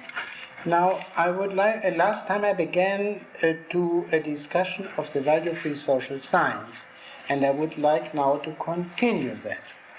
I would now like to raise the question, is it possible to understand social phenomena without evaluating? I do not deny that you can understand some social phenomena without evaluating them. That's not the point. But if social science, if we speak of social science, we mean, of course, of all possibles. We think of all possible subjects of social science. And the question is, therefore, is it possible to understand all social phenomena without at any time evaluating? In other words, I'm not concerned now with the practical consequence. I take it for granted that social science is a merely theoretical science. Can it fulfill its theoretical function of understanding social phenomena without evaluating? Now, the general answer would be no, because social phenomena are all of a purposeful character, and therefore they, as it were, demand to be judged in terms of the purpose which they are meant to serve. This kind of immanent evaluation, as we might call it, given this purpose, does it fulfill the purpose, is inevitable. The question arises whether the immanent evaluation does not necessarily turn into an absolute evaluation and not from accidental reason. For example, well, let us start from very obvious facts. The analysis of the last election. It is absolutely impossible to say anything relevant about the last election without speaking of the ineptness of certain men in the run and the non-ineptness of others. This value judgment, if you don't use it, you don't say anything. Senator Goldwater stepped on every toe, one can say. And on the other hand, the handling of the Bobby Baker case was too obviously clever. I mean, these are value judgments, whether we like it or not.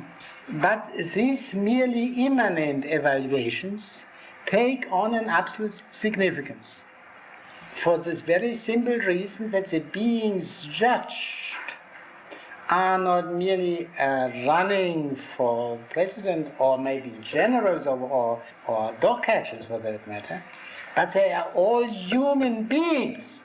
While it's entirely voluntary, or in a sense voluntary, whether you run for president or are a general or a dog catcher or want to become a dog catcher, it is not voluntary for you to be a human being.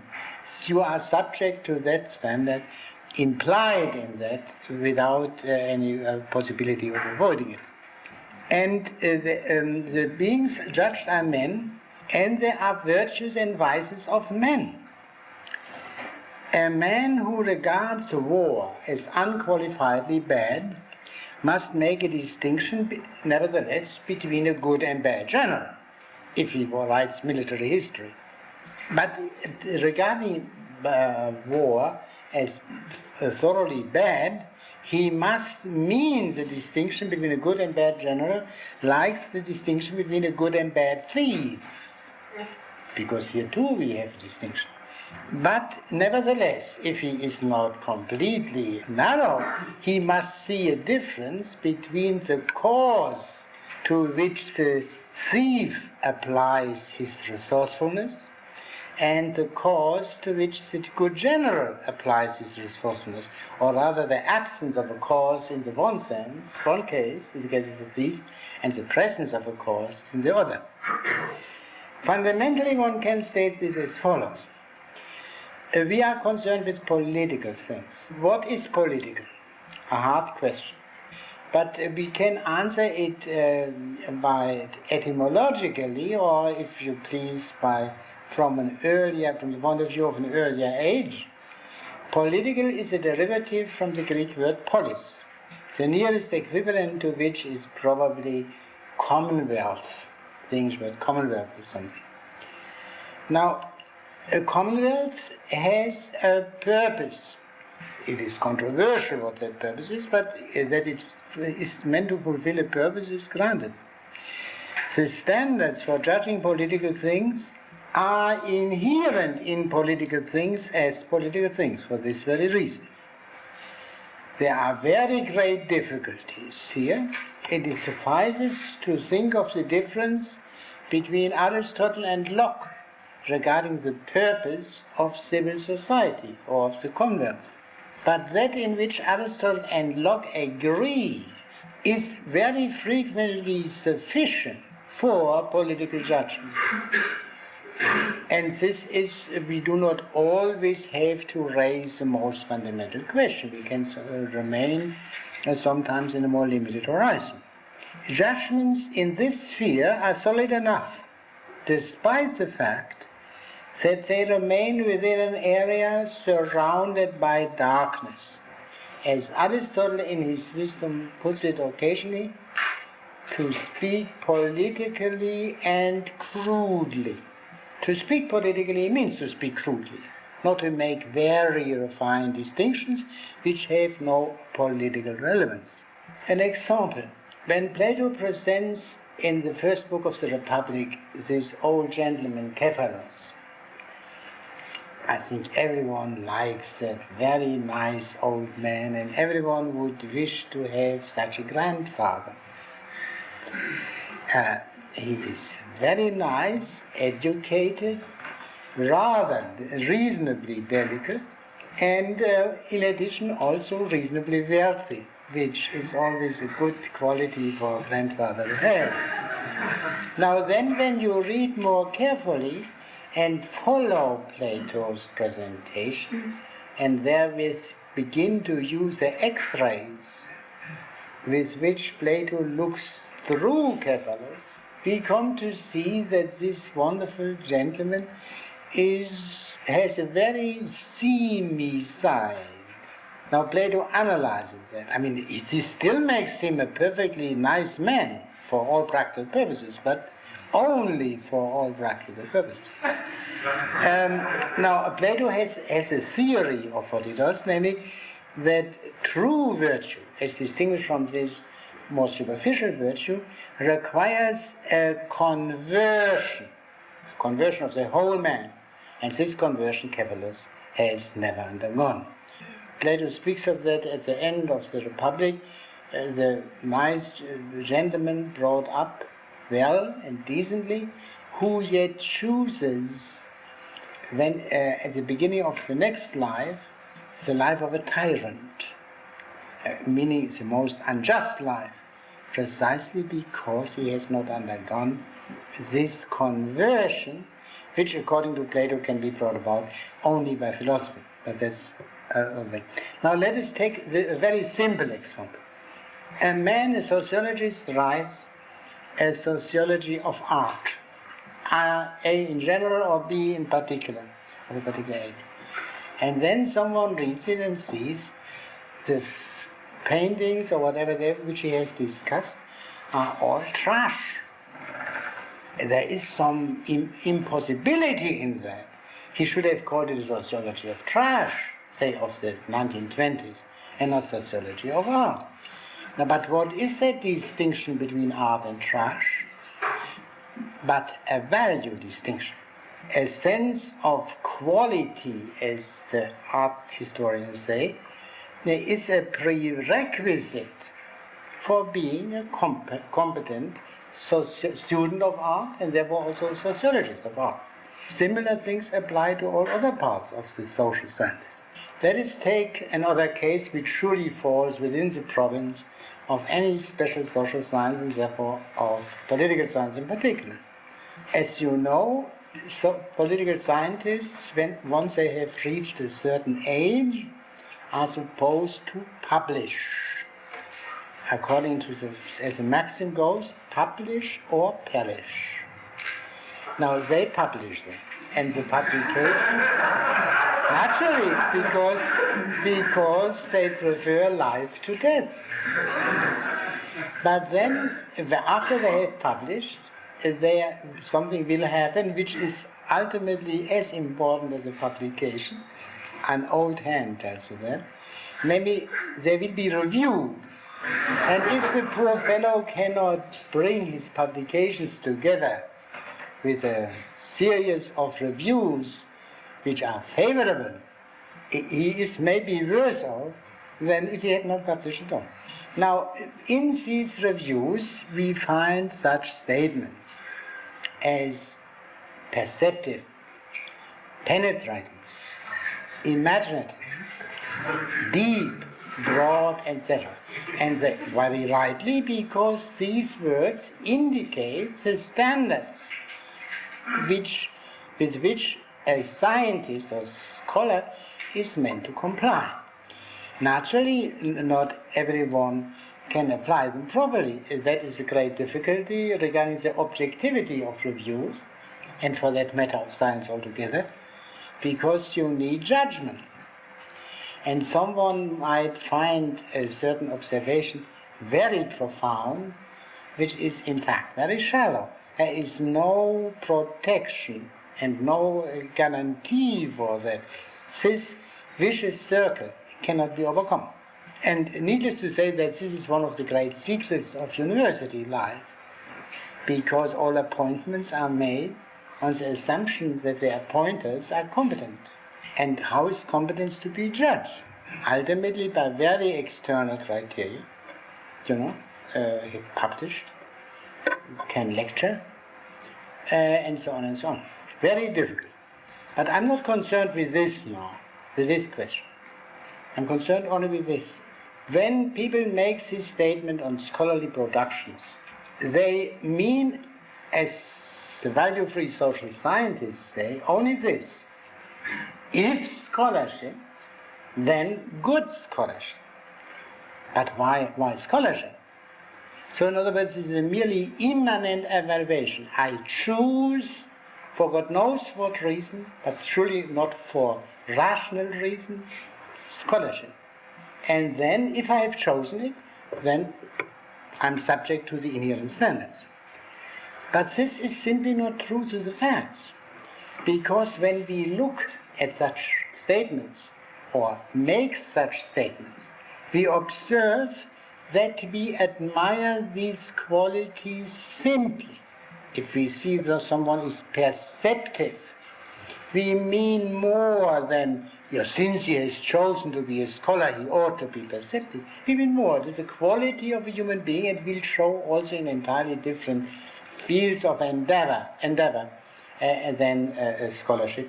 And the principle, again, to repeat, be that every human phenomenon and every human being is subject to being judged in terms of what is a good human being. And good in the widest sense, not only moral in the narrow sense of the term. Perceptivity has not, a man may be a good man in the moral sense of the word without being perceptive, perhaps, but we mean a good man in the full sense of all human virtues and vices. Now, to come back to the question of how a social science would look which would completely avoid value judgment, I think one can I would like to illustrate this by an example. Social science must, of course, use concepts, articulate its subject matter in the light of concepts. One very famous one, found or invented by Max Weber being the most outstanding representative of the fact-value distinction, is distinction between the various kinds of authority, rational, traditional, and charismatic. Well, before I would, let me take another more recent example, not as important, but still revealing. For some time, people used, especially at the Hoover Library in Stanford, the distinction between the democratic and the authoritarian personality. Strictly value-free. But if you read that, you saw that it was very value-loaded. I mean, the democratic personality was obviously a nice man, and the authoritarian just an ogre. I mean, not for one moment did they make the attempt to see that there could be an authoritarian personality, say a father or grandfather, old style, who might be quite annoying from time to time, but he would also be very, very good as a guide for young people, and so on and so on. But this is not, the Max Weber case is much more interesting. Now I read to you from the English translation, the theory, Max Weber, The Theory of Social and Economic Organization, translated by Henderson and Torget Parsons. The term charisma will be applied to a certain quality of an individual personality, by virtue of which he is set apart from ordinary men and treated as endowed with supernatural, superhuman, or at least specifically exceptional powers or qualities. These are as such not accessible to the ordinary person, but are regarded as of divine origin. Of course, social scientists cannot say that they are not of divine origin, but they are regarded as of divine origin or as exemplary, and on the basis of them, the individual concerned is treated as a leader. In primitive circumstances, this peculiar kind of deference is paid to prophets, to people with a reputation for therapeutic or legal wisdom, to leaders in the hunt, and heroes in war. It is very often thought of as resting on magical powers. How the quality in question would be ultimately judged from any ethical, aesthetical, or other such point of view is naturally entirely indifferent for purpose of definition, because the social scientist doesn't judge from an ethical or aesthetic point of view. What alone is important is how the individual is actually regarded by those subject to charismatic authority, by his followers or disciples. For present purposes, it will be necessary to treat a variety of different types as being endowed with charisma in this sense. It includes the state of a berserker whose spells of maniac passion have, apparently wrongly, sometimes been attributed to the use of drugs. In medieval Byzantium, a group of people endowed with this type of charismatic warlike passion were maintained as a kind of weapon. It includes the shaman, the kind of magician who in the pure type is subject to epileptoid seizures as a means of falling into trances. Another type is that of Joseph Smith, the founder of Mormonism, who, however, cannot be classified in this way with absolute certainty, since there is a possibility that he was a very sophisticated type of deliberate swindler. So in other words, now what do you say to that? Well, to the honor or dishonor of Max Weber, I have to say that this passage is mistranslated. Parsons apparently hadn't understood at that time what Weber's value-free social science was. Weber says, in effect, that it doesn't make any difference whether he was a swindler or not. So in other words, the difference between a fake charisma and true charisma is already a value judgment. and therefore has no place in social science. But one can rightly say that while it is a bad translation, implies a sound criticism. The question must be raised. And for the very simple reason, because social science, if it is to be worth its salt, can never leave it at finding out how an authority is regarded by its followers. If a society is subject to a fundamental delusion and regards legal fictions as literally true, then it is the first duty of the social scientist to say that these people were fooled about the character of the authority to which they were subject. I mean, the minimal critical duty of social science. Max Weber himself called the kind of constitutional monarchy which existed in Germany until 1918 sham constitutionalism. In other words, he said, this is not a truly constitutional monarchy, but a barely disguised absolute monarchy. I will not go now into the substantive truth of this assertion. The main point is that such distinctions are, of course, necessary for the social scientists to make. Is this a genuine constitutional government or only a sham? Yeah, the kind of authority in a given group is to be determined by what the people concerned regard as authority. That is impossible to leave it at that. That means literally passing the buck to people who may very well be less competent than the intelligent social scientist. Is the authority the question of the kind of thing? In addition, this whole doctrine of the source of authority, of the kinds of authority, suffers, I think, from a very grave defect. Naturally, Weber didn't know anything of Hitler, although Hitler would really have to be classified as a charismatic leader in Weber's sense. But would this be sufficient? Would this be adequate, fundamentally adequate? Is it not in every case necessary, apart from these formal characteristics, to ask regarding legitimacy, political legitimacy, as regards the cause, which is a basis even of the claim of the charismatic leader? Hitler was elected and had this tremendous intra-German success, and not merely because he had these immense rhetorical and demagogic and other gifts of this kind, but also on the basis of what he stood for, what he called National Socialism. Can you disregard that when you speak of what legitimacy meant at that time in Germany? Without this cause, all his charisma would not have been helpful to him.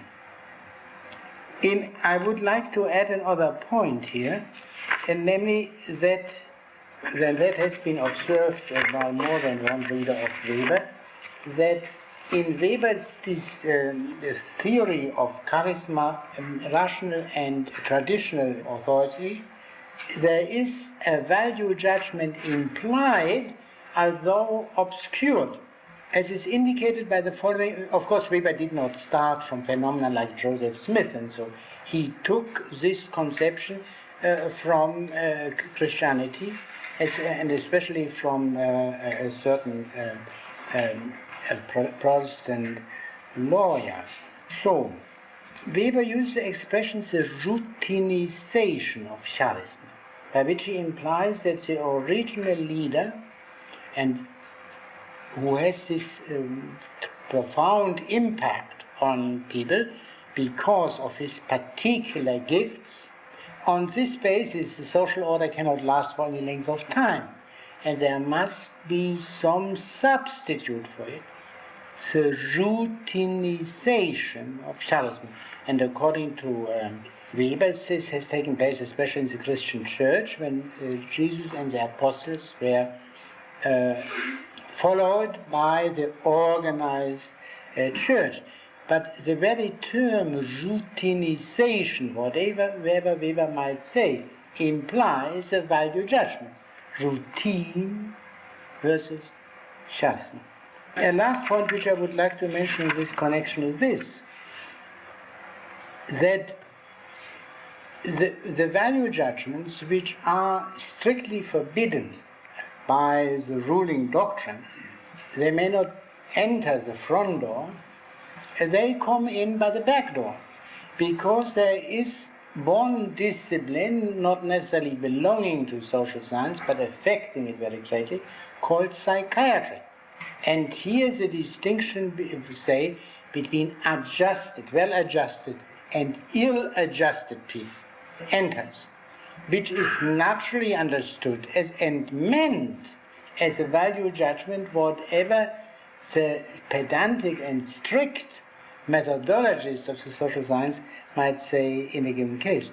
I would say the only difference between such a value judgment like adjusted and or well-adjusted and ill-adjusted compared with good and bad is only that it is very poor. Because well-adjusted, there are perhaps situations in which it is good to be ill-adjusted. I mean, if a child comes from an abominable home, the worse he is adjusted to that home, the better for him. Even if surely he has to go through by some troubles. And in addition, so it is a very narrow, unthought through thing. Incidentally, I happen to know of one psychiatrist at least who claims that the distinction between adjusted and ill-adjusted, or sane and insane people, is also not scientific, and is because it is a value judgment, and must be treated as such, because what is sanity and insanity is differently understood in different cultures, and therefore we must even avoid that. And ultimately this would of course lead also to the abandonment of the distinction between healthy and sick in medicine or in biology. There will be an occasion to come back to this later. I'll turn now to another consideration which has to do with the question of value-free social science. Now, value-free social science is distinguished from and ultimately opposed to pre-scientific political understanding, because what we loosely call common sense. Because common sense dealing with political or social matters, of course, evaluates all the time. Value-free social science questions common sense and therewith follows a great tradition. The famous example, Copernicus' refutation of common sense. And here we see how poor common sense is compared with the scientific approach, and what worked so well in astronomy, physics, etc., must also be done in the social sciences. Common sense evaluates.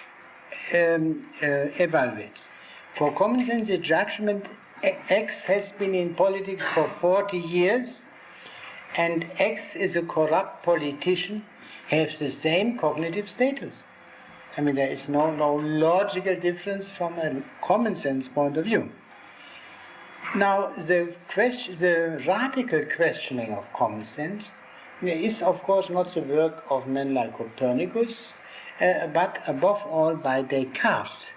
Descartes, who begins the whole philosophic scientific enterprise with his universal doubt, literally understood. He must doubt of everything.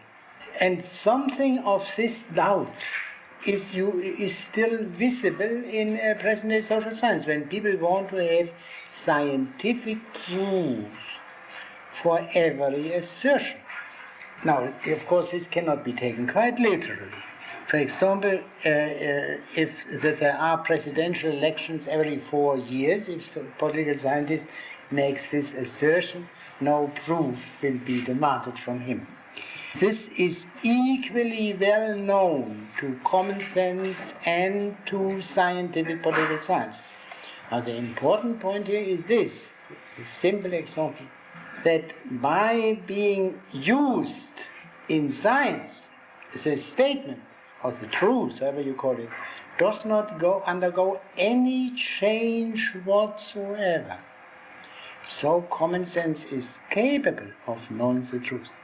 This example shows even that science depends on common sense knowledge. That dependence can be shown most simply and also universally by the following consideration. Political science deals with certain activities of human beings. As such, it presupposes that we have awareness of human beings as human beings. Or to say it simply, that we are able to tell human beings from other beings, from trees, dogs, stars, or what have you. Now, when a sociologist in a sociology department, or for that matter, political scientists and political science are sent out with questionnaires to ask people about how they think about this or that subject, very detailed statements, and in the ideal case, so that no the slightest possibility of a misunderstanding by the poor student is possible, very well. But one thing they are not told: how to tell a human being from a non-human being. How to know that they should ask this being here and not this. And how to distinguish that. Where did they? They learned this, of course, in their seminars. No! They didn't learn it in their seminars. They didn't learn it in the college, not in high school, and not in elementary school. Where did they learn it? How did they learn it? I don't know. Most of us would say I don't know. But we know that we know it. This little thing on which the whole enterprise absolutely depends is not scientifically known, and yet, as I said, the basis of the whole enterprise. Political science stands and falls by the truth of the pre-scientific awareness of political things. Here, the question arises, of course, how are we aware of that truth? How do we become aware of this fundamental distinction to which I referred between man and non-man? Do we in fact become aware of something? Or is this not rather a convention of sorts embodied in our language, and by learning language we become initiated into that convention? Now, this question of how do we know that, there is a name for this kind of question, which I'm sure you have heard. It's an epistemological question. A question regarding the theory of knowledge. And this is a very important and highly respected part of modern philosophy. There is, however, one difficulty. Every epistemology of whichever persuasion presupposes the truth of empirical statements. We will try to understand how it is possible that such a thing as perceiving things or perceiving people is possible. And there are all kinds of theories about it. Yet our perceiving things and people is more manifest and more reliable than any theory of knowledge, any explanation of how our perceiving things and people is possible. The truth of any theory of knowledge depends on its ability to give an adequate account of that perception presupposed to be true. It depends on its ability to give an adequate account of this fundamental reliance which we have. That's when I say, I see here a young man, and perhaps give a more detailed description. And there is no question about that we are all in this room 122. The fact that we know that is more evident, more manifest, more reliable than any explanation of it, because any explanation presupposes that we know we are now in room 122. I use the word reliance, which is the literal translation, and in this case the best translation, I think, of the Platonic expression for this strange state of things that we know without knowing necessarily how and why we know. When Plato describes in the famous discussion of the various forms of knowing in the sixth and seventh book of the Republic, and there is one stage which he calls, in one version, sense perception, which has here a wide meaning, like our knowing that we are here, for example. And he calls it in the parallel reliance. This, our sense, our knowledge of things and people has the character of such a fundamental reliance. One can state it as follows, what Plato implies. We are in the midst of things. We cannot begin with a clean slate, using only perfectly clear and distinct concepts. We cannot begin at the beginning, but we must try to ascend to the beginnings. In other words, in dealing with human things at any rate, we are in an entirely different situation than mathematicians are, who do begin, and they may begin, be at the beginning. We cannot do that. There is an interesting illustration of this state of things. Spinoza was perhaps the first philosopher who tried to present the whole philosophic doctrine in mathematical form, in a book called Ethics Demonstrated in a Geometric Manner, beginning with axioms, postulates, etc., as Euclid had done, and covering the whole, especially dealing with man. The book is after all called Ethics. And then there is suddenly an axiom somewhere, or postulate, which runs as follows. Homo cogitat, man thinks, man is a thinking being. He never defines man. Never defines man. In other words, he is and this is not a mere accident.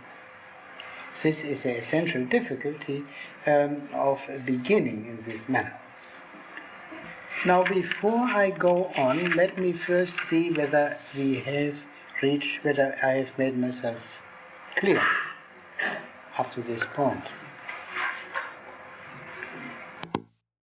The problem is that I don't think that value-free social science doesn't strike me as being conscious of fundamentally of having a theoretic function, whereas I think the political science, which begins in common sense, is more conscious of fundamentally having a theoretic function. I mean, I know that value-free social science has something that it calls theory. No, I'm not speaking about, but the theory, I think, is implied in the claim that it is a science in the same way in which physics, chemistry, biology are sciences. And therefore the general notion of science, which has developed in the modern centuries, is their theory of science, which has to be somewhat modified. Perhaps one should say rather as economics is a science, as biology also. And in this sense, common sense has of course no theory as such. Naturally not. That is a point. Therefore it is common sense. But common sense can lead to a theory. I will discuss this later on when I come to speak of Aristotle. But in itself, common sense has no theory. No, that's correct. But the problem that I'm trying to get at is that I think that theory the value-free social sciences theory is practically oriented, because when you hear a value-free social scientist talking theoretically or abstractly, they always take their bearings from practical. Yeah, well, this is not necessary. I mean, because a practical statement would have this character. If you want to have this and this thing, you must have. If you want to achieve this end, you must use these and these means. But you can turn this into a theoretical statement by calling the means the causes and the end the effect.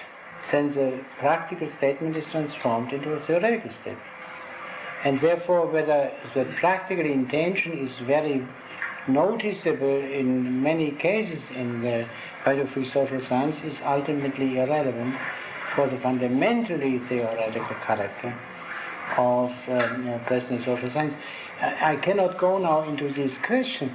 This is perhaps one of the deepest differences, that traditionally political science, as you know, was regarded as a practical science, not a theoretical science. And this change from a practical to a theoretical science, which took place roughly in the 17th century, is a thing which we have to consider later in this course. Yes? You mentioned that, for example, that knowledge, that the election for the president takes place every 4 years in the United States is ascertainable both through common sense and through scientific methods. Now I'm wondering whether, quote, common sense, unquote, knowledge doesn't really depend on empirical verification in the sense that we can look back and see that every 4 years an election has taken place. In other words, doesn't common sense, in this case, and perhaps in more cases than this, rest on empirically verifiable circumstances? For example, if a man were coming from another country with no knowledge of the history of the United States, he came to the United States this past year and he saw the way the presidency, how Johnson succeeded to Kennedy, his common sense wouldn't tell him that an election would occur every 4 years. So doesn't this common sense rest on empirically verifiable propositions? Sure. Yeah, but the question, that is perfectly true, although it is not sufficient, but as far as it goes, it's all right. But the question is this, that positivists, especially the strict ones, would say the empirically verifiable statements are the preserve of science. More, to go somewhat deeper, we all make constantly empirical statements. When I say we are now in room 122, so obviously an empirical statement. But there is a difference between empirical statements and empiristical statements. You know, between ordinary empirical statements, as men make them at all times, have always made them, and statements complying with certain canons demanded by an empiricistic theory of knowledge. This is as it would amount to ultimately. But if you take, the example which I gave, you are a human being. That is not a human being. It's obviously an empirical statement. But when and we wouldn't question its validity for one moment, but when you do it, when you raise a question, when you imply in a way you cannot be certain that is true unless you know how perception takes place and what gives it its validity, then the whole is changed. For example, it may very well lead to the view, did you ever hear of that, called solipsism? That strictly speaking, you can only say, I have a perception of these and these colors, sounds, etc., which are patterned, and this particular pattern I call a human being, and I have no right to say that this human being is by himself Have you never heard of it? This is one, and according to a very powerful school now, one cannot go, if one want to be strict, one cannot go beyond solipsism. This is an example of the radical change which the word empirical undergoes when it is taken over by certain kinds of epistemological theories. Surely, I mean, there is no question that common sense statements are empirical statements. Whether this is true of all common sense statements is another matter. Mr. Levy, you want to say something? Value for the social scientist would be one who did not express his opinion as to what he thought was good and bad about what he was analyzing or studying. He would have said, and to understand a commonwealth, you have to understand what the commonwealth stands for, what its purpose is. Yeah. We all agree with this, and I think we should. Why can't the value-free social sciences remain value-free and still say the American purpose is X, Y, Z, the Russian purpose is A, B, C, the British purpose is C, D, E, and I will study the politics of America, Russia, and... I do not deny that within a limited sphere you may do that. But I believe in the long run you cannot avoid the question. What's the relative merit of these various definitions of the purpose are? It seems because there are points, unless you are completely disinterested in the subject, well, then you shouldn't be a political scientist, I would say. But if you are interested in that, you are compelled to worry. Maybe you do not reach a result, but your worrying about it makes you nevertheless a better political scientist than if you did not worry about it. Simply say, well, let these fools have their prejudice, whichever they like, and I don't care about it. Your understanding even of what these people say can be deeper or shallower, obviously. And this means already to enter into the discussion, to become involved in the dialectics going on within each side as well as between the two sides. I have nothing against that, to start in the most modest manner. That is always wise to do, but I believe you will be dragged into that when you begin there. The lady, yes? If I understand what you said just now, it's a matter of determining what is the province of what political science should now study, and then it becomes conflict of views as to whether we can ascertain the knowledge of absolute values. And when you haven't demolished the foundation of science. But I didn't speak of absolute values, but take this question. But that's implicit in what you're saying. I don't know. You said that, you discussed Weber. You said that he could not help but make value judgments. Yes. And that his claim to not make value judgments is invalid. But the point of whether, in Weberian terms, whether something is true charisma or not true charisma, one, you can't make such a distinction because the way Weber defines legitimacy is the way the people perceive it. And so there is no charisma separate from I know that, but but the fact that Torquat Parsons mistranslated Weber, for which Weber is entirely in no way responsible, indicates the problem. What about the case? I mean, Weber says whether this charismatic leader is a charlatan, swindler, or genuinely convinced is wholly indifferent, provided the followers don't notice it. But still, I ask, must the social scientist not be critical regarding the opinions which followers have of their leader? In many cases, they may not have sufficient evidence to answer the question. And it's not possible. But must they not at least raise the question of whether the authority believed in is actually of that kind as in which it is believed. For example, I gave this simple example. Constitutional monarchy can be sham constitutional monarchy. Is this not and the same, can there not be a distinction between a genuine charismatic leader, what Hegel called a world historical hero who identifies himself with a great cause, and a clever swindler?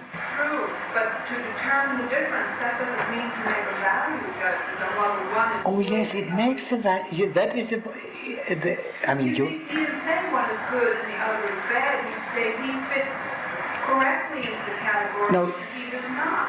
No, not quite. Because, as I stated before, perhaps in two general terms to be understood, is this. These so-called immanent value judgments, for example, a good general and a bad general, it can be objectively found out. Yeah?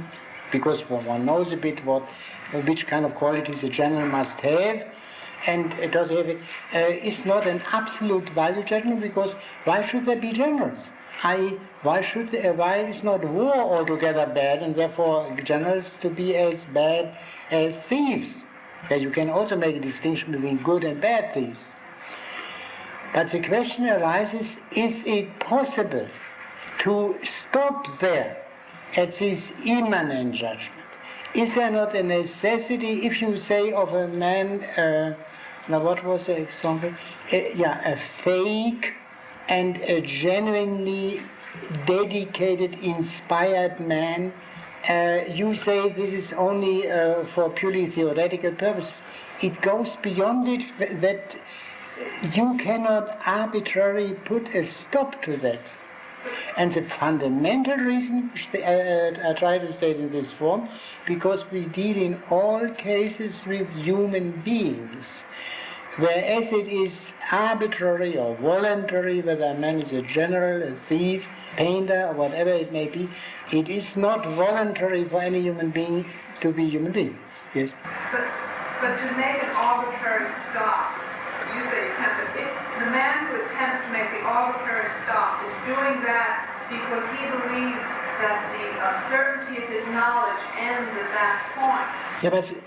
All right. So then the conflict resolves to whether we can have absolute value. But the question is, surely, I mean, if he believes that, he must stop. But his belief may be erroneous. So that's the disagreement. That is the issue. That is the issue. But this, I mean, that is, the word absolute values has so many connotations that I would, which are, in my opinion, wholly superfluous, and therefore I would not like to use it. But let us take this in this way. When I say he is first-rate general, with these qualities, I mean, very outstanding man, the greatest general around, whatever it may be. We can find out about these things a bit in a commonsensical manner, even if we know nothing about strategy, by a certain belief, sensible belief in authority. For example, knowing that Montgomery is admitted to be a very good general, as a British, we can find out whom did Montgomery regard as top generals. This can help us a bit. But I do not want to go into this question. The main point is that these in a limited, conditional judgments, like if general, he's good, mean more, turn out to be more than these if statements, because the qualities ascribed, at least some of them, are qualities which we call virtues, distinctions, excellences of human beings. And there we cannot simply say, if you like that, you may, but if you don't, because these excellences have this character that if we realize them, if we are open to them, we cannot but respect or admire them. There's so many. All right. I should have really someone, a kind of chairman. Julian. Well, I'm wondering whether this just applies in one direction. It seems to me that the argument so far would lead to the conclusion that the factual judgments that have been made by the social scientist in his effort to leave out values are things that must be taken into consideration in any judgment based on values. In other words, you can't ignore whether or not a particular man has the qualities that he's reputed to have, and making a judgment about him. It's not only whether or not these qualities are good or bad if you're making an evaluation, but also whether or not he has them, so that the factual part fits into is necessary for the judgments that we must make as human beings. But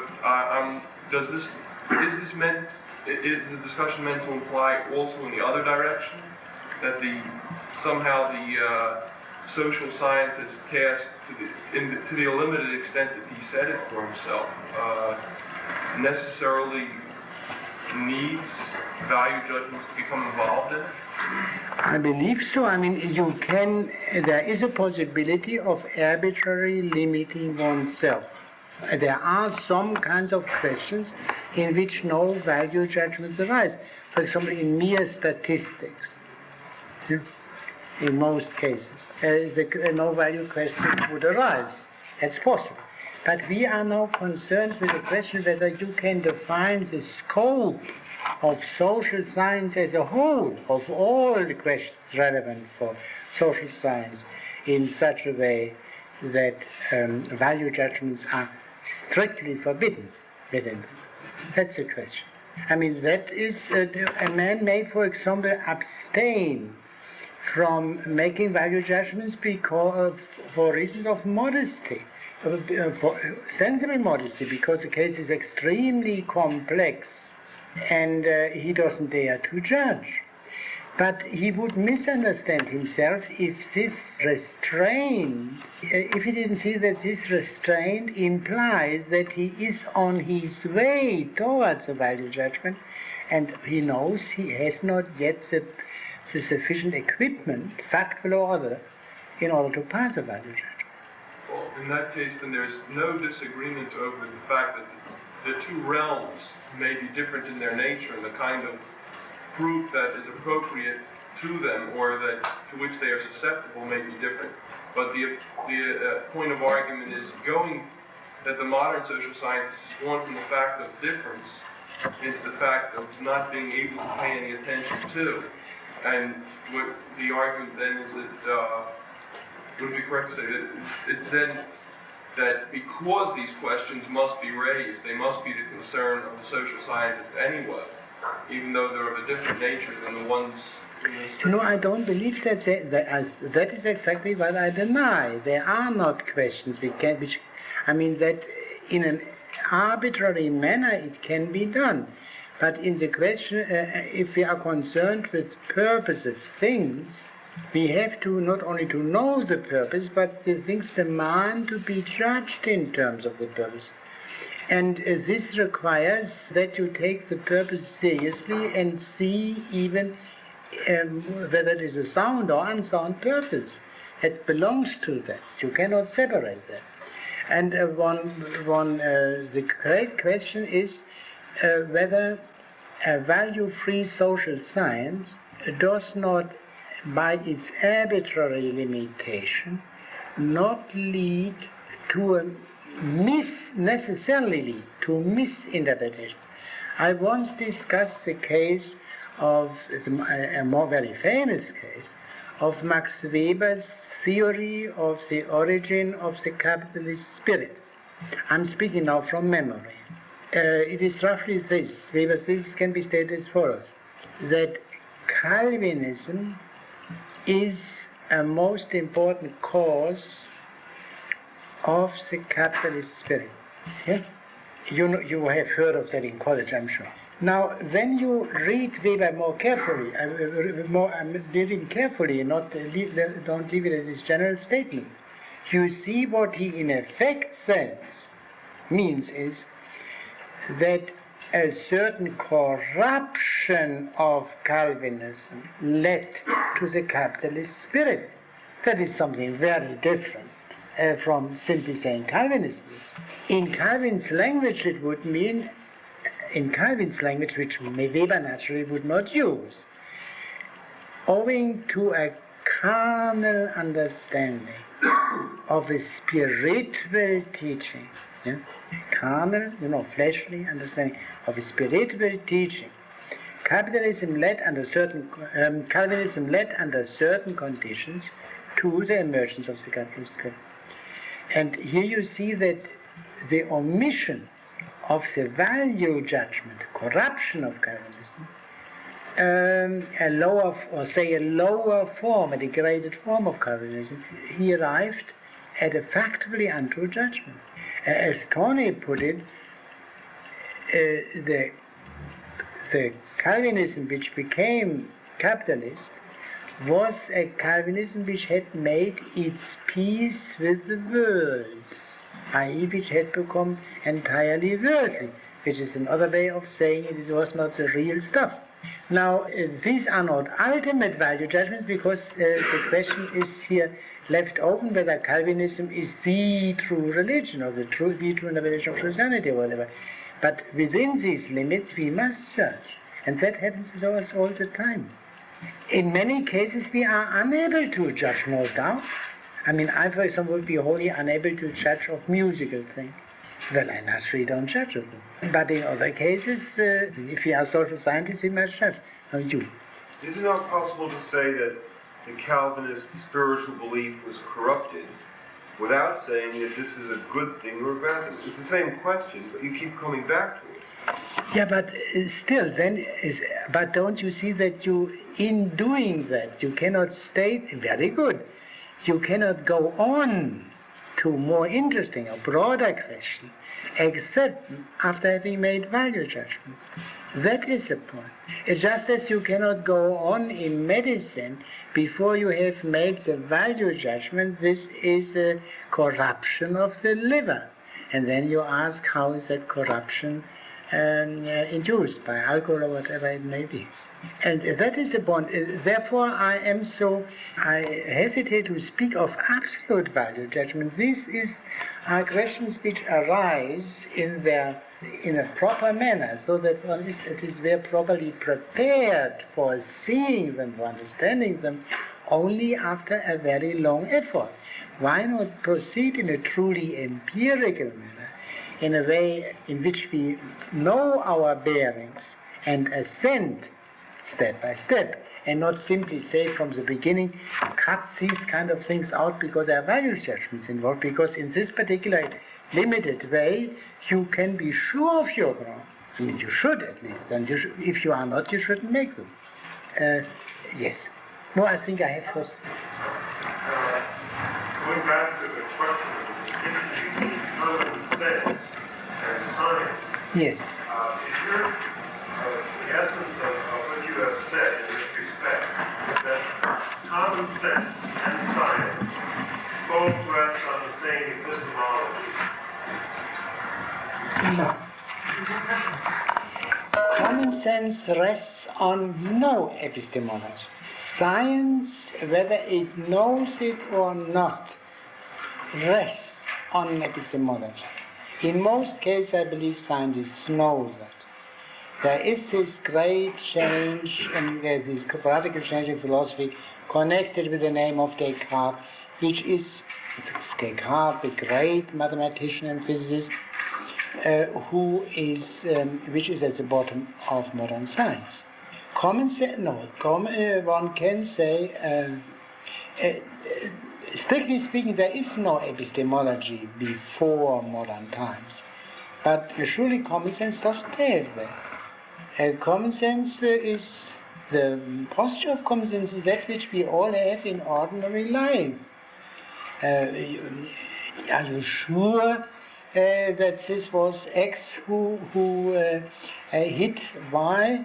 Of course I'm sure, I was there, I have seen him. Well, even in that case, errors are possible, as we all know, but still common sense also knows the ways in which these things can and must be checked.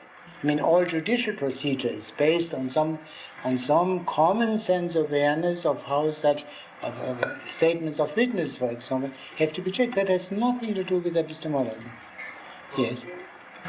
Isn't common sense based on empirically verifiable proposition? That is, Yeah, but what does empirical... proposition is one that can be verified empirically.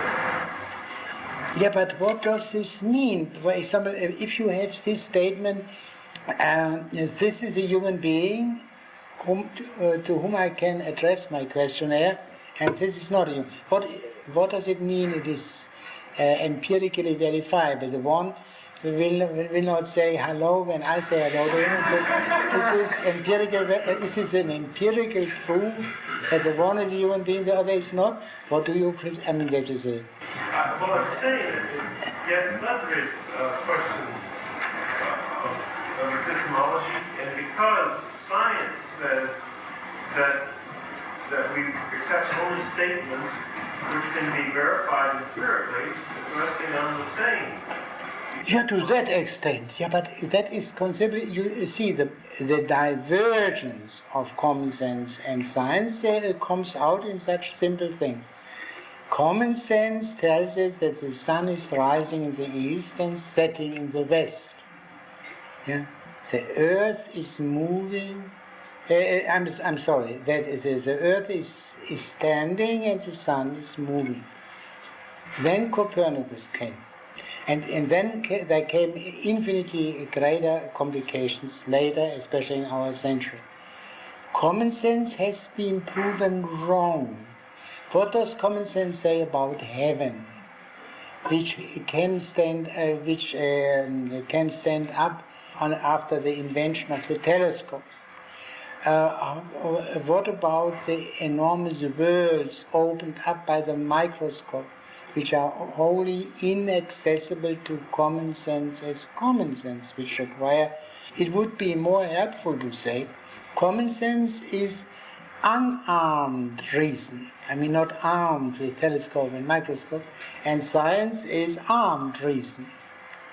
Now, if you state it in this way, the question arises, are there not spheres where unarmed reason is at least as good as armed? You know what I mean now by armed. It's not the best word, but you understand it.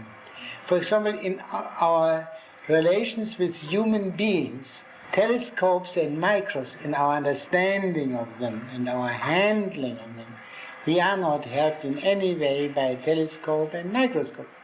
If you don't believe me, read Gulliver's Travels, where, when he was in Brobdingnag, where he looked at, in a way, through a microscope, through a microscope, saw the people in this enormous size, and other things of this kind.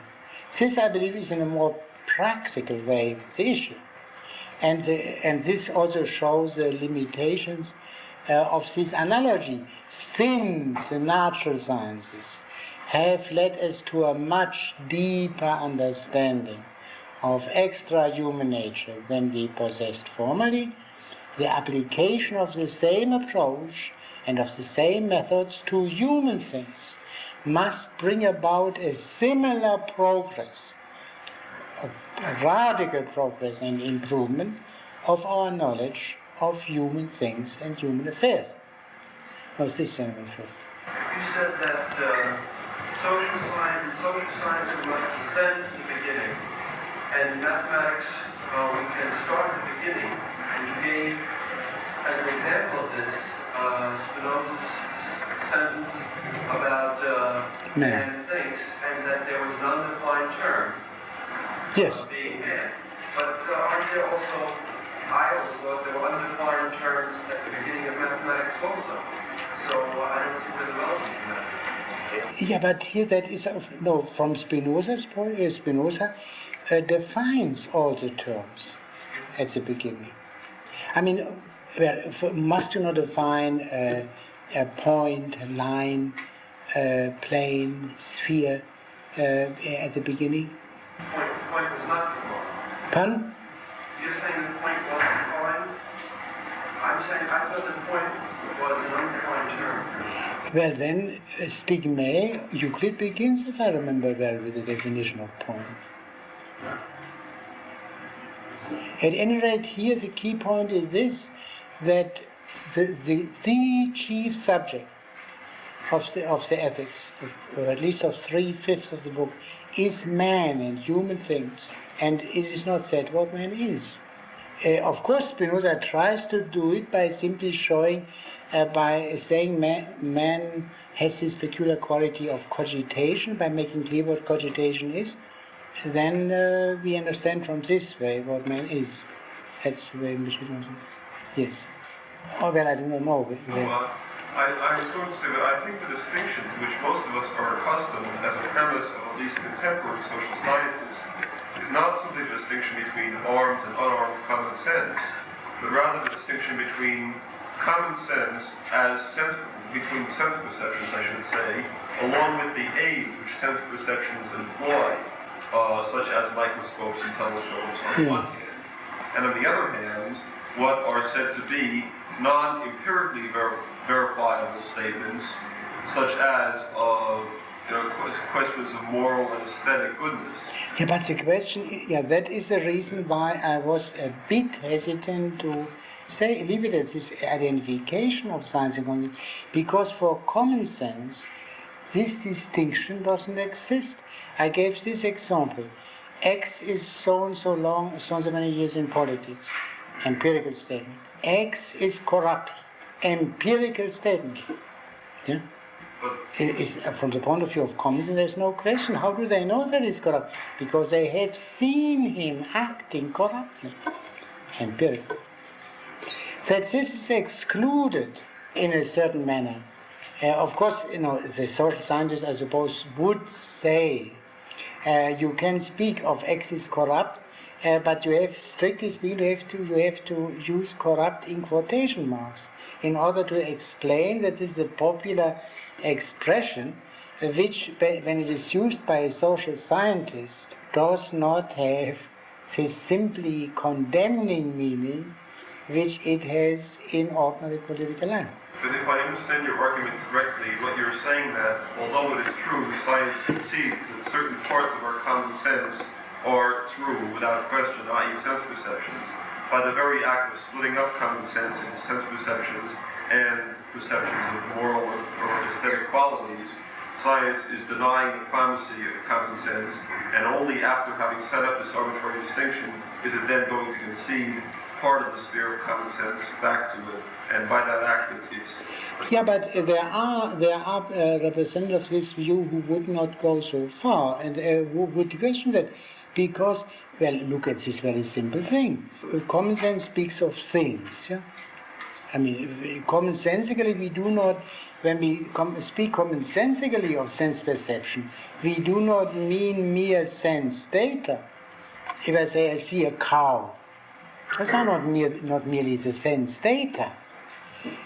Yeah? I mean, if I analyze exactly what is on my retina and so on, and what I know by any other senses, and put this together, that is not the same thing which I mean when I say I see the cow. And therefore, there is a difficulty already here in sense perception. Sense perception, as ordinarily understood, means the perception of things and people. But from this point of view, from this scientific point of view, the question is, what is really sensually perceived? Not merely sense data. And then the great question arises, how do we come from the sense data to the thing? I mean, that peculiar pattern which is constructed in some way or other out of the sense data. This question then arises. And then we see that has something to do with language. And then language is, of course, differs from culture to culture and from nation to nation. And then the question arises, should there not be a truly objective language which is free from all the vagaries of the empirical languages? extreme answer to that is, of course, to have mathematics as a true, universal and objective language. Now, this whole issue is involved in the question of common sense and science. Yes? Well, just wondering, couldn't a more sophisticated social scientist perhaps not stand so strongly on this point of being value-free, but still try to buttress this original argument that's based on this distinction of what's centrally perceivable and what is and trying to ultimately make everything empirically verifiable by saying something like, when we say we are looking at a human being, or when we say we're in room 122, for example, you're obviously saying something more than just I have an opinion that or I believe that. And when we say that a man is corrupt, the question arises whether we are merely stating an opinion or again stating something. Yeah, but here too, yeah, sure. Now, the more sophisticated scientist, not the person trying to hold this freeness, might say, well, just as we would say that saying that so-and-so is a human ultimately depends upon a certain convention that grows up in language, that language depends ultimately on our having received certain perceptions on being able to organize perceptions, let's say, or on certain other contingencies. Similarly, the fact that somebody's corrupt, the fact that somebody's good or bad, would also depend upon certain perceptions of the causing of pleasure and pain and things like that. And again, the best way to find out that so-and-so is corrupt, just as the best way to find out that so-and-so is human, is to hold surveys, for example, to see just what the concepts are in a certain society. That all right, what the concepts are, but this is the judgments are a different thing. For example, the concept of corruption prevalent in a society may very well lead to the conclusion of a sufficiently discerning man that A is corrupt. But the general opinion about that A may be that he is uncorrupt because they are not sufficiently discerning. It would be another difficulty. But apart from that, I think one would have to raise the question, one could not avoid it, is the conception of corruption, which is prevailing in a society, a sound or an unsound one? And I believe after all, we want to have not merely to find out what the society thinks and does, but also what kind of a society. And that has very much to do with how deep and thought through and sensible is its views on such matters as corruption are. Well, I'm sorry, I must now stop. We will continue this discussion next time, and I hope finish it. Okay.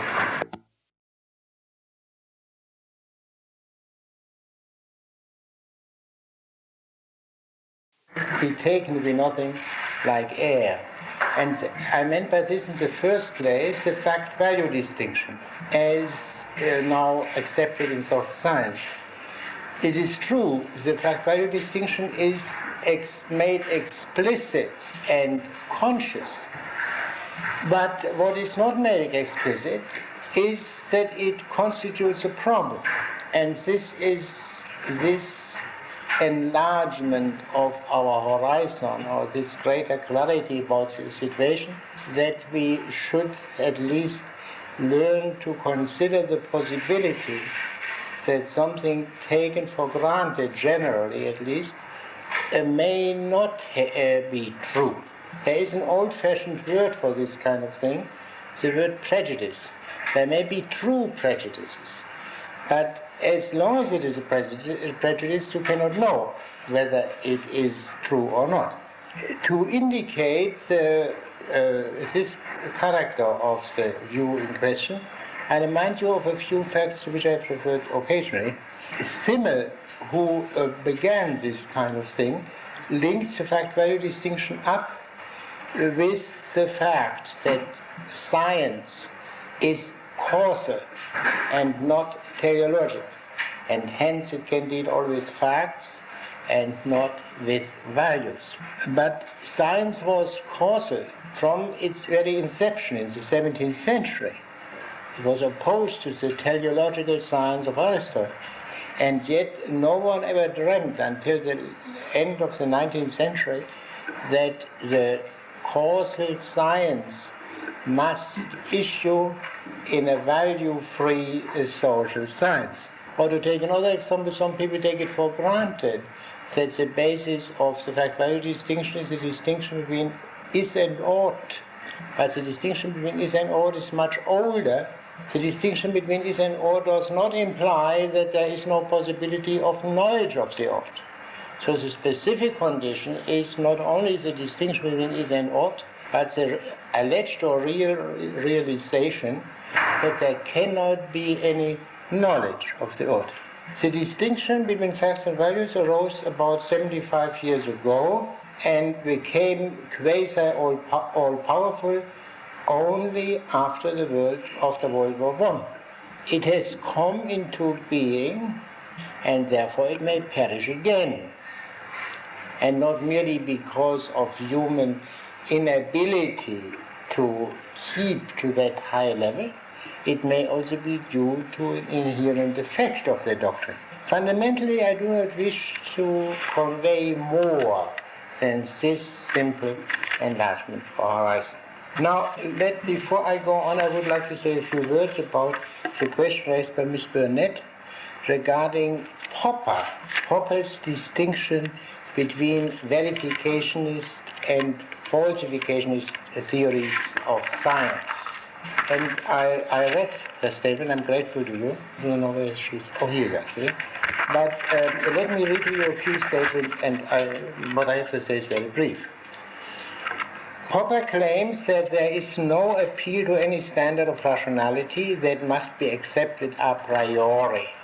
Since justificationists, the people who, the ordinary positivists, have at least one infallible element in their arsenal of criticism, or in other words, have a standard of rationality that is accepted a priori, they must succumb to the IRA, which is the infinite regress argument, and choose an arbitrary starting point. Popper claims he does not choose an arbitrary starting point, obviously.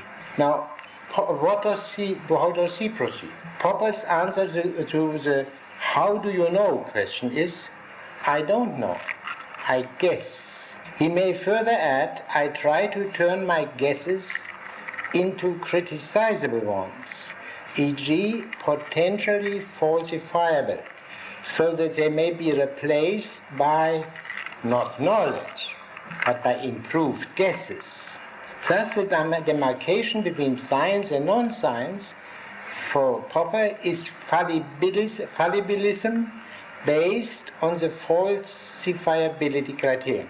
In other words, any statement which cannot be falsified by scientific methods simply falls without the province of science. But if it is falsifiable in principle, then it falls within the province of science. Of course, a skeptic can still ask, how do you know that you improve your guesses? By falsifying your first guess, you improve your guess. But the answer is easy. I guess. That's it. Now, whether that is a satisfactory account of knowledge in general and of science in particular is a long question into which we do not have to go here. I would say offhand only this. It is hard to abolish the distinction between knowing and guessing, without which we cannot possibly take our bearings. I guess Mr. X in his room, then I go into his room, and then I see he is in it, and do no longer guess, I know.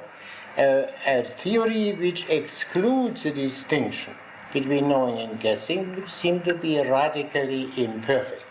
Now, when making this remark, I'll make one qualification. I have not looked up Popper, and you may have, or your teachers may have misinterpreted him. That I cannot exclude. I can only speak about what I have seen. But this is not our question. The whole issue is not relevant to what we are discussing. What we are concerned is this. Whatever Popper may say, he still means that, and in this respect there is no difference between him and the other positivists, including Kant, that science is limited to a certain kind of questions, while it cannot answer another kind of questions. This remains unchanged. And he does not commit this question-begging folly to say the questions which science cannot answer are meaningless questions. That would be extremely simple. Then science would have the monopoly of all meaningful questions, and that would be fine. That he does not do. And this is, by the way, the issue between him and the more common brand of positivists. The questions traditionally answered by theology and metaphysics, the questions of why in Kant's formulation, and the questions of value remain and are outside of the domain of science. Science cannot even assert that science is good, because it would be a value judgment. Now, these facts, that questions of the utmost importance, the most important questions, remain wholly outside of the realm of science, leads and has led to what has been called the flight from scientific reasons toward theology or metaphysics. We shall see later that there is, or there is thought to be, an alternative towards which one can escape from scientific reason, or must escape, and different than theology and metaphysics. But before I take up this question, I would like to complete my discussion of the value judgment, of this fact-value distinction question. I will proceed in the following manner. I will discuss briefly some criticisms of the arguments which I have advanced in the few last lectures. The most detailed criticism and serious criticism I found in a book by Arnold Brecht, Political Theory, The Foundations of 20th Century Political Thought, Princeton, 1959. As this is a very solid and respectable book, it does not keep its promise to deal with the foundation of 20th century political thought. That you would think of things like liberal democracy, communism and fascism, and as other things of the same nature. It is strictly methodological. So what he means by political thought is a thought you find in political science departments, not in the political arena. But this error is easily corrected. If you look at the table of contents, you see immediately that this is a strictly academic and not a political book, a book dealing with political matters as such. Now, he says the following, I read to you a few points. He calls a position which I described scientific value relativism, putting the three words in capitals, in order to make quite clear that this is an entity by itself. And he says the following thing.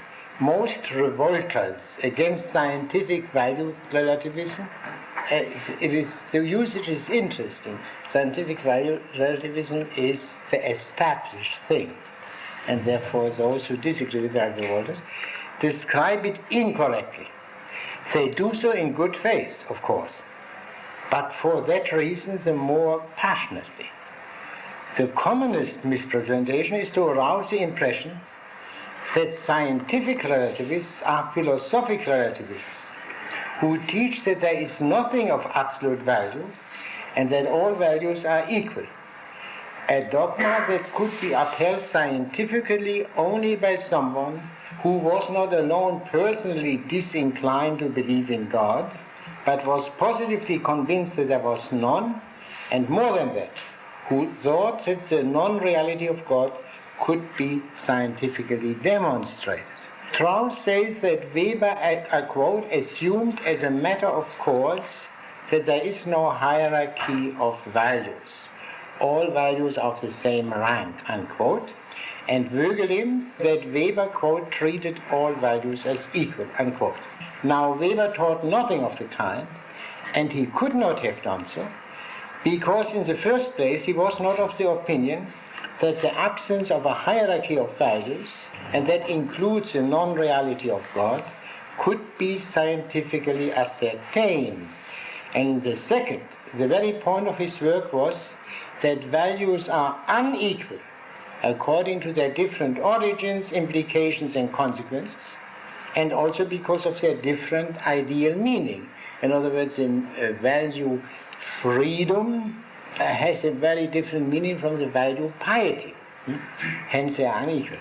He did not treat values as equal, but merely their validity as equally undemonstrable, beyond the demonstrable consequences. I.e., if you choose value A, you are bound to choose something else. He did not even treat all values this way, but only ultimate values. For he recognized, of course, that each value can be judged scientifically as to its consistency with and its usefulness for the attainment of some allegedly ulterior value. Now, I can only say this. The key point of which Brecht makes is it is wrong to say the positivists regard values as equal. They regard them only as equally undemonstrable. This distinction would make sense only if social science had any other criteria than demonstrability and indemonstrability. For instance, all revealed religions regard each other as equally indemonstrable, but not therefore as equal, because they possess relevant criteria other than demonstrability and indemonstrability for preferring one's own position to that of the other revealed religions. There is no other possibility, there is no criterion whatever for regarding one value as preferable to another or as higher than the other. In the moment you say that the value, guiding a biblical prophet or guiding Socrates is higher than that of any member of the Cosa Nostra, then you have committed value judgment very clearly. I think Brecht only tries to evade the issue by not facing that. On the contrary, I believe that the belief in the equality of our values is, as I stated on a former occasion, is the reason, the hidden reason, why so many of the social science positivists are Democrats of a certain kind. If all values are equal, then each value should, or each man's value, should have the same right to be considered in the formation of government policy as that of somebody else. Strauss likewise sees inconsistency in the fact that relativists cannot help using value judgments themselves. If they were consistent, he says, relativists in describing concentration camps would not be permitted to speak of cruelty, because this includes a value judgment. They could merely describe the acts actually committed in a factual manner. In other words, she describes the various acts of torture without, in the way in which you would describe some chemical reaction or so. Nor would historians be permitted to speak of morality, religion, art, or civilization when interpreting the thoughts of peoples or tribes that are unaware of such notions or use them differently, or of prostitutes or of epigones. Vitally, he enumerates many value-impregnated expressions Weber used in his own historical papers, such as grand figures, laxity, absolutely unartistic, ingenious, crude and abstruse notions, and impressive achievement. These illustrations only go to show that Weber's own interpretation of his methodology was very different from Strauss's. No scientific relativist would condemn words like cruelty, civilization, prostitution, or for that matter crime or slums, wherever they are used within a clear frame of reference as descriptive in accordance with known standards. And now he underlines, as long as these standards are not themselves at issue, i.e. if everyone concerned takes it for granted that crime must be fought, then we use the word crime and there is no difficulty. Whenever the latter is the case, whenever the standards are at issue, then indeed, according to scientific value relativism, it is scientifically not correct to continue using one's own standards as though their absolute validity had been proven. Then the scientist must first analyze the meaning and implication of the different standards within the possibility of science, possibilities that, as we have seen, are by no means so limited as to exclude scientific contributions. It means science is capable to show that certain values are not realizable in the circumstances, etc. I would reply to this as follows. On the very basis of relativism, the standards are necessarily at issue. Necessarily whether they are at issue between two particular social scientists who happen to agree as to the badness of slums or corruption is wholly uninteresting. That is merely a subjective fact. So, from the point of view of social science, the standards are necessarily at issue, since all value judgments are rationally questionable. So the strict social scientist ought to use value-impregnated expressions, such as corruption, cruelty, only in quotation marks, meaning what the vulgar call cruelty, but which we would have to call X, Y, Z or so, if at all. Those expressions imply that the things in question are bad. When you speak of prostitution, you mean something bad, and then you have to coin a new word.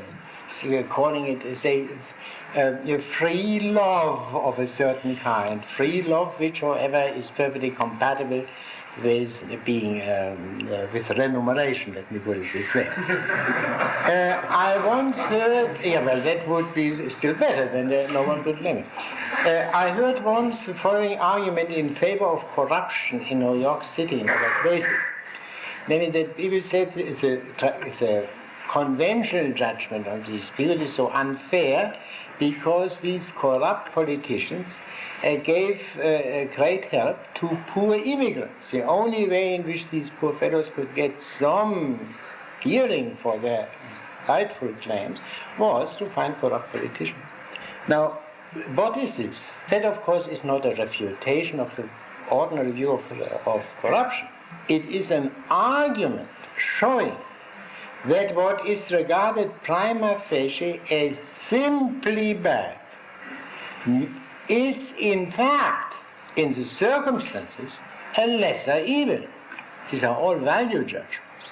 No one, if he speaks of any of these things, will say that these things condemned as such are under all circumstances bad.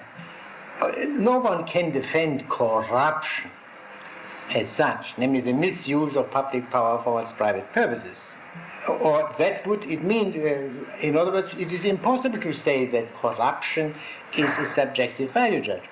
I will come back to a similar issue later. Let me see a few more remarks, because he, in an appendix, he comes back to this question. In the first section, when he discussed micrism, he spoke of misrepresentations in the heading, and making it clear that it's not deliberate, but still, now he calls it misunderstandings. Strauss assumed his objections in another paper. The relativist hold, he asserts, that civilization is not intrinsically superior to cannibalism. Hence, speech for the cause of civilization will be to the relativist not rational discourse, but mere propaganda. A propaganda confronted by the equally legitimate and perhaps more effective propaganda in favor of cannibalism. Relativists teach, he further contends, that the absolute truth of value systems such as Plato's has been refuted unqualifiedly, with finality, absolutely. And he contrasts the apparent humility of relativists with a hidden arrogance, considering all people provincial and narrow, except themselves. What I meant was that they regard all these people, like Plato and so on, as provincial and narrow because they were the slaves of value systems accepted by their society, whereas they are completely free from such biases. This squarely put challenge, Brecht continues, is particularly helpful if it is neither ignored nor ridiculed, which he thinks would be as a natural reaction of any sensible man, but met in equally forthright language. And it can be met. For each of Strauss's statements is in conflict with the facts, insofar as scientific value relativism is concerned. First of all, where and when has a scientific relativist ever asserted as a fact that civilization is not superior to cannibalism? Such apodictic negative statements would be quite contrary to the principles of a scientific method. I can only say if the scientific relativists did not assert it, then they simply keep silent about what they mean. But I do not even have to go so far. Look at the use of the terms culture and civilization in present-day anthropology. Whether there are cultures which are cannibalistic, and are they treated as in any way inferior by the social scientist to non-cannibalistic cultures? Of course not. Now let me go on. The only question that could be raised by some pedantic relativist, or for the matter of methodological argument, is what is the scientific evidence for the superiority of non-cannibalistic civilization? Now I would say this, in a matter of such importance, one cannot be pedantic enough. How about civilizations that abhor the eating of cattle or hogs? Well, to which I would say, here Brecht seems to say that the question of the eating of cattle and hogs has the same status as the question of the eating of human beings, which I think is a grave thing. But here too, Dr. Strauss would have no valid point. Scientific value relativism, although not satisfied with easy references to intuition, that's a dig.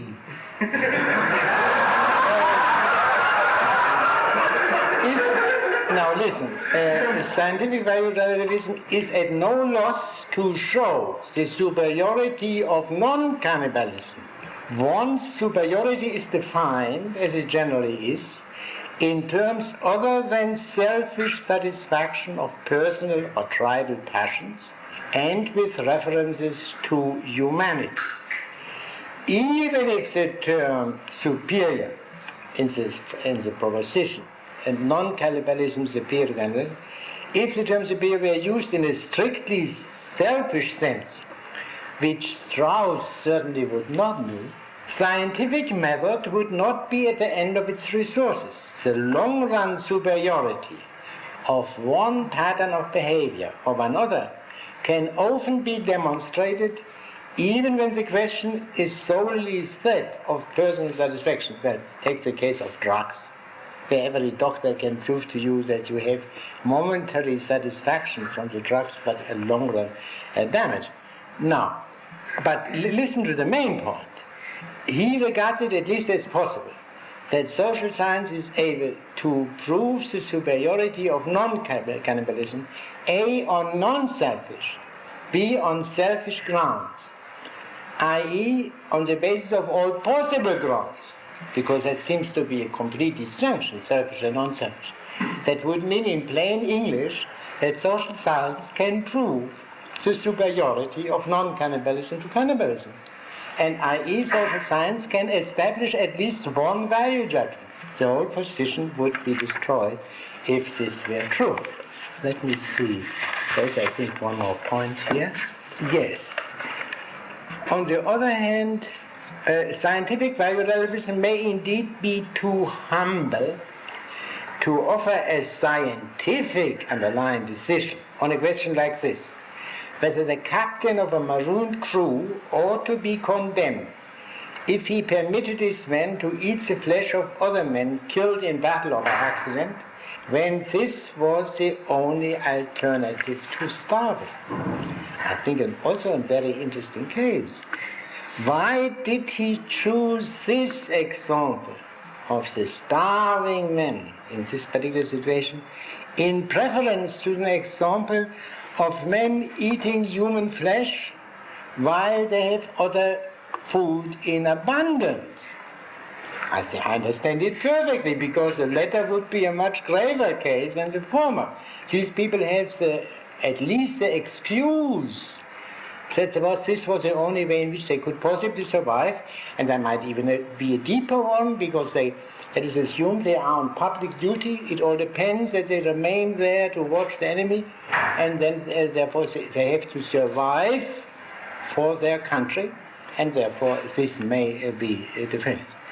In other words, can social science legitimate the condemnation of what we may call frivolous cannibalism, a cannibalism not demanded practically by civilization?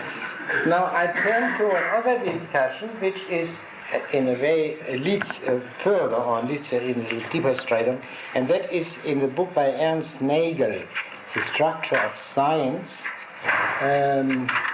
1961, page 491 following. After having quoted a passage from my study on natural right and history, he continues: "We shall not attempt a detailed assessment of this complex argument, for a discussion of the numerous issues it raises will take us far afield.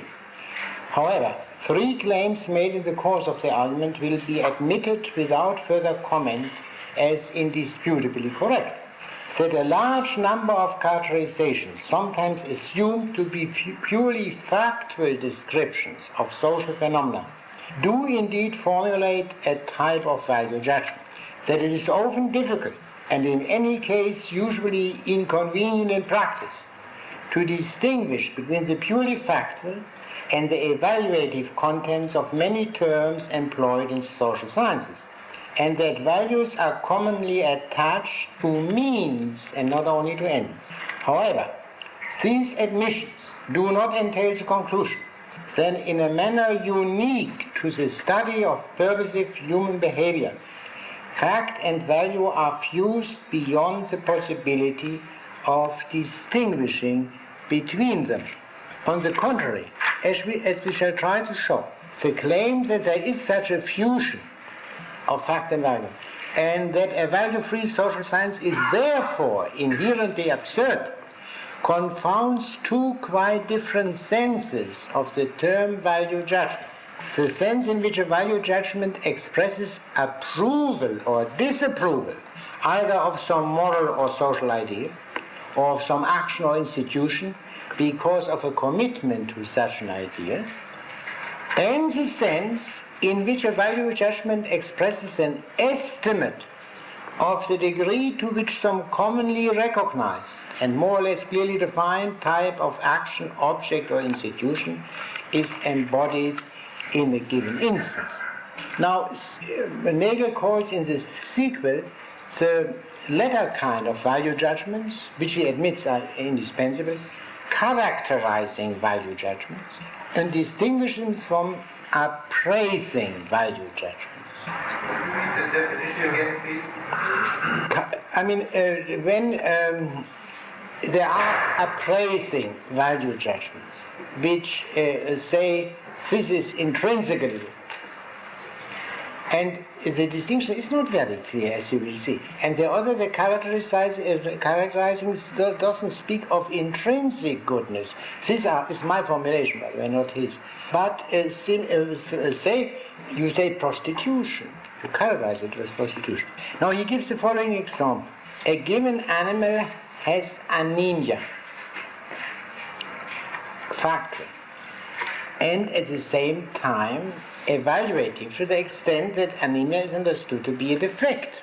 But according to Nagel, this characterizing value judgment does not mean that anemia is an undesirable condition. This would be an appraising value judgment. But the question I raise is this: does he not admit that anemia is a defect? And this is, I think, the crucial point. Now let me take another example.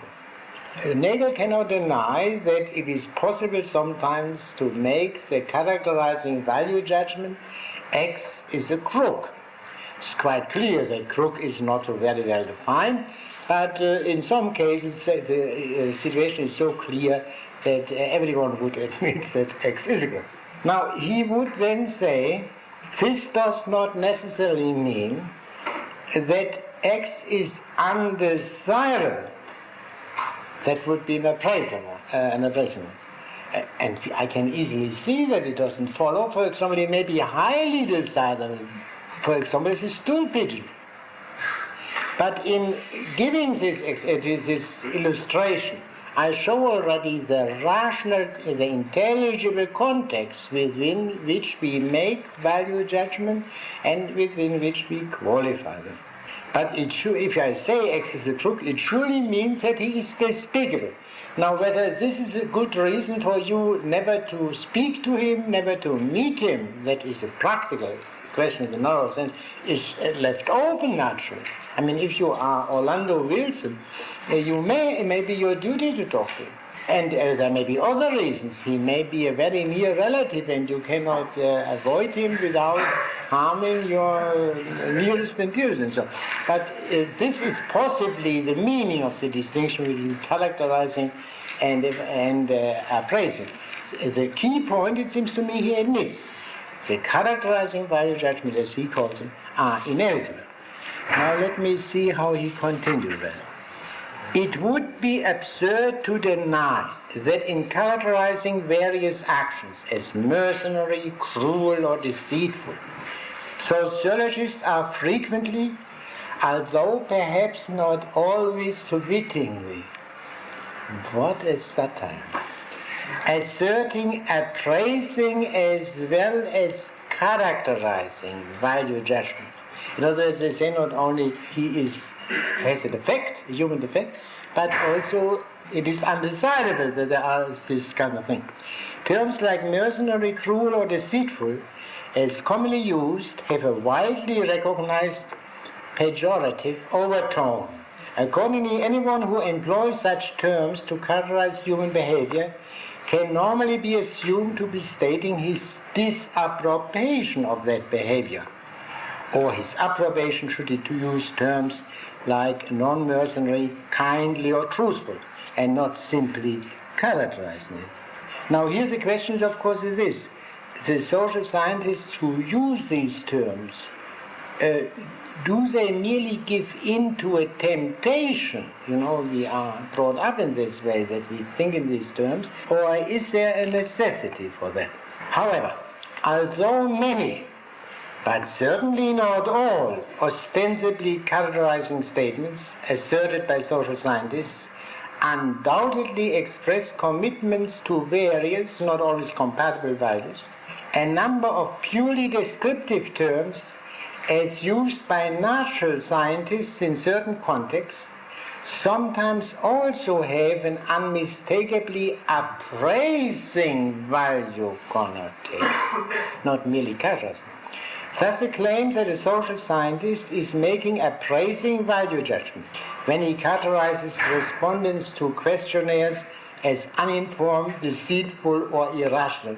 This was an entirely fictitious example which I used because I've never heard that the pollsters ever do that.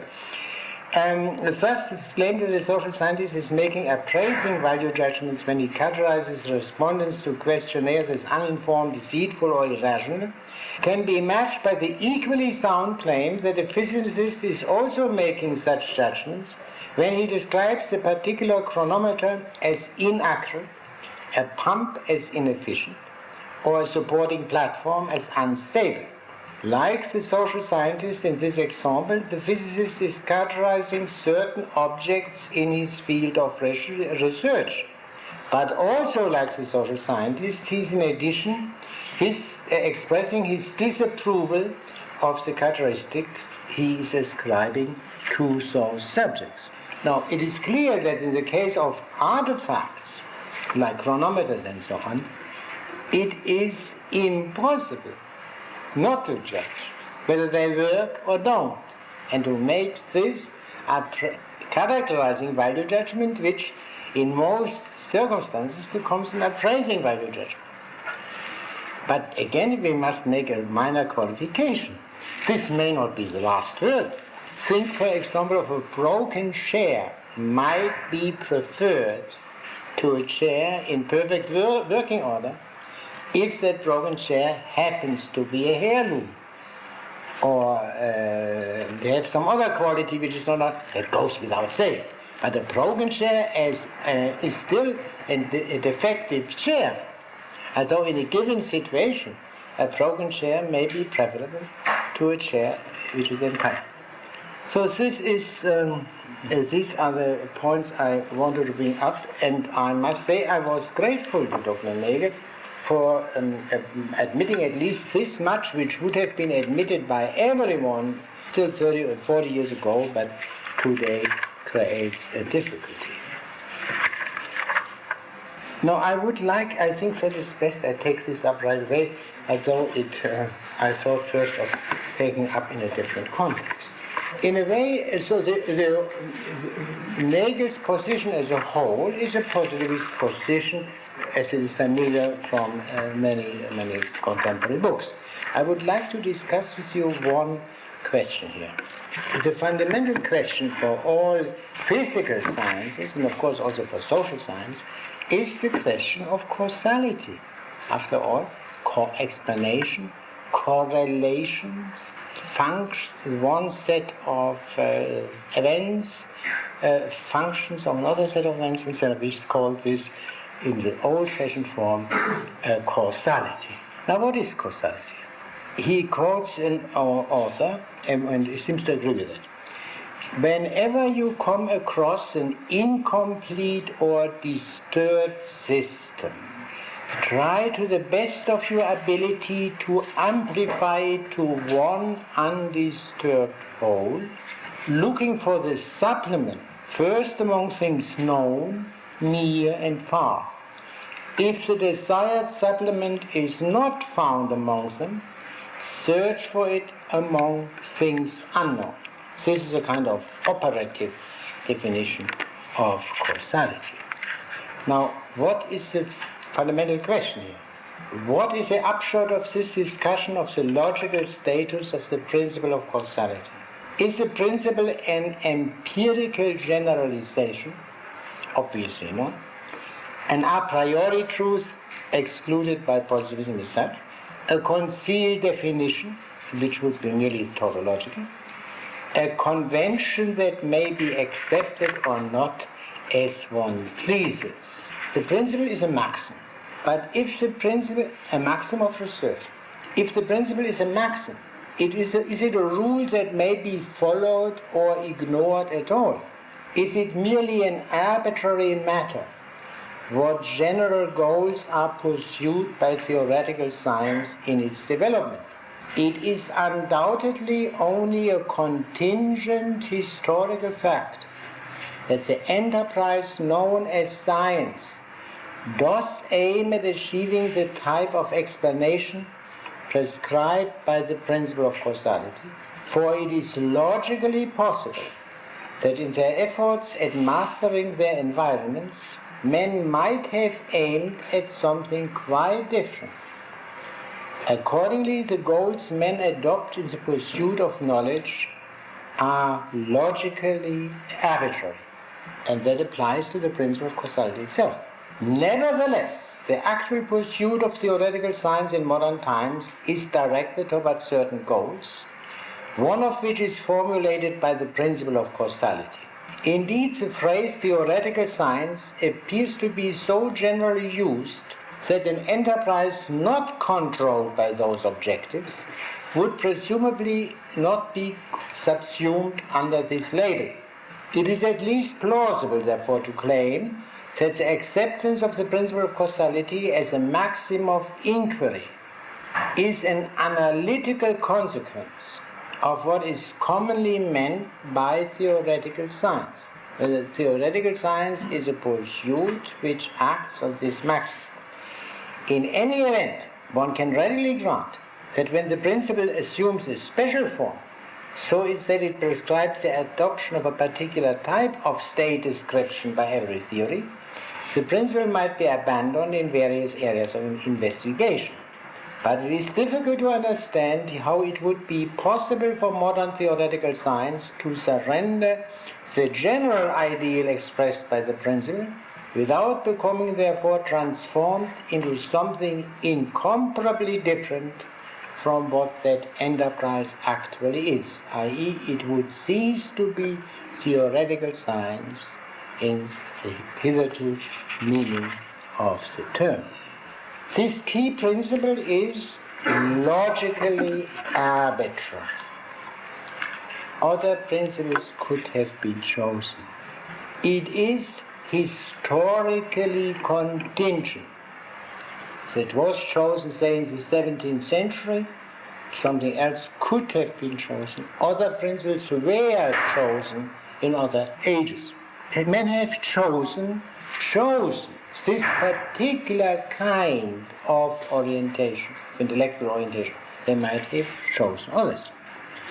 And this choice is not susceptible of any legitimation. Because if you say, but this is the only way in which we could make this tremendous progress in medicine, etc., and then the answer is, of course, open. Well, and what about the thermonuclear bomb and other things which are also consequences? If, more generally stated, if modern science supplies very great benefits to the human race, as no one denies, it also endangers the human race. So on this basis, the question cannot be settled. There is no possibility to say that the abandonment of this kind of science would be a relapse into barbarism, as everyone would have said in the 19th century and the early 20th century. Logic deals with this particular kind of science. But this is only a particular kind of science. There are n others. Therefore, logic would have to be integrated into a larger whole, which deals with all these fundamentally different forms in which men can take their bearings. And what is that most comprehensive study, which deals with all possible forms of orientation? And there is a ordinary name for that. Well, Philosophy? no, it's misleading, it's too general. Intellectual history. Intellectual history would be that broader consideration of which logic, as a study of present-day scientific thought, would find a part. Now, in more general terms, positivism, the view that science, modern science, is the only genuine form of knowledge, leads eventually into historicism. And that's the subject to which I will turn now. And historicism is to that extent the deeper position, the philosophically more serious position, because it is aware, it takes seriously an implication which positivism does not. Positivism, one could say, still carries on the old notion of science going back to Plato and other people, that science is the actualization of a high perfection of man as a rational animal, knowledge of three truths. And yet it can no longer maintain this Platonic assertion, as we saw from the quotations from Popper, for instance. When he speaks, is only a kind of guessing, of a relatively controllable form of guessing, as distinct from uncontrollable guessings, and no longer any reference to knowledge and truth. In a different way, in Hegel, the fundamental and characteristic principle of modern science is a certain understanding of causality, which is logically arbitrary. And the justification which could be given, would have been given for it in, perhaps still given to it today by some more or less backward people, the enormous progress of natural science made possible by this interpretation of causality becomes doubtful when progress itself becomes doubtful. And it must become doubtful if the value judgments cease to have intrinsic validity. Mr. Glenn? I can understand how there could be different kinds of science, but Nagel doesn't say that, I don't believe. He said, I think, that in their efforts at mastering their environments, men could have chosen other methods, other kinds of science. I don't see how that could be. He says it is logically arbitrary. Yeah. I mean, logically arbitrary means there are logically alternatives which were not chosen. But furthermore, it is historically contingent. That refers us back to the decisive moment in the 17th century when this kind of science emerged. But there were some kinds of science before. There was Greek science, there was Babylonian science, there was perhaps even a kind of sorcery and alchemy and all this kind of thing based on an entirely different notion, which don't work in the way in which modern science works, but perhaps they work in another way as a form of satisfaction of human needs that would need a long study. A little bit I know of Greek science, for example. I don't believe we would characterize Greek science as trying to control the environment, but rather as trying to understand. Yeah, but if this would not, then it would be very simple. Modern science differs from all other sciences by the fact that it tries to control the environment. Then there would be something. Then there would be nothing quite so arbitrary about it. But he does not link up directly causality with control of the environment. I suppose one reason being because he doesn't believe that is the primary function of modern science to control the environment. Point of information, would most present-day writers on scientific methods and so on, would they agree with Nagel that the principle of causality is logically arbitrary? Yeah, but well, usually they don't even go so. I mean, usually they are not as honest or don't go so far in the discussion as Nagel does. Reichenbach, for example, I remember he is one of the more common sort of positivists. I read his discussion of positivism, of causality some years ago. This did not even go so far. It's simply, it works, and we assume it will work in the future. And that's all. He faces this stuff. Now, I could also state what I was trying to convey by this quotation as follows. I referred last time to the ultimate dependence of science on common sense. But this might be sufficient as an argument against positivism, but it is of no help to political philosophy, with which we are here concerned, for the following reason. For political philosophy, according to its primary meaning, it is a quest for the just or the good political order. But common sense is historically variable. And so political philosophy remains exposed to this much more serious difficulty, that it is built on historically changeable ground and therefore can never be able to answer the question of the just or the good political order. One can state this also as follows. In order to be true, a proposition must be meaningful. Abracadabra is mabracadabra cannot possibly be true because it is not a meaningful proposition. But what is and what is not meaningful depends on the specific historical situation, time, culture, nation, class. Hence, there cannot be owing to this dependence of truth or meaningfulness, there cannot be universally valid truth. If science depends on common sense, and common sense is essentially historical, scientific truth cannot be universally valid, which is tacitly admitted by Nagel, insofar as all scientific truths are based on the use of the principle of causality as a logically arbitrary and historically contingent principle. To this one can easily object and say, look at the factual universality of mathematics and natural science in the modern world. These mathematics and science may be of Western origin, but they are obviously accessible to all men who are sufficiently gifted wherever they are.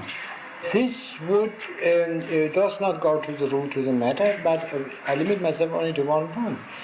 Do we have the same universality in the humanities and in the more interesting parts of the social sciences? No, there is no necessary conclusion from the natural sciences to the sciences of men, for the very simple reason that there may be an essential difference between the human and the subhuman. And the natural sciences, this immensely successful enterprise, deals with the subhuman. And perhaps something radically different appears when we come up to men. Now, I would like now to, after having repeated this statement that positivism, for reasons which I have not sufficiently explained, but which have to do with the fact that the original understanding of science has been abandoned, namely that science is a perfection of human nature, and this was, so to say, the rock on which science was built. When this was abandoned, or in connection with the abandonment of the view that there are such things of perfections of natures, then it eventually made it questionable what is the basis of science? Why is science good? Now, some answers were given in modern times by people who rejected the teleological conception of nature. For example, Bacon and Hobbes. Science is for the sake of power, for the sake of human well-being, also Bacon's view.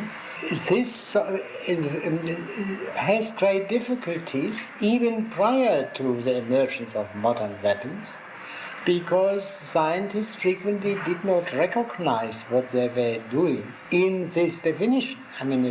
Scientists and mathematicians passionately concerned with this amazing riddles of theory of numbers, for example, are concerned with these fantastic with a fantastic order or disorder of prime numbers, let me say. There is no essential relation what they are doing to the benefit of the human race. That science for the sake of science. This view is still present in many mathematicians and also physicists. But of course, the mathematicians and physicists may go on in both, they are not professionally obliged, as it were, to give an account of why they do what they do, beyond the fact that it is generally regarded as a respectable thing. But the fundamental question of science, why science, has become a question. And this questioning leads, under modern conditions, to historicism. I will now try to explain it. Now, let me first use a definition, because, as is always the case, these positivism and historicism shade into each other, and the pure cases of positivism and historicism are extremely rare. Only this much, that they both at present rule the Western world in the way in which Marxism rules the communist world. Only because of the fundamental divergence between the two, there is, of course, a considerable freedom of argument which cannot exist if you have a single monolithic doctrine monolithically interpreted by the government. Now, the positivism, we may say, asserts that all values are subjective, while scientific truth is objective. Historicism says, in the clear case, the distinction between facts and values is not tenable. The categories of theoretical understanding are inseparable from the principles of evaluation. At any rate, not only values, but science too are in a radical sense subjective. All human thought and action rests ultimately on premises which differ from age to age or from culture to culture, and none of which can be said to be superior to any other. If this is so, and I remind you of what I said in connection with Nagel's argument regarding causality, the consequence is that we have to turn from, for the fundamental considerations, from scientific considerations, including those of scientific, political or social science, to those of fundamental history. History deals with the fundamental questions. Of course, intellectual history. Now, in order to understand the problem of historicism, one must first get this clear in one's mind, that this is a very novel phenomenon. And there is, in the ordinary presentation, you find remarks about Plato's philosophy of history. Some exist apart. That doesn't exist. You couldn't translate this into Greek, except into modern Greek, but not in. There are some people who say that, but the great document of the Greeks did not have that. But the origin has to be found in the Bible, in the Old Testament. But the trouble is that there is no Old Testament word for history. There is none. The Hebrew word for history is historia, of which you see that it is a Greek or the Latin word which has been taken over in modern times. It doesn't exist. But much more so, let us consider briefly the status of what we call history in classical times. The word history, historia, exists in the wide meaning first of inquiry. Therefore, natural history, the old sense of the term, which the oldest ones among you may have come across in their childhood. Natural history describe the description of some animals, lions and tigers, and also animals near a home. That was called natural history, the description of animals, of plants, etc. History means inquiry, and of course also the results of inquiry. But apparently it took early this peculiar meaning, inquiry with other human beings. Now it's obvious that you inquire about a hedgehog, you don't need necessarily other human beings, you look for yourself. But there are other things where you cannot find out what was, except by inquiring with other human beings. living or dead. Dead, you look at their papers. And these eyewitnesses you would like to have. Now, and then it came to mean the inquiry into the deeds and sufferings of political societies and their members, and also the presentation of the results of such inquiries. I see Herodotus' book could be called a history, as being an account of the results of what he has found out. In modern times, to make this clear from the beginning, when people speak of philosophy of history, they very frequently mean, in contradistinction, say, to philosophy of nature. There is a reality deals with kinds of beings, and therefore never with things with proper names. Aristotle says, therefore, that poetry is more philosophic than history. Because a poet, say, when he presents to us Achilles, lets us see in Achilles man. The historian is not supposed to do it. He's supposed to tell us Achilles, this individual with his particular deeds and sufferings. Poetry is therefore more philosophic. That is Aristotle's then. Is a most striking example of this you find in Thomas Aquinas' Summa in the first question in the second article, where he discussed the question whether theology, what he calls sacred doctrine, is a science. And the objection is science doesn't deal with individuals, singularia. But theology does deal with individuals, for example, with the deeds of Abraham, Isaac, and Jacob. Beings indicated by proper names. Hence, theology is not a science. Thomas replies as follows. The individuals are not the principal subject in theology, but only as used as models of life, as we do that also in moral sciences. Aristotle also would, in the ethics, occasionally give some examples of men, but the question of Aristotle is justice, magnanimity.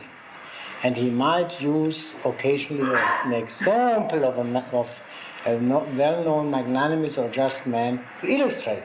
But his theme is the universal. The political philosophy, when it emerged, dealt with justice, with a just order which is possible. And it did not hesitate to use history as a storehouse of examples, naturally. But it was not in no way a historical discipline. The just order was called, or could be called, what is by nature right.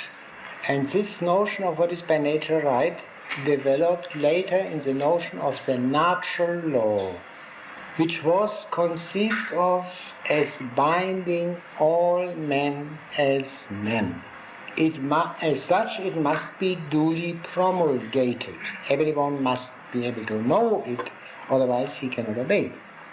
Now, whether or not, whether the natural law is or is not always duly promulgated, depends on how one man was at the beginning.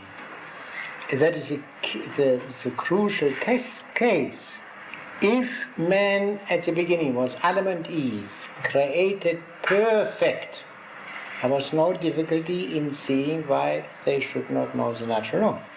But if man at the beginning was imperfect, the examples used in the 17th century would be the North American Indians or so, there is no reason to suppose that they would have been capable to understand such a law. And this was the generally accepted, this was a view accepted by the progressive thinkers, in quotation marks, of the 17th, 18th century, the men who formed the modern tradition. Man has an imperfect beginning, a beginning in which he cannot know the natural law, in which he cannot know what is by nature right. There is a development of man from a state in which he was incapable of understanding the natural law towards a state in which he is now. The whole work of Vico, for example, is based on this point. Rousseau's discourse on the origin of inequality is also a very important document, called by him a history of man, the history of man. I mean, not little anecdotes or more or less exciting, but the fundamental fact of man is essentially a developing being, or as Rousseau called it, perfectibilities of his essence.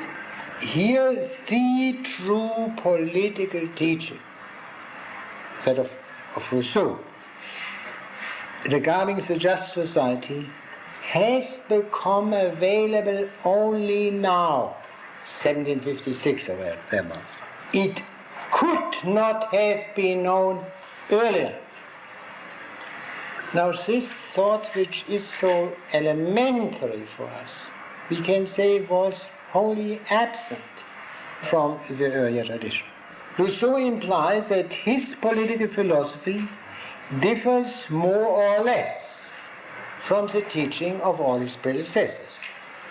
Excuse me if I emphasize these trivial things, but a very great problem is implied in that.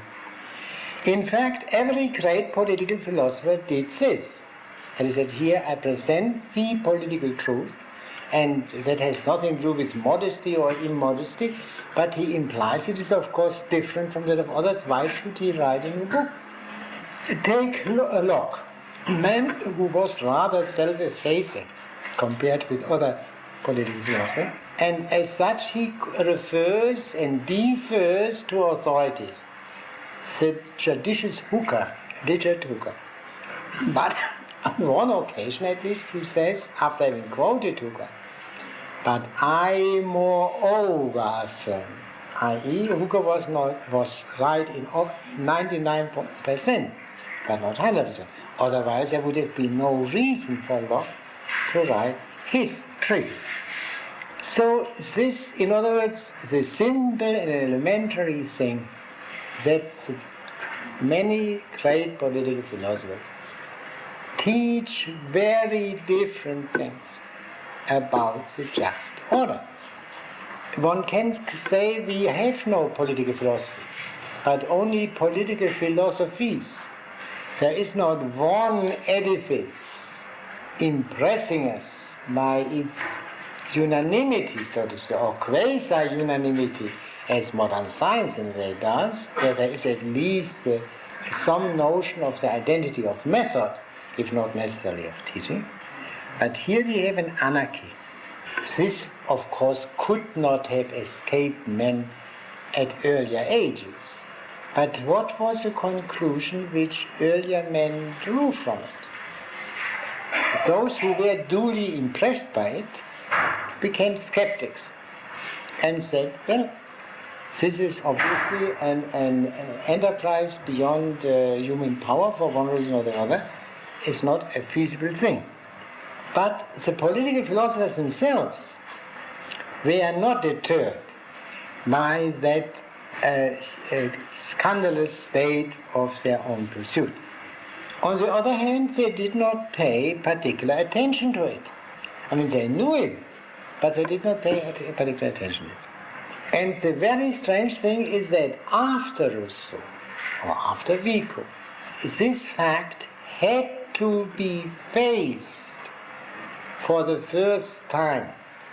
How can the variety of political philosophies be reconciled with its truth, with the possibility of political philosophy? Is this variety merely a disgraceful fact, or does it make sense? And now the observation by virtue of which it proved to make sense is this. every child can see when he reads Aristotle's Politics, say, on the one hand, and Locke's Civil Government on the other, that either Aristotle is right and then Locke is wrong, or vice versa. Of course, they may both be wrong, but they are surely incompatible. And now, it doesn't. Good. Now, how can we? There is chaos in political philosophers. 20, 40, as many, a babel of disharmonious sounds. And then someone made this observation. That is not disharmony, there is perfect harmony. If you consider the context, Aristotle is concerned with the Greek city. Locke is concerned with the British state around 1688. And if you take these obvious facts into consideration, then the conflict disappears. They do not contradict each other because they speak in a way about different things. I suppose this is so elementary that it is taught in the general, not even explicitly taught, but taken for granted in the general civilization courses. Generally stated, doctrines are functions of times. Yes? This idea, who said that? I will gladly come to that. And this is a very minor rhetorical device, which you must forgive me. Good. Now, the first, here is what I wrote down literally immediately afterward.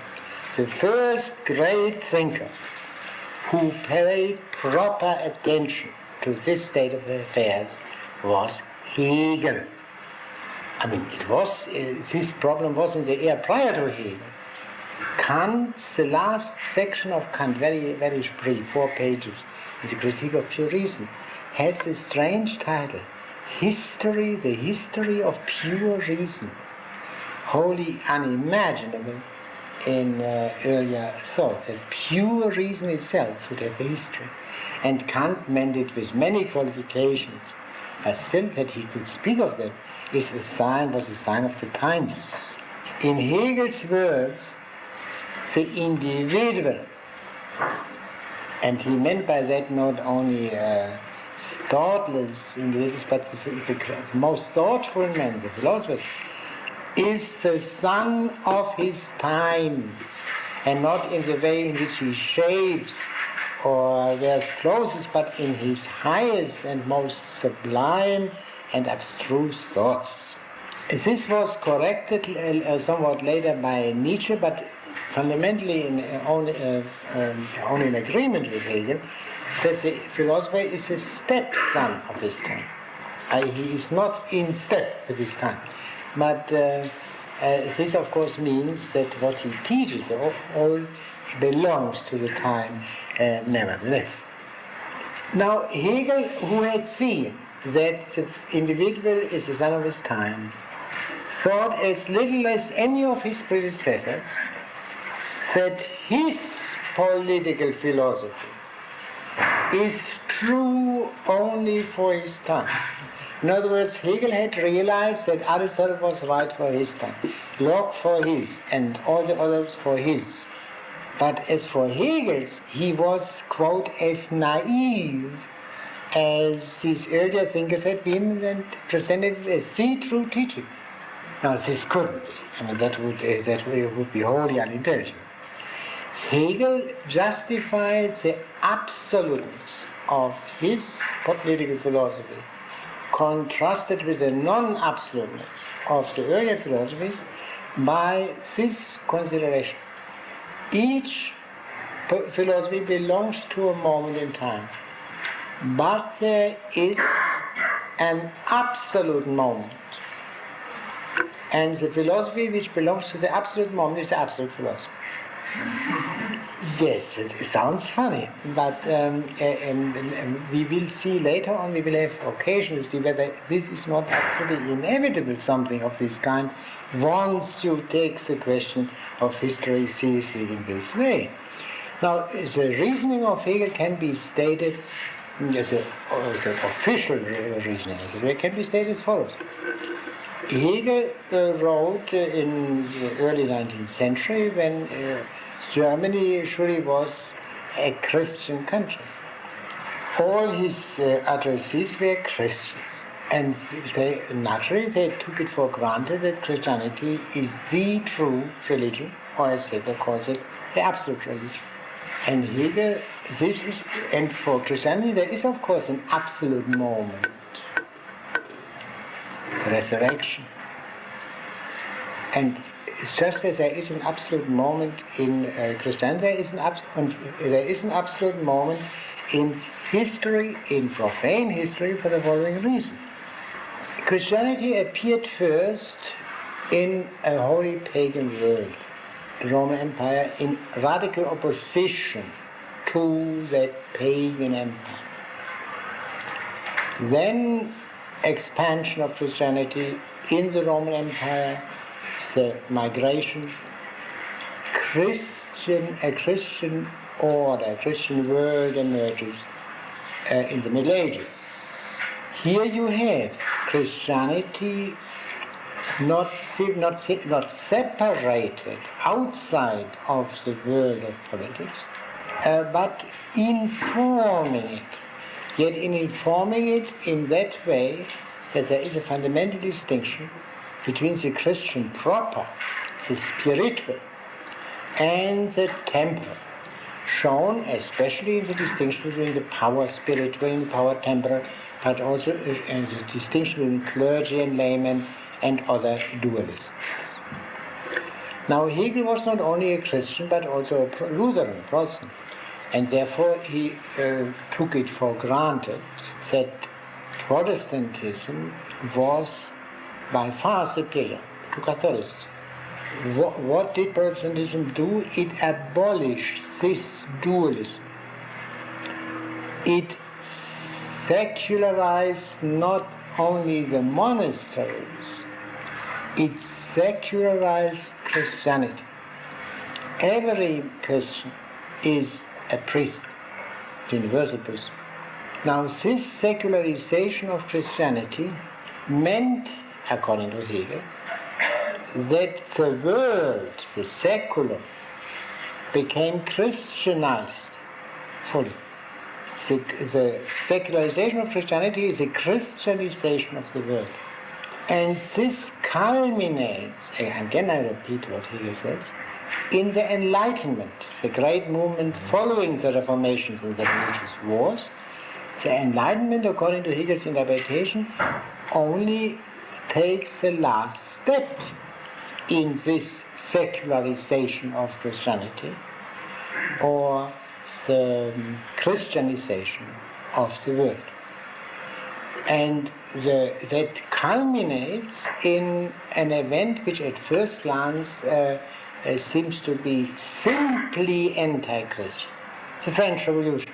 But for Hegel that was not so. Hegel regarded the French Revolution as a quite terrible thing, but nevertheless as fundamentally progressive, because it was the first time that, at least on European soil, in an old country, the rights of man became the foundation of civil society explicitly, in a formula which you surely have heard very frequently: the dignity of man, of every man, based on the biblical view that man is created in the image of God, that is a biblical heritage. The secularization of that it became politically effective, the basis of all legislation, all political order, this is a consequence of the French Revolution. Of course, Hegel was not saw that the French Revolution had one fundamental defect. It did not show the possibility of government, proves the terror. And therefore, what came after the revolution, Napoleon's work, the Code Napoleon, and the Napoleonic order, which indeed did not last, but it supplied the outlines of what Hegel thought is the rational state.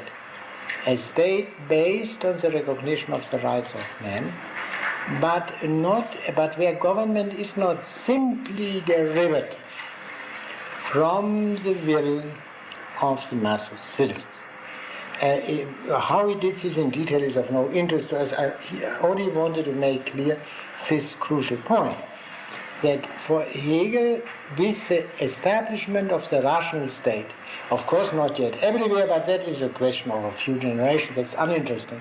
The fundamental question is now solved, the question of the just state, finally solved. And it could not have been solved earlier, namely prior to the radical secularization of Christianity. History is completed. Only because this is the case can one say that the historical process is rational.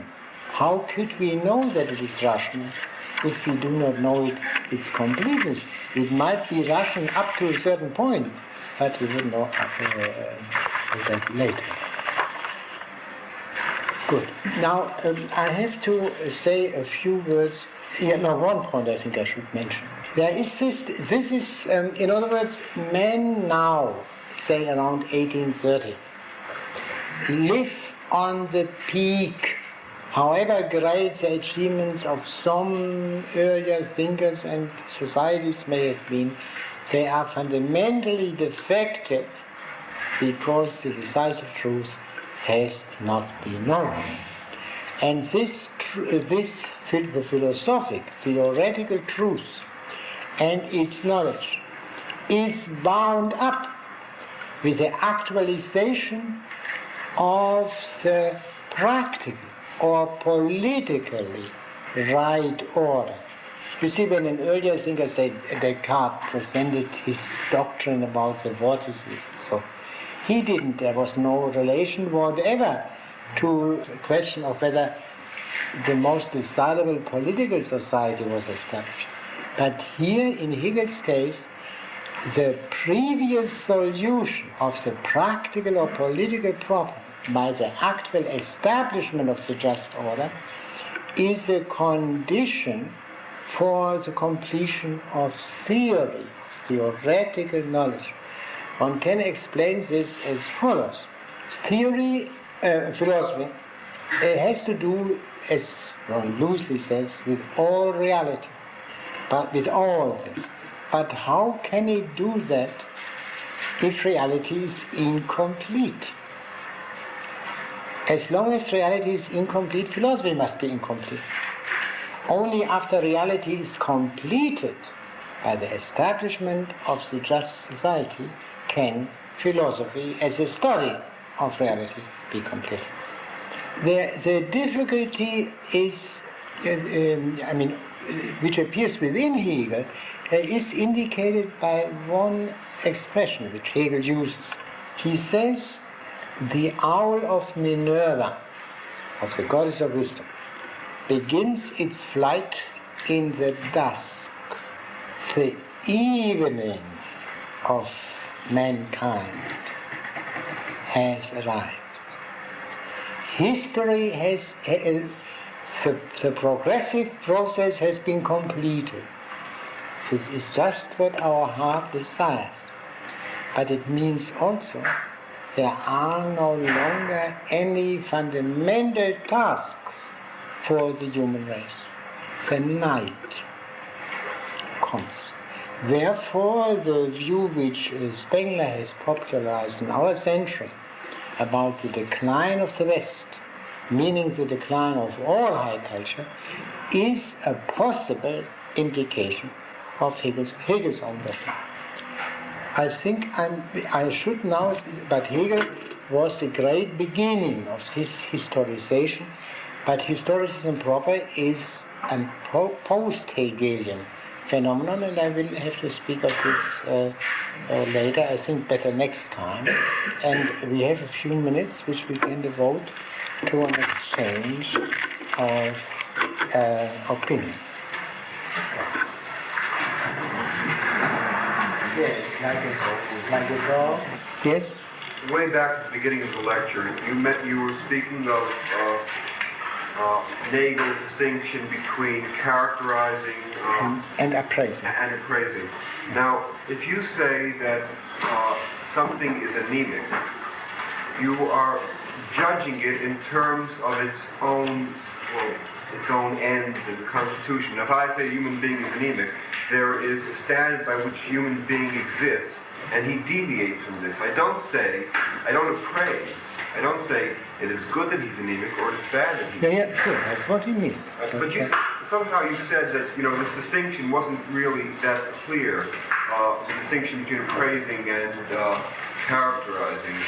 Yeah, but you say, whatever, this characterizing statement in such cases means this thing, whether it is an animal or a chair, whatever it may be, is defective.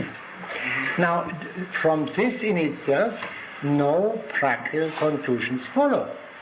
As a simple example of the broken chair, which I prefer, for some reason, but still I give a reason. Why do I prefer the defective thing to the whole thing?